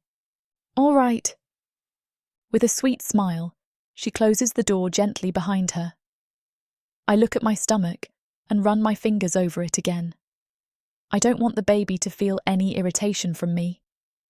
Even though they can't hear yet, I don't want them subconsciously to know I'm fighting with their father. I sigh and look at the ceiling. Usually I would feel alone and isolated right now, but I'm not alone. I have my baby, and they matter more than anything. Chapter 25. Hurian. 7 days without talking to Dana, and my heart breaks more with every sunset. I've been hiding out in the compound, avoiding the doctor's hut as much as possible. I know she needs her space, and I had no idea how badly I hurt her until we spoke in the hut a week ago. She's all that runs through my mind. I try to distract myself, but the thoughts are repetitive and intrusive. Any walk I go on, any book I read, or any social interaction I have is plagued with memories of her. Her smile, empathy, awareness, and beauty kill me every day because I no longer have the opportunity to show her how much I appreciate them. I know I don't deserve her. I went about all of this in the worst way possible, and my stupidity hurt someone again. I thought I was doing the right thing, saving her from more pain, but all I did was cause more. Pacing around my home, I try to expel the memories of being so cold to her. She gave me so many opportunities to speak with her when we were on our way back. She tried so hard, and I shut her down because I had the great idea of wanting to protect her by shutting her out.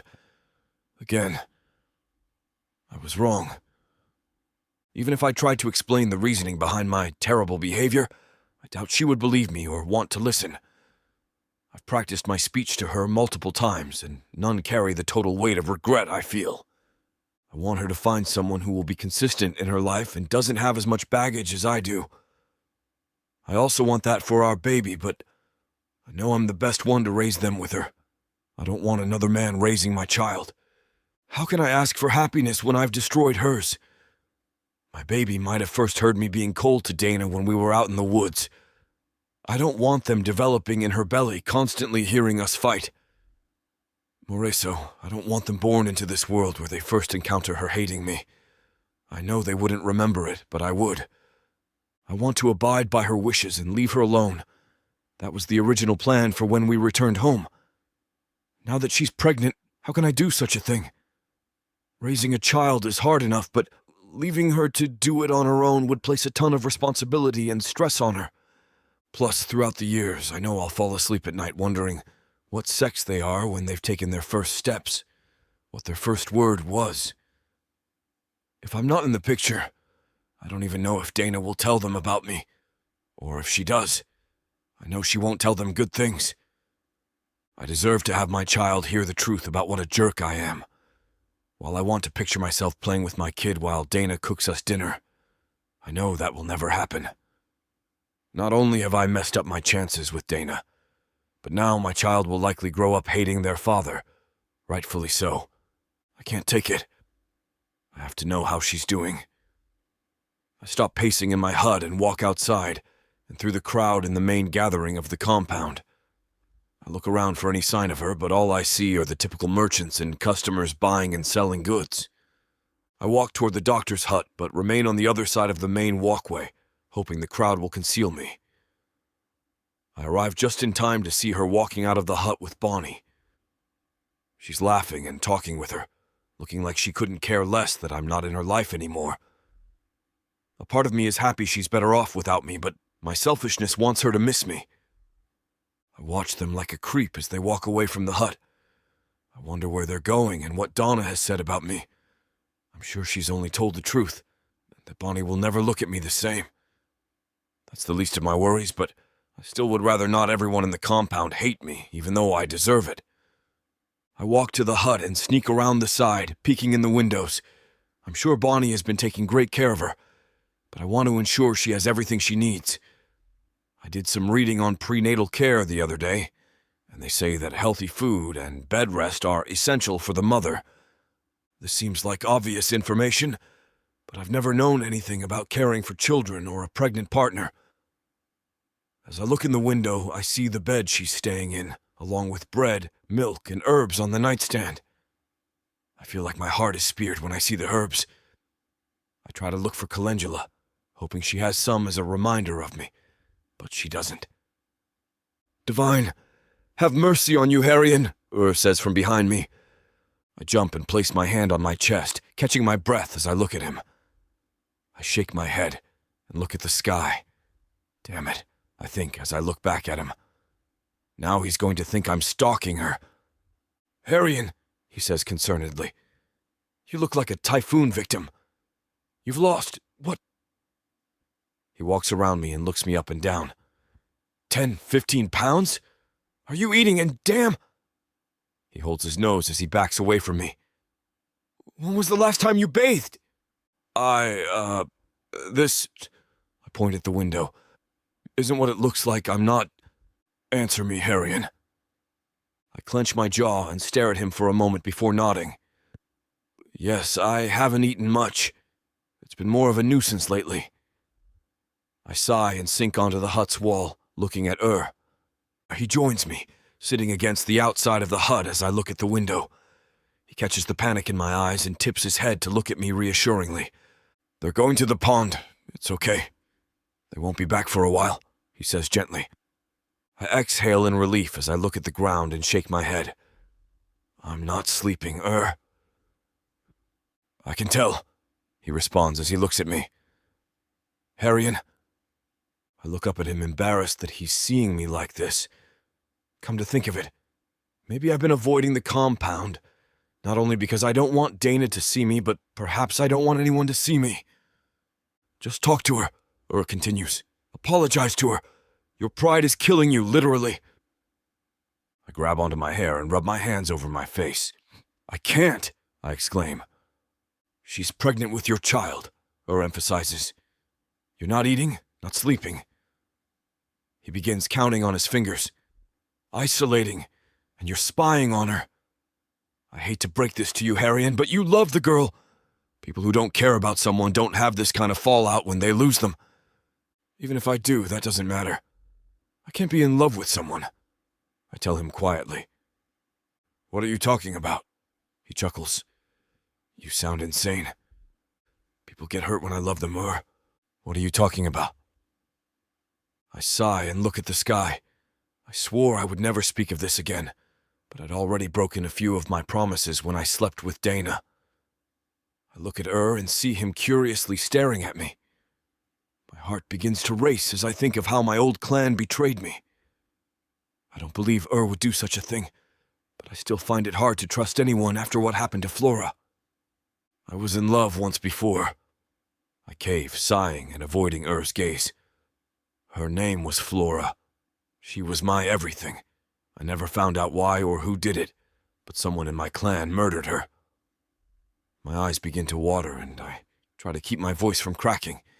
If I hadn't loved her, if I protected her more, if I hadn't been so selfish, I punch the ground and the tears spill out onto my face. She would still be here. A woman died because I loved her, How can I put Dana in the same kind of danger? Isn't that more selfish than leaving her alone? Remains silent for a moment as I weep into my hands. The tears don't only come from the memory of Flora's murder. Mostly they come from knowing I could have had a different life with Dana if I hadn't acted so coldly. Hurian, he begins gently as he pats my back. Your love isn't what killed Flora. Disgusting, vicious members of your old clan did. Your love for her. His voice trails off, and I look at him as I wipe the tears from my face. Is what gave her life. Isn't that what hers did for you? I nod in response, and he continues. Right, so why wouldn't your love for Donna give her the same feeling? You know me, Hurian. I would murder anyone that tried to hurt Bonnie, but no one at Burning Sun would ever do that. You know that. I do, I respond with a sigh. But is it worth the risk? Look at you, Hurian. You're underweight, not sleeping, and spying on Dana. Would you want Flora to see you like this? I pause, thinking that I've never considered that. Of course not. Right. She wouldn't want you to suffer like this. How long have you beat yourself up for this? Years. So Flora's watched over you as you hate yourself for years now. You can never change what happened, and you can't control the future. None of us can. Don't you think it's time to let go of that unwarranted blame? Don't you think she would want you to? I smile sadly and shake my head. Even if I did, what would I do? Donna hates me. She wants nothing to do with me. Maybe right now she does. Yes? He looks at me with sympathy. But you're the father of her child. Look. He stands and offers me his hand. I take it, and he helps me up. If you want to repent because of this guilt, which you should not be feeling, why don't you make sure Dana and your baby are happy for the rest of their lives? Give to them that feeling Flora gave you. I dust myself off and exhale, relaxing my muscles. Is right. I've been locking myself away in a dungeon of pain for years, and I've been dragging others with me unknowingly. I pulled Dana into my pain, thinking I was saving her. He's also right about Flora. She always used to tell me not to beat myself up, that I was too hard on myself. I imagine she would say the same now, and I can't hold on to the event anymore. Beautiful things are happening around me, like Dana collecting her herbs and being pregnant with our child. I sigh again and look at her. You're right, I'll talk to her. I pause and he nods his head. But what if she never forgives me? Chapter 26. Dana. I'm never swinging from that rope over the pond again. I chuckle as I look at Bonnie. Hey, I'm proud that you tried it. I wouldn't do it. Well, I sigh. After what I've been through, I think a rope swing over a pond is a pretty mild risk. Bonnie's face fades from a smile. Yeah, she responds as she looks at the ground. That's true. She looks at me and rubs my back as we walk back to the doctor's hut. Did this cheer you up a bit? Yeah. I smile at her, lying through my teeth. Thank you so much. We arrive at the hut, and I look at it with sorrow. The doctor has been kind enough to move huts for a while since this one is closer to the edge of the forest. He overheard me tell Bonnie that I wanted to collect herbs and told me as long as I went with a guard, I could stay here until I had the baby. I wonder if, along with sensing my pregnancy, he also felt my sadness. See you in the morning? Bonnie asks kindly. Absolutely. I smile and hug her before going inside. I close the door behind me and look at my new home. Bonnie has been so sweet, taking me to the marketplace and getting decorations to make me happy. There are candles everywhere, a fireplace on the wall that I haven't lit yet, because it'll remind me of Hurian, and tapestries lining the walls. I walk to my bed and sit on it, looking at the fireplace sadly. It's been a routine I've fallen into the last week since I last saw Hurian.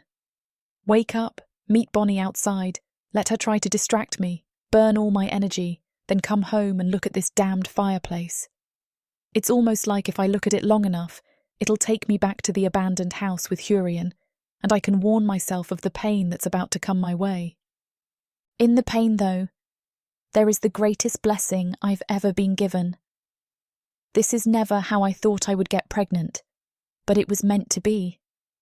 I've thought repeatedly in the past week that maybe this is the only reason Hurian came into my life, to give me this baby.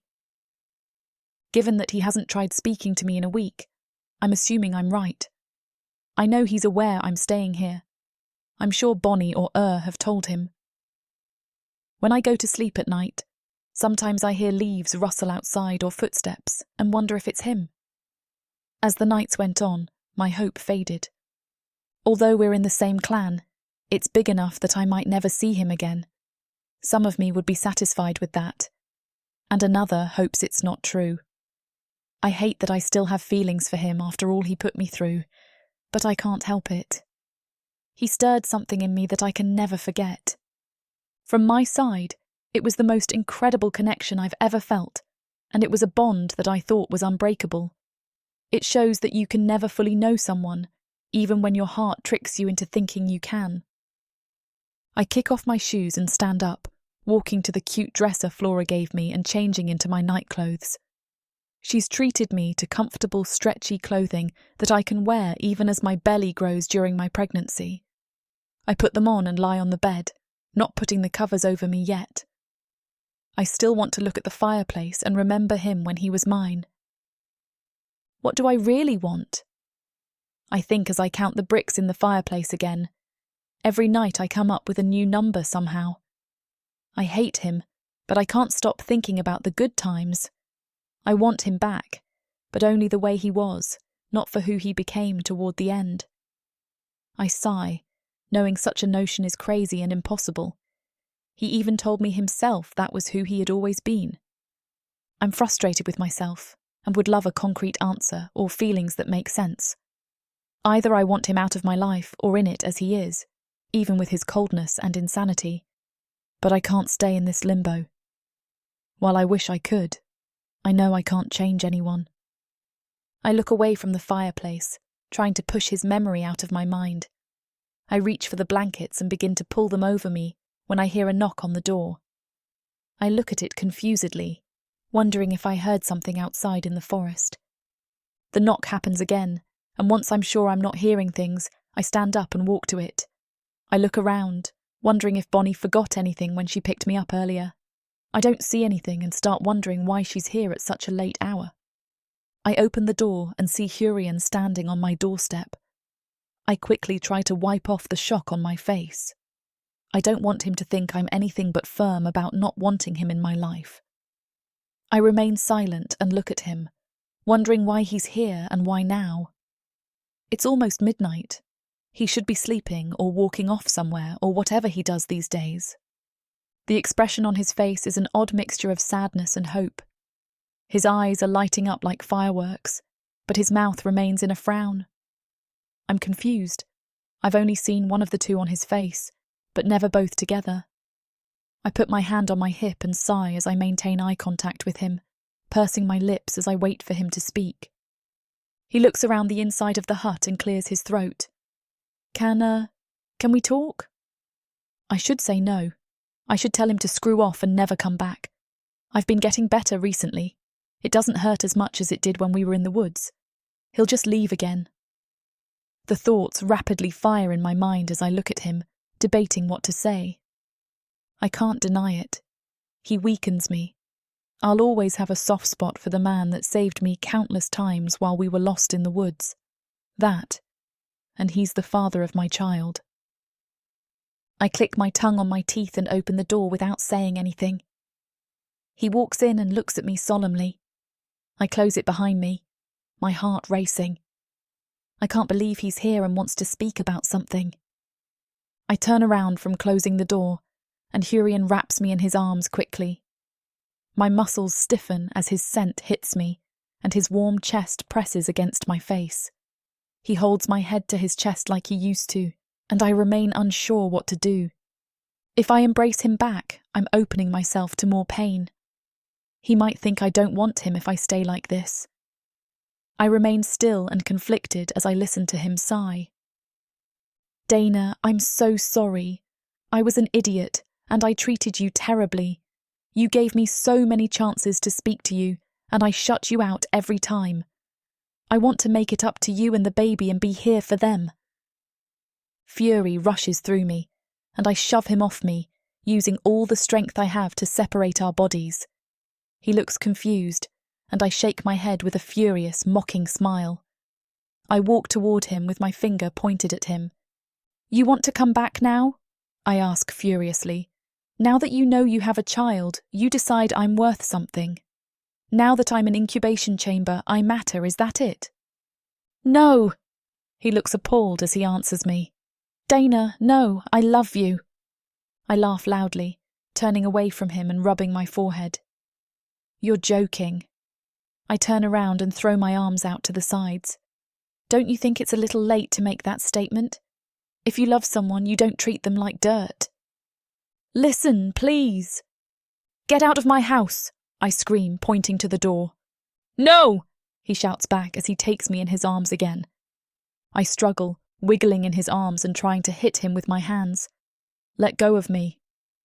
Listen, he says gently. To what? What could you possibly have to say to make me believe your nonsense? I loved another woman before you. I pause in my struggle. I know that tone in his voice. It only appears when he's getting vulnerable. I don't look at or hold him back, but I stop trying to resist as much as he continues speaking. Her name was Flora, and she was... He sighs. Amazing. We were together for years until she died. That's why I came to Burning Sun, because my old clan members murdered her. I slowly look up at him and meet his gaze. What? I ask, squinting my eyes and furrowing my brows. I thought she died because of me. I thought if I could have done something more, or protected her more, she wouldn't have died. He pauses and shakes his head before looking back at me with tears in his eyes. I thought if I loved you, something would happen to you too, and I couldn't live with that. I couldn't. He wipes a tear from his face and inhales deeply. But I had already fallen in love with you. I still love you as much as I did the night at the river. It took me too long to realise I was a complete jack-off. He releases me from his grip, and I look at him with sadness. Walking to the door, he holds his arms to the sides before dropping them by his hips. If you can't forgive me, believe me, I understand. He puts his hand on the door. But I needed you to know that. I needed to at least try. Pushing on the door, he begins to step outside. I stare at him with my mouth hung open in awe. Before I can process what he said, I run to him and wrap my arms around his waist. He closes the door and turns around to hold me again, wrapping me tightly in his arms as I begin sobbing into his chest. Hey, he says gently. Why are you crying? Because I didn't... No. My sobs break up my words. I didn't know that's what brought you here. I lean my chin up to face him. I can't believe that's what has held you back, Hurian. I'm so sorry. Don't apologise to me. I'm the one that owes you an apology every day for the rest of my life if you'll have me. Of course I will. I look deeply into his eyes and smile. I love you, Hurian. I love you too, Dana. He kisses me deeply, and I wrap my arms around him. God, I miss this, I think, as our lips part and our tongues play with each other. His arms tighten around me, and I melt into him, just as I did the night we conceived our child.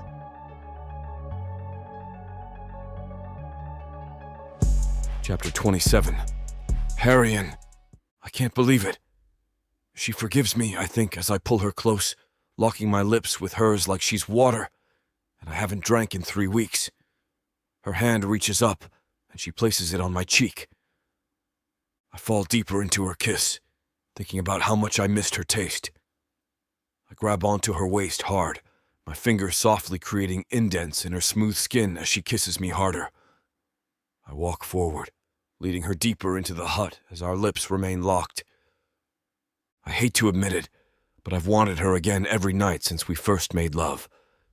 I didn't ever think it consciously, out of fear that I would only be hurting her. That night at the river was the most intense and loving pleasure I've ever known. I stop before we get to the bed, my fingers running over the nook of her neck softly. She smiles beneath our kiss and looks at me as she chuckles. "I'm not going to break you, no," she whispers. "I don't want to hurt you," I respond, looking lovingly into her eyes. "You won't. Don't hold back. This scene is about to get too steamy for this platform's comfort. And as much as we'd love to keep going, their guidelines say we need to stop here." To continue releasing these free audiobooks on this platform, we've got to play by the rules. The passion doesn't end here. Visit worldsofprotheka.com to hear the full, uncut version of this fantasy romance, and every daring moment that YouTube can't handle. Use code YouTube30 for 30% off unabridged audiobooks in the Worlds of Protheka. Don't let YouTube hold you back. Immerse yourself in a world of magic, danger, and unfiltered passion. Protheka's magic is eternal. Listen unabridged and you'll never want to go back.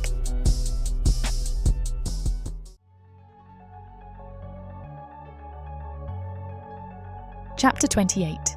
Dana. I walk along the backyard of the hut the doctor has let me stay in, checking on the herbs I've planted on the boundary of the compound and the forest. Seeing the patch of dirt I worked with a few weeks ago, I kneel and grin as I run my fingertips over the small green bud that's grown where only a seed used to be. I look out into what little of the forest I have for gardening. The rest is blocked off by a wall, much to my thankfulness. While the story of how Hurian and I met is romantic, and I'll always thank the woods for bringing us together, I don't have the desire to get lost again anytime soon. When I left the compound that first day, I didn't care to be with a guard. I was sure I could get what I needed and return to safety quickly. I couldn't have been more wrong. Looking back, I wonder if I wasn't going into the forest for only herbs. I wonder if I was running from something, the lack of trust in a clan, the memories of my torture that kept me locked away emotionally for so long. Today, I don't have anything to run from or avoid. In fact, I have every reason to stay. A few days ago, I had a checkup with the doctor, and he told me I'm a little over 3 months pregnant, and we are both very healthy. Hurian has moved into the doctor's hut and spends his days as a teacher in the local school.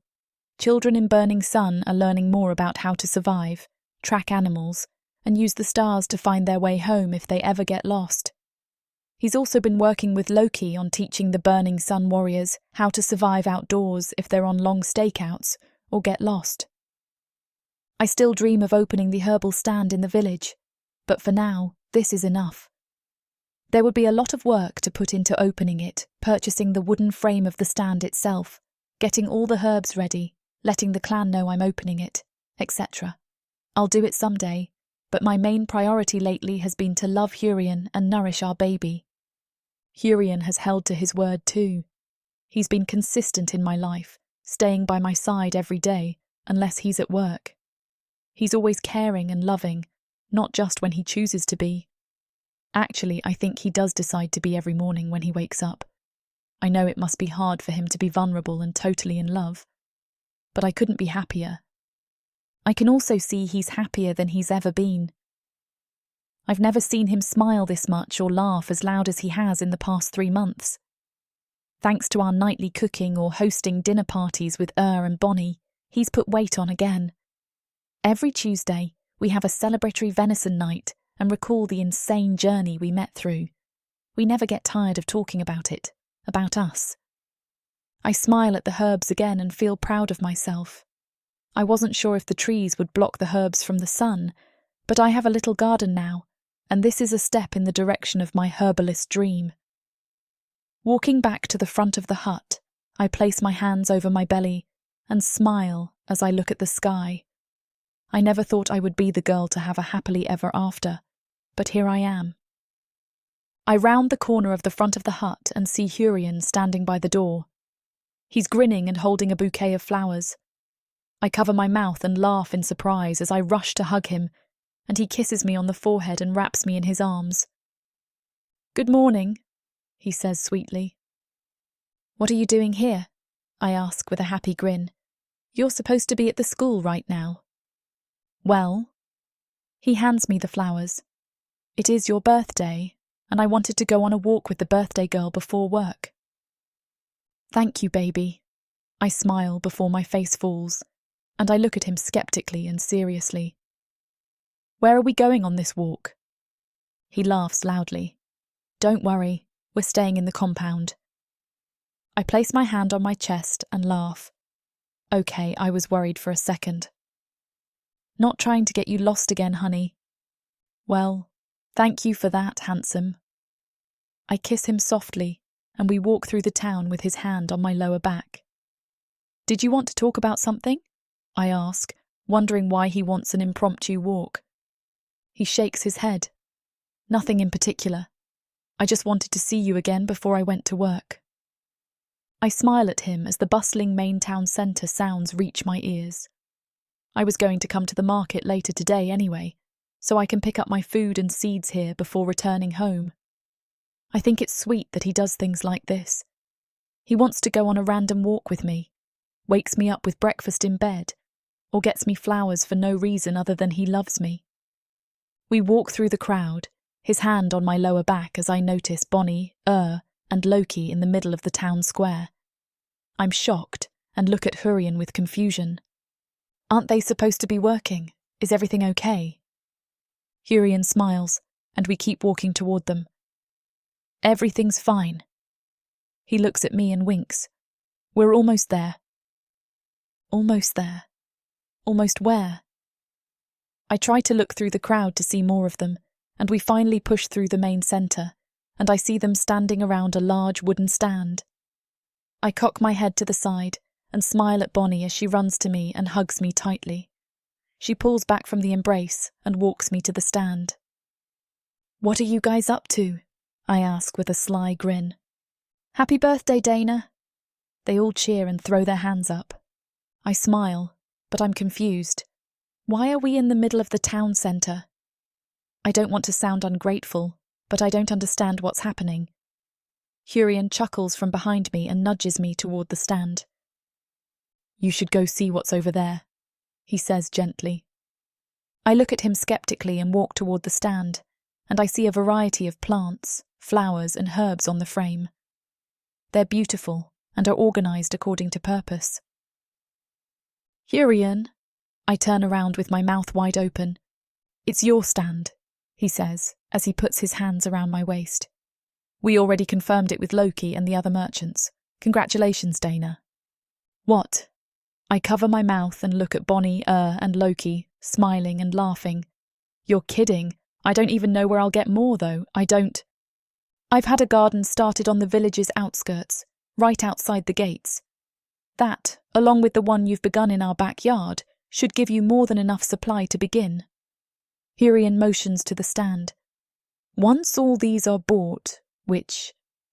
He exhales playfully. "I can imagine they will be soon." I throw myself into his arms and begin weeping. I can't believe this. I'm in shock. I've never known love like this from my friends and a partner. I feel Bonnie join our hug and hold on to her as tightly as I do Hurian as I cry. Once the hug breaks, I wipe the tears from my eyes and look at them as I laugh. I turn to the stand again and examine what they've collected. In the middle of the table is a bunch of calendulas. I look at Hurian and he shrugs with a grin. I run my fingers over the wood on the stand and think about how much I'll be able to help people with this. I grin and can't control myself. I turn around, run and jump on Hurian, folding my legs around him as he catches me in midair and laughs. "Thank you, O Hurian, thank you." I weep into his shoulder. "No, baby, thank you." I pull back from his shoulder and look into his eyes as he continues. "Without you, I would be miserable. If I hadn't found you in the woods that day, the rest of my life would have been nothing but darkness and agony. You are the light I needed, and still need, to keep going."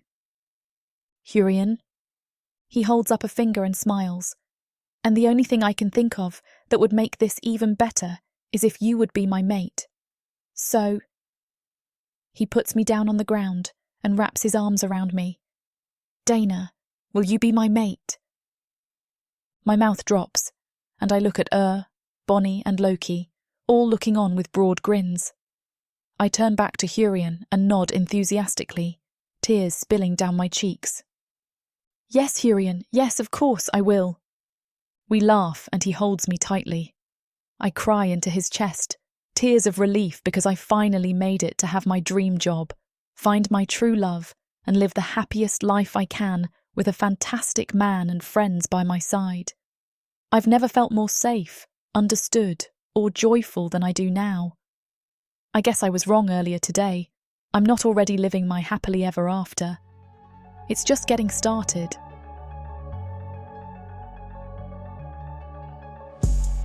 Chapter 29. Hurian. I walk into the garden I started for Dana and pick a few of the lilacs I planted for her.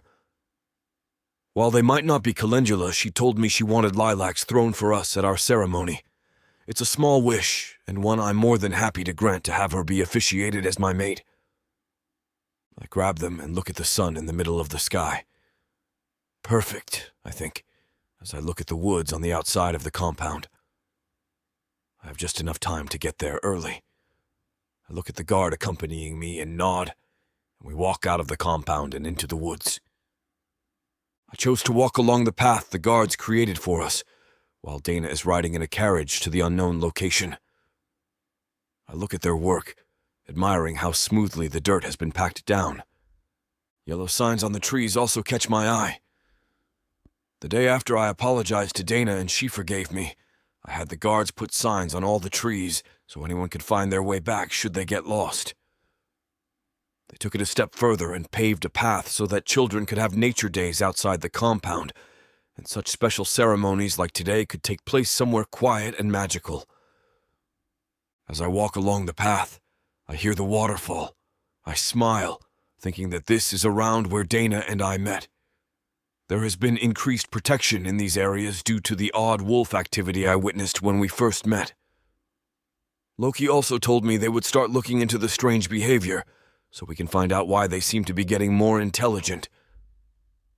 We walk for about 45 minutes on the paved path. It sounds crazy to walk this far when I could ride, but I wanted time to collect my thoughts and, in a way, relive the day I met Dana when I was walking in these woods. The first time I walked on the path the guards paved, I realized how much Dana and I zigzagged around when we were trying to get home. With a straight path to where I arranged for our mating ceremony to be, the walk is much shorter. The guard and I walk down the final hill, and I smile as I see Loki and many of our clan members waiting by the river. I knew the spot on the river where we made love would be perfect for our union. I smile, and he holds his arms out with a grin, welcoming me to the ceremony that will lead me to the rest of my life. I see he has had a flower arch made and placed right next to the river. 2 torches are lit next to him, and multiple carriages stopped on the far side of the gathering. I know one of them is reserved for Dana and me after we have completed the ceremony. This isn't the only surprise I have in store for her tonight. I smile as I approach and embrace him. The crowd gathered to witness our union applauds, and I feel myself flush. I'm not a massive fan of large gatherings, but I want to show Dana off today. I want everyone to know how much I love her, and particularly want her to feel like royalty. Loki pats me on the back and hands me a bag filled with my clothes for the ceremony. I sigh and take it from him, and he laughs. "Don't be nervous, Hurian," he says calmly. She's been your mate long since before you asked her. I exhale slowly, looking at the bag. Doesn't make this any less nerve-wracking. I know, but you'll be just fine. Go change. She'll be here soon. I nod and walk around a few tree trunks until I'm at the river's edge. I look out into the rest of the forest on the other side, remembering how beautiful the stars are at night. Changing into my ceremonial clothes, my heart begins to beat rapidly. My palms are sweating too, and I doubt it's from the cool summer breeze. I walk back to Loki and he looks at me with a grin. Before I can thank him for officiating, a carriage rolls down the hill slowly and I stop and look at it, my heart pounding in my throat. It pulls up, the wheels slowing to a stop as my stomach turns. The door opens, and and Bonnie step out. As they laugh, I roll my eyes and put my hand on my forehead. Runs to me and embraces me tightly while I recover from the heart palpitations they gave me. Congratulations, brother, says excitedly, and a beautiful location. I look at the calm water flowing down the river behind us. I smile and think of the speech Dana gave me while she was in the river, and I was walking away. Her words will always stick with me. That's what you do when you fall in love. You take the risk of getting hurt. What I didn't know then is that with the kind of love Dana and I have, I don't feel a risk anymore. Once my guard was let down completely, I didn't feel nervous about either of us getting hurt. Something I should have learned a long time ago, but only realized recently is that you shouldn't live in the past or the future. Otherwise, you're missing the present. I turn back to and Bonnie and grin widely at them. It seemed appropriate, I say, not telling them why I picked this location. Of course, I don't want them to know Dana, and I made love here for the first time, but what no one knows, not even Dana, is that this is the place where I opened up to anyone about Flora for the first time. I didn't tell Dana the entire story that night, but me telling her that I had loved and lost before was the start of the walls around my heart crumbling. I hear another carriage approaching, and Bonnie quickly rushes to the other side of Loki while stands next to me. I wait patiently, my hands still sweating, and my heart beating out of my chest as this one slows too and parks next to and Bonnie's. The driver gets out of his seat and opens the carriage's door, and I watch Dana step out and hold my breath. She wears a beautiful white dress with a flower crown that matches the altar. The dress is short and ruffled, and has slim straps that lie perfectly off her shoulders. I smile and think my heart will jump out of my body as she walks closer with a look of shock and admiration. I smile and walk toward her, offering her my hand as she looks at the scene I've prepared. Even though the river looks the same in some parts, I knew she would remember this specific location, like I did when I thought of where to have our ceremony. Hurian, is this... Yes, love. This is it. She smiles widely, her smile almost touching her ears. She's so happy. I grin and walk her toward Loki. She embraces Bonnie and I look at who gives me a wink before Loki starts the ceremony. Hurian and Dana, Loki begins with a smile. This forest was where you lost yourselves and found each other. Please, join hands. Dana looks at me with a sly smile. She told me she wanted elements of a human wedding, and I tried to incorporate them with orcish traditions.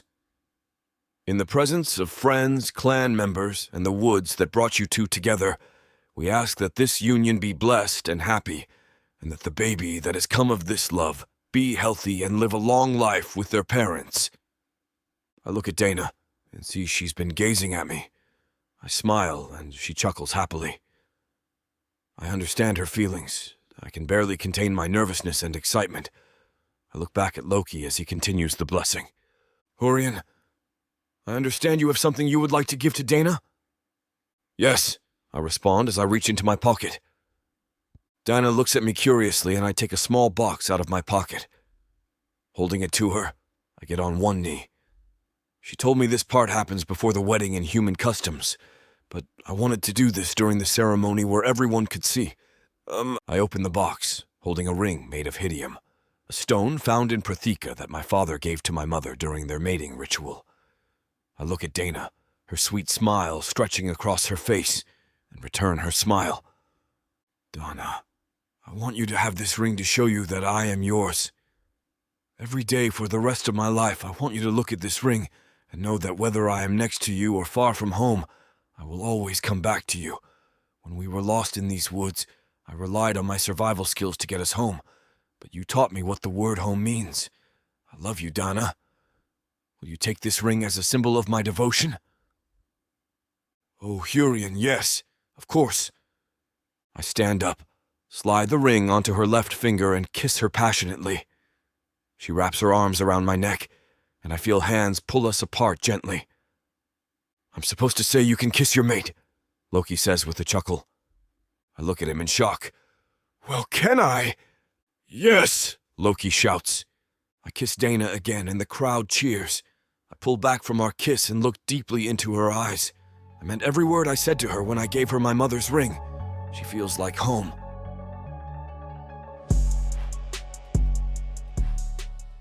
From the depths of the darkness of Protheka, Or clawing up from the realms of fantasy. come the most fearsome beasts you have ever seen. These monsters are done watching from the shadows. Now, as they step into the light, something unexpected grips them. Something even they can't fight off. Love, Vampires. demons, Dark elves. gods. Minotaurs. Creatures of light and dark. They will protect their mates. Do whatever needs to be done. Morally grey heroes who will burn the world to protect the women who love them. 10 audiobooks. Fall into over 60 hours of fantasy romance. 20 ebooks. Over 1 million words of these brutes who will protect their women. Even if they might destroy themselves in the process. Get the immersive Protheka Fantasy Romance Bundle. For 80% off, right now, dive into Protheka at a once-in-a-lifetime discount. The first bundle to offer both ebooks and audiobooks on worldsofprotheka.com. Protheka's magic is eternal, and this romantasy bundle will make it endless. Chapter 30. Dana. I lie my head on Hurian's chest as the carriage rocks along the road. I look down at the ring he gave me and smile. When I said a human-like ceremony, I didn't think he would go this far. After the ceremony, we drank and danced with our friends until the stars came out. I was sure we would wait by the river and talk there before returning to the doctor's hut, but Hurian said he had other plans. I asked him a few times where we were going, but he wouldn't tell me. While we've been in the carriage, I've tried to let it be and enjoy the moment, cuddling with the man I love as he whisks me away. The carriage slows and comes to a stop. I lift my head from his chest, and he winks at me. "Are you ready?" he asks with a sly smile. I nod. "Yes," I reply enthusiastically. "Good." He opens the carriage's door and stands outside it, holding his hand out to me. I smile and take it, stepping out of the carriage and looking around. Once the torch's light on the front porch catches my eye, I freeze and smile wide. I laugh as I look at a beautiful log cabin in front of us. He grins, walks me toward it, and tips our carriage driver as we pass him. We walk toward it, and I get a strange, familiar feeling as I look at the door. I look at him with confusion, and he just smiles in return. "Hurian." He chuckles. "Open the door." I open the door to the cabin and walk inside. The lit fireplace and candles placed around the room confirm my suspicions. This is the abandoned house we stayed in the first night we were together. "No," I say in shock. "How did you—" "I had some help renovating it." I look at the new walls and redone floors, covering my mouth in shock. I hear him chuckle and look at him from the middle of the living room. He's bathed in candlelight, the flames making his muscles pop as I shake my head. "I can't believe you did this." "Dana." Hurian steps close to me and takes me in his arms. "I would do anything for you." "But are we safe here?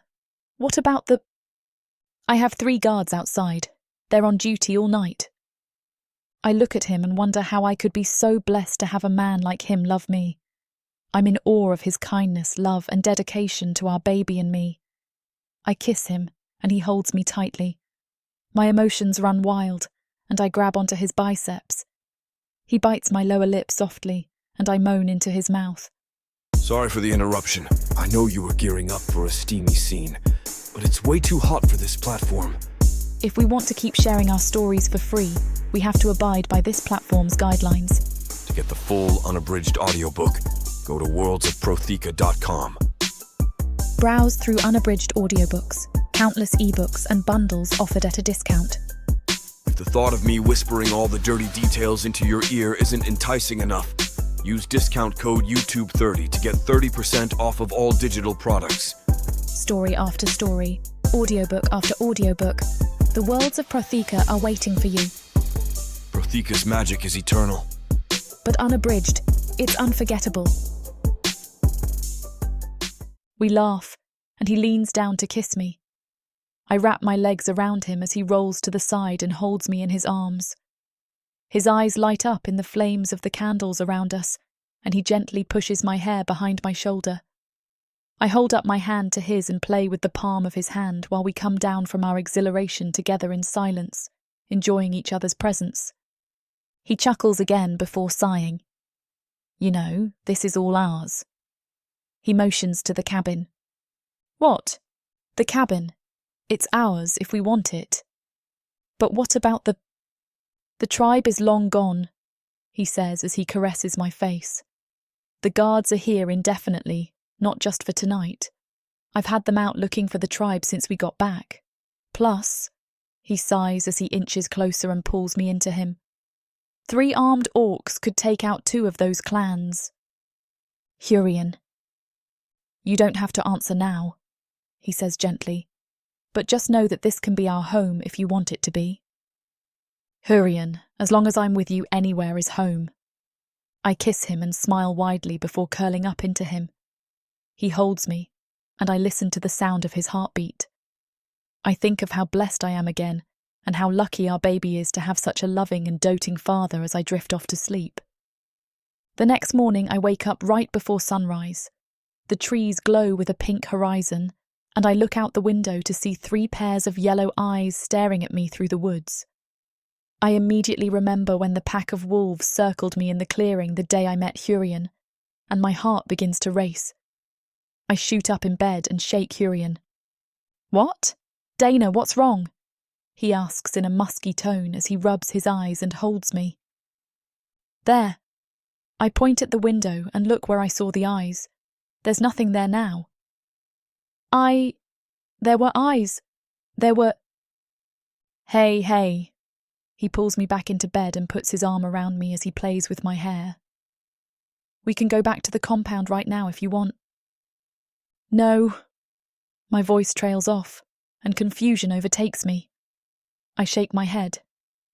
No, I'm sorry, honey. I must have been dreaming. I feel Hurian fall asleep, his breathing deepening as he drifts off. I continue to look out the window as my heart races in my chest. The eyes must have just been a dream, right?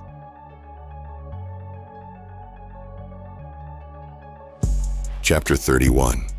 Juris. Today is one of those days where there is barely an ounce of focus on work, strain, and sweat. For good reason, of course, for today is the mating ceremony between Hurian and Dana. The gods have blessed them today with warm, clear weather.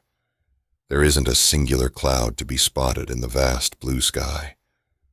I stand amongst the many who have turned out for them in support today. Hurian walks past me, with Dana linked at his arm. As an orc who's never much been into the concept of a mate for life, even I have to admit how well they look together. Hurian makes eye contact with me as he comes closer. I nod slowly, showing respect to my fellow orc. He returns the sentiment before straightening his gaze, walking onwards ahead with his mate.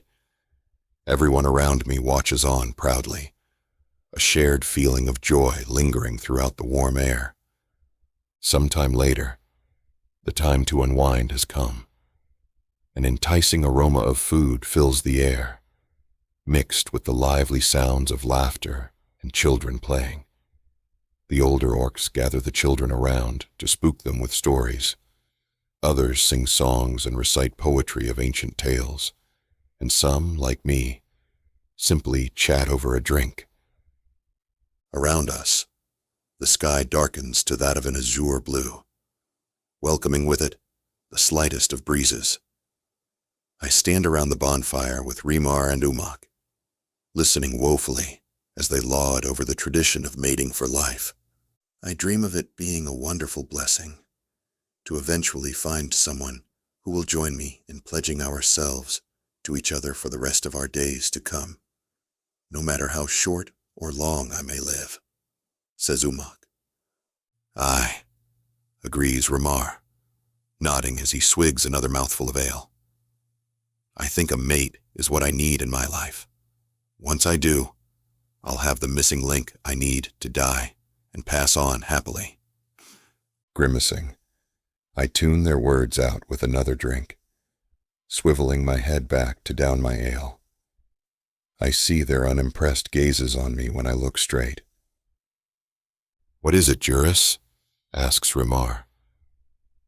Nothing, I reply, gazing into my now empty pint. I'm getting the sense you disagree with that of which we speak of, remarks Umak. What's the matter? Are you not happy for Hurian? Of course I'm happy for him, you fools, I snap. I just don't share the same sentiment of lifelong mating. Rimar and look first at each other, then behind me, then back at each other, laughing as if sharing a silent inside joke. Eh? What is it? Speak up now, I demand. A heavy hand lands on my shoulder. The orc it belongs to steps in at my side, joining the conversation and handing me a fresh ale. Eurus, greets Jorgen. Somehow I'm not surprised to hear you speak of tradition like that. Are you on the hunt for a woman tonight? Come on, cousin. Even I know when to behave myself. In the distance, near the human residences, are a group of women hanging around and laughing. Amongst them is one who seemingly notices me the same time I notice her. From here, I can smell the aroma of roses that comes from her skin, recalling how smooth and soft she felt in my grip and mouth. She smiles, turning away and whispering to her friends. After all, I say, returning my focus to those around me. It's a mating ceremony, a time for celebration and happiness. Tonight, I'm here for my fellow orc. To Hurian, we roar aloud in unison, before drinking. Eurus, let me ask you something, says Jorgen. You saw how well everything went tonight for Hurian. Do you ever see yourself in his position? What do you mean, cousin? Being mated with a loved one? Holding an extravagant ceremony such as this one? Of course not, I scoff, much to his annoyance. I'll declare it now for all of you to hear, that I shall never mate with anyone, especially a human woman, seeing as they seem to be all the rage for us orcs nowadays. Everyone exchanges looks with each other, rolling their eyes as though disinterested in what I had to say, except for Jorgen, who draws himself up before speaking. You're ever so careless, but there's nothing new there. I suppose at your age, you can afford to be as happy-go-lucky as you are. But my dear cousin, it's important you know that you can't always wander through life so blissfully ignorant. Don't sound so certain of yourself, Jorgen. If anything, it's just as wrong to assume you know what's best for another orc in their young age as it is to go against tradition. Jorgen stays silent, only sharing with me another concerning look before we move on to other topics of conversation, becoming engrossed in hearty jokes and barrels of ale.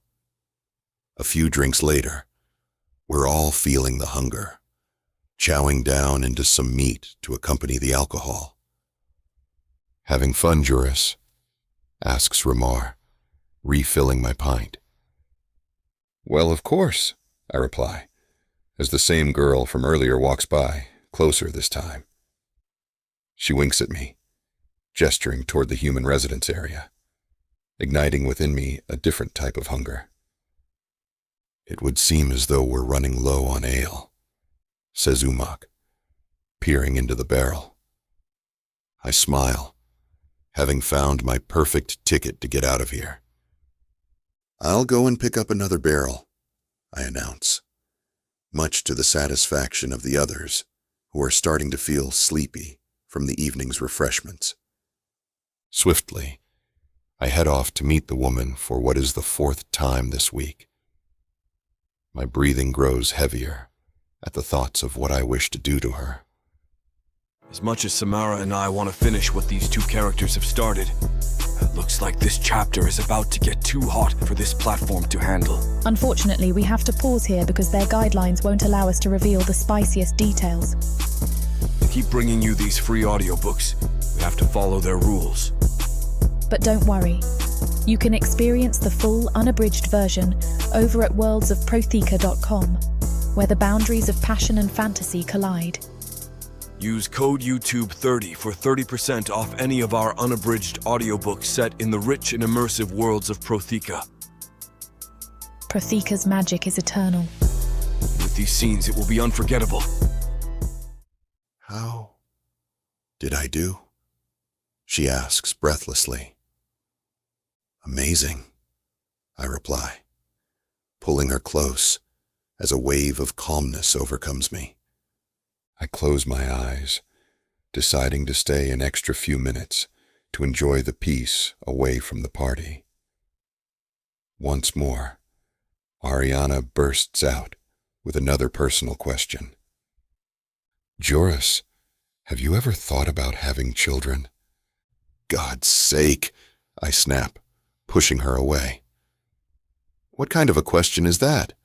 I'm trying to relax here." As she glares back at me frightfully, I'm reminded of all the other questions she's been interrogating me with recently. Do I want to travel outside the Burning Sun clan? What would I change about myself? What is my biggest fear? All of which have freaked me out. "I don't ever want to have one," I tell her. "What's up with you?" I hesitate for a moment before answering. "Honestly, I don't like that you've been trying to find out more about me with all of these weird questions. You and I are just bed partners, Ariana. Nothing more, nothing less. I thought I've been making that clear enough, so quit trying to make us more than what we really are." As soon as the final word leaves my mouth, I'm overcome with regret, seeing how she retracts inward and turns away from me. I curse myself with guilt, knowing she didn't deserve that. Perhaps I should never have had such an arrangement with someone as innocent as her. But damn, is she tempting every minute of every day. I reach my hand out, but she stands as soon as I touch her. "You're right," she tells me, throwing her clothes back on. "I should never have prodded into your life the way I was doing." "Well, I'm glad you see things my way. That's why I'm ending this thing that we have between us. It's not going in the direction I wanted it to.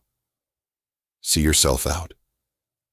Spinning violently, she scowls and walks away, leaving me alone in her bed. Although I'm caught off guard, I quickly brush it off, thinking it's likely for the best. I lay my head down on the pillow, thinking what is next in this world for me to conquer.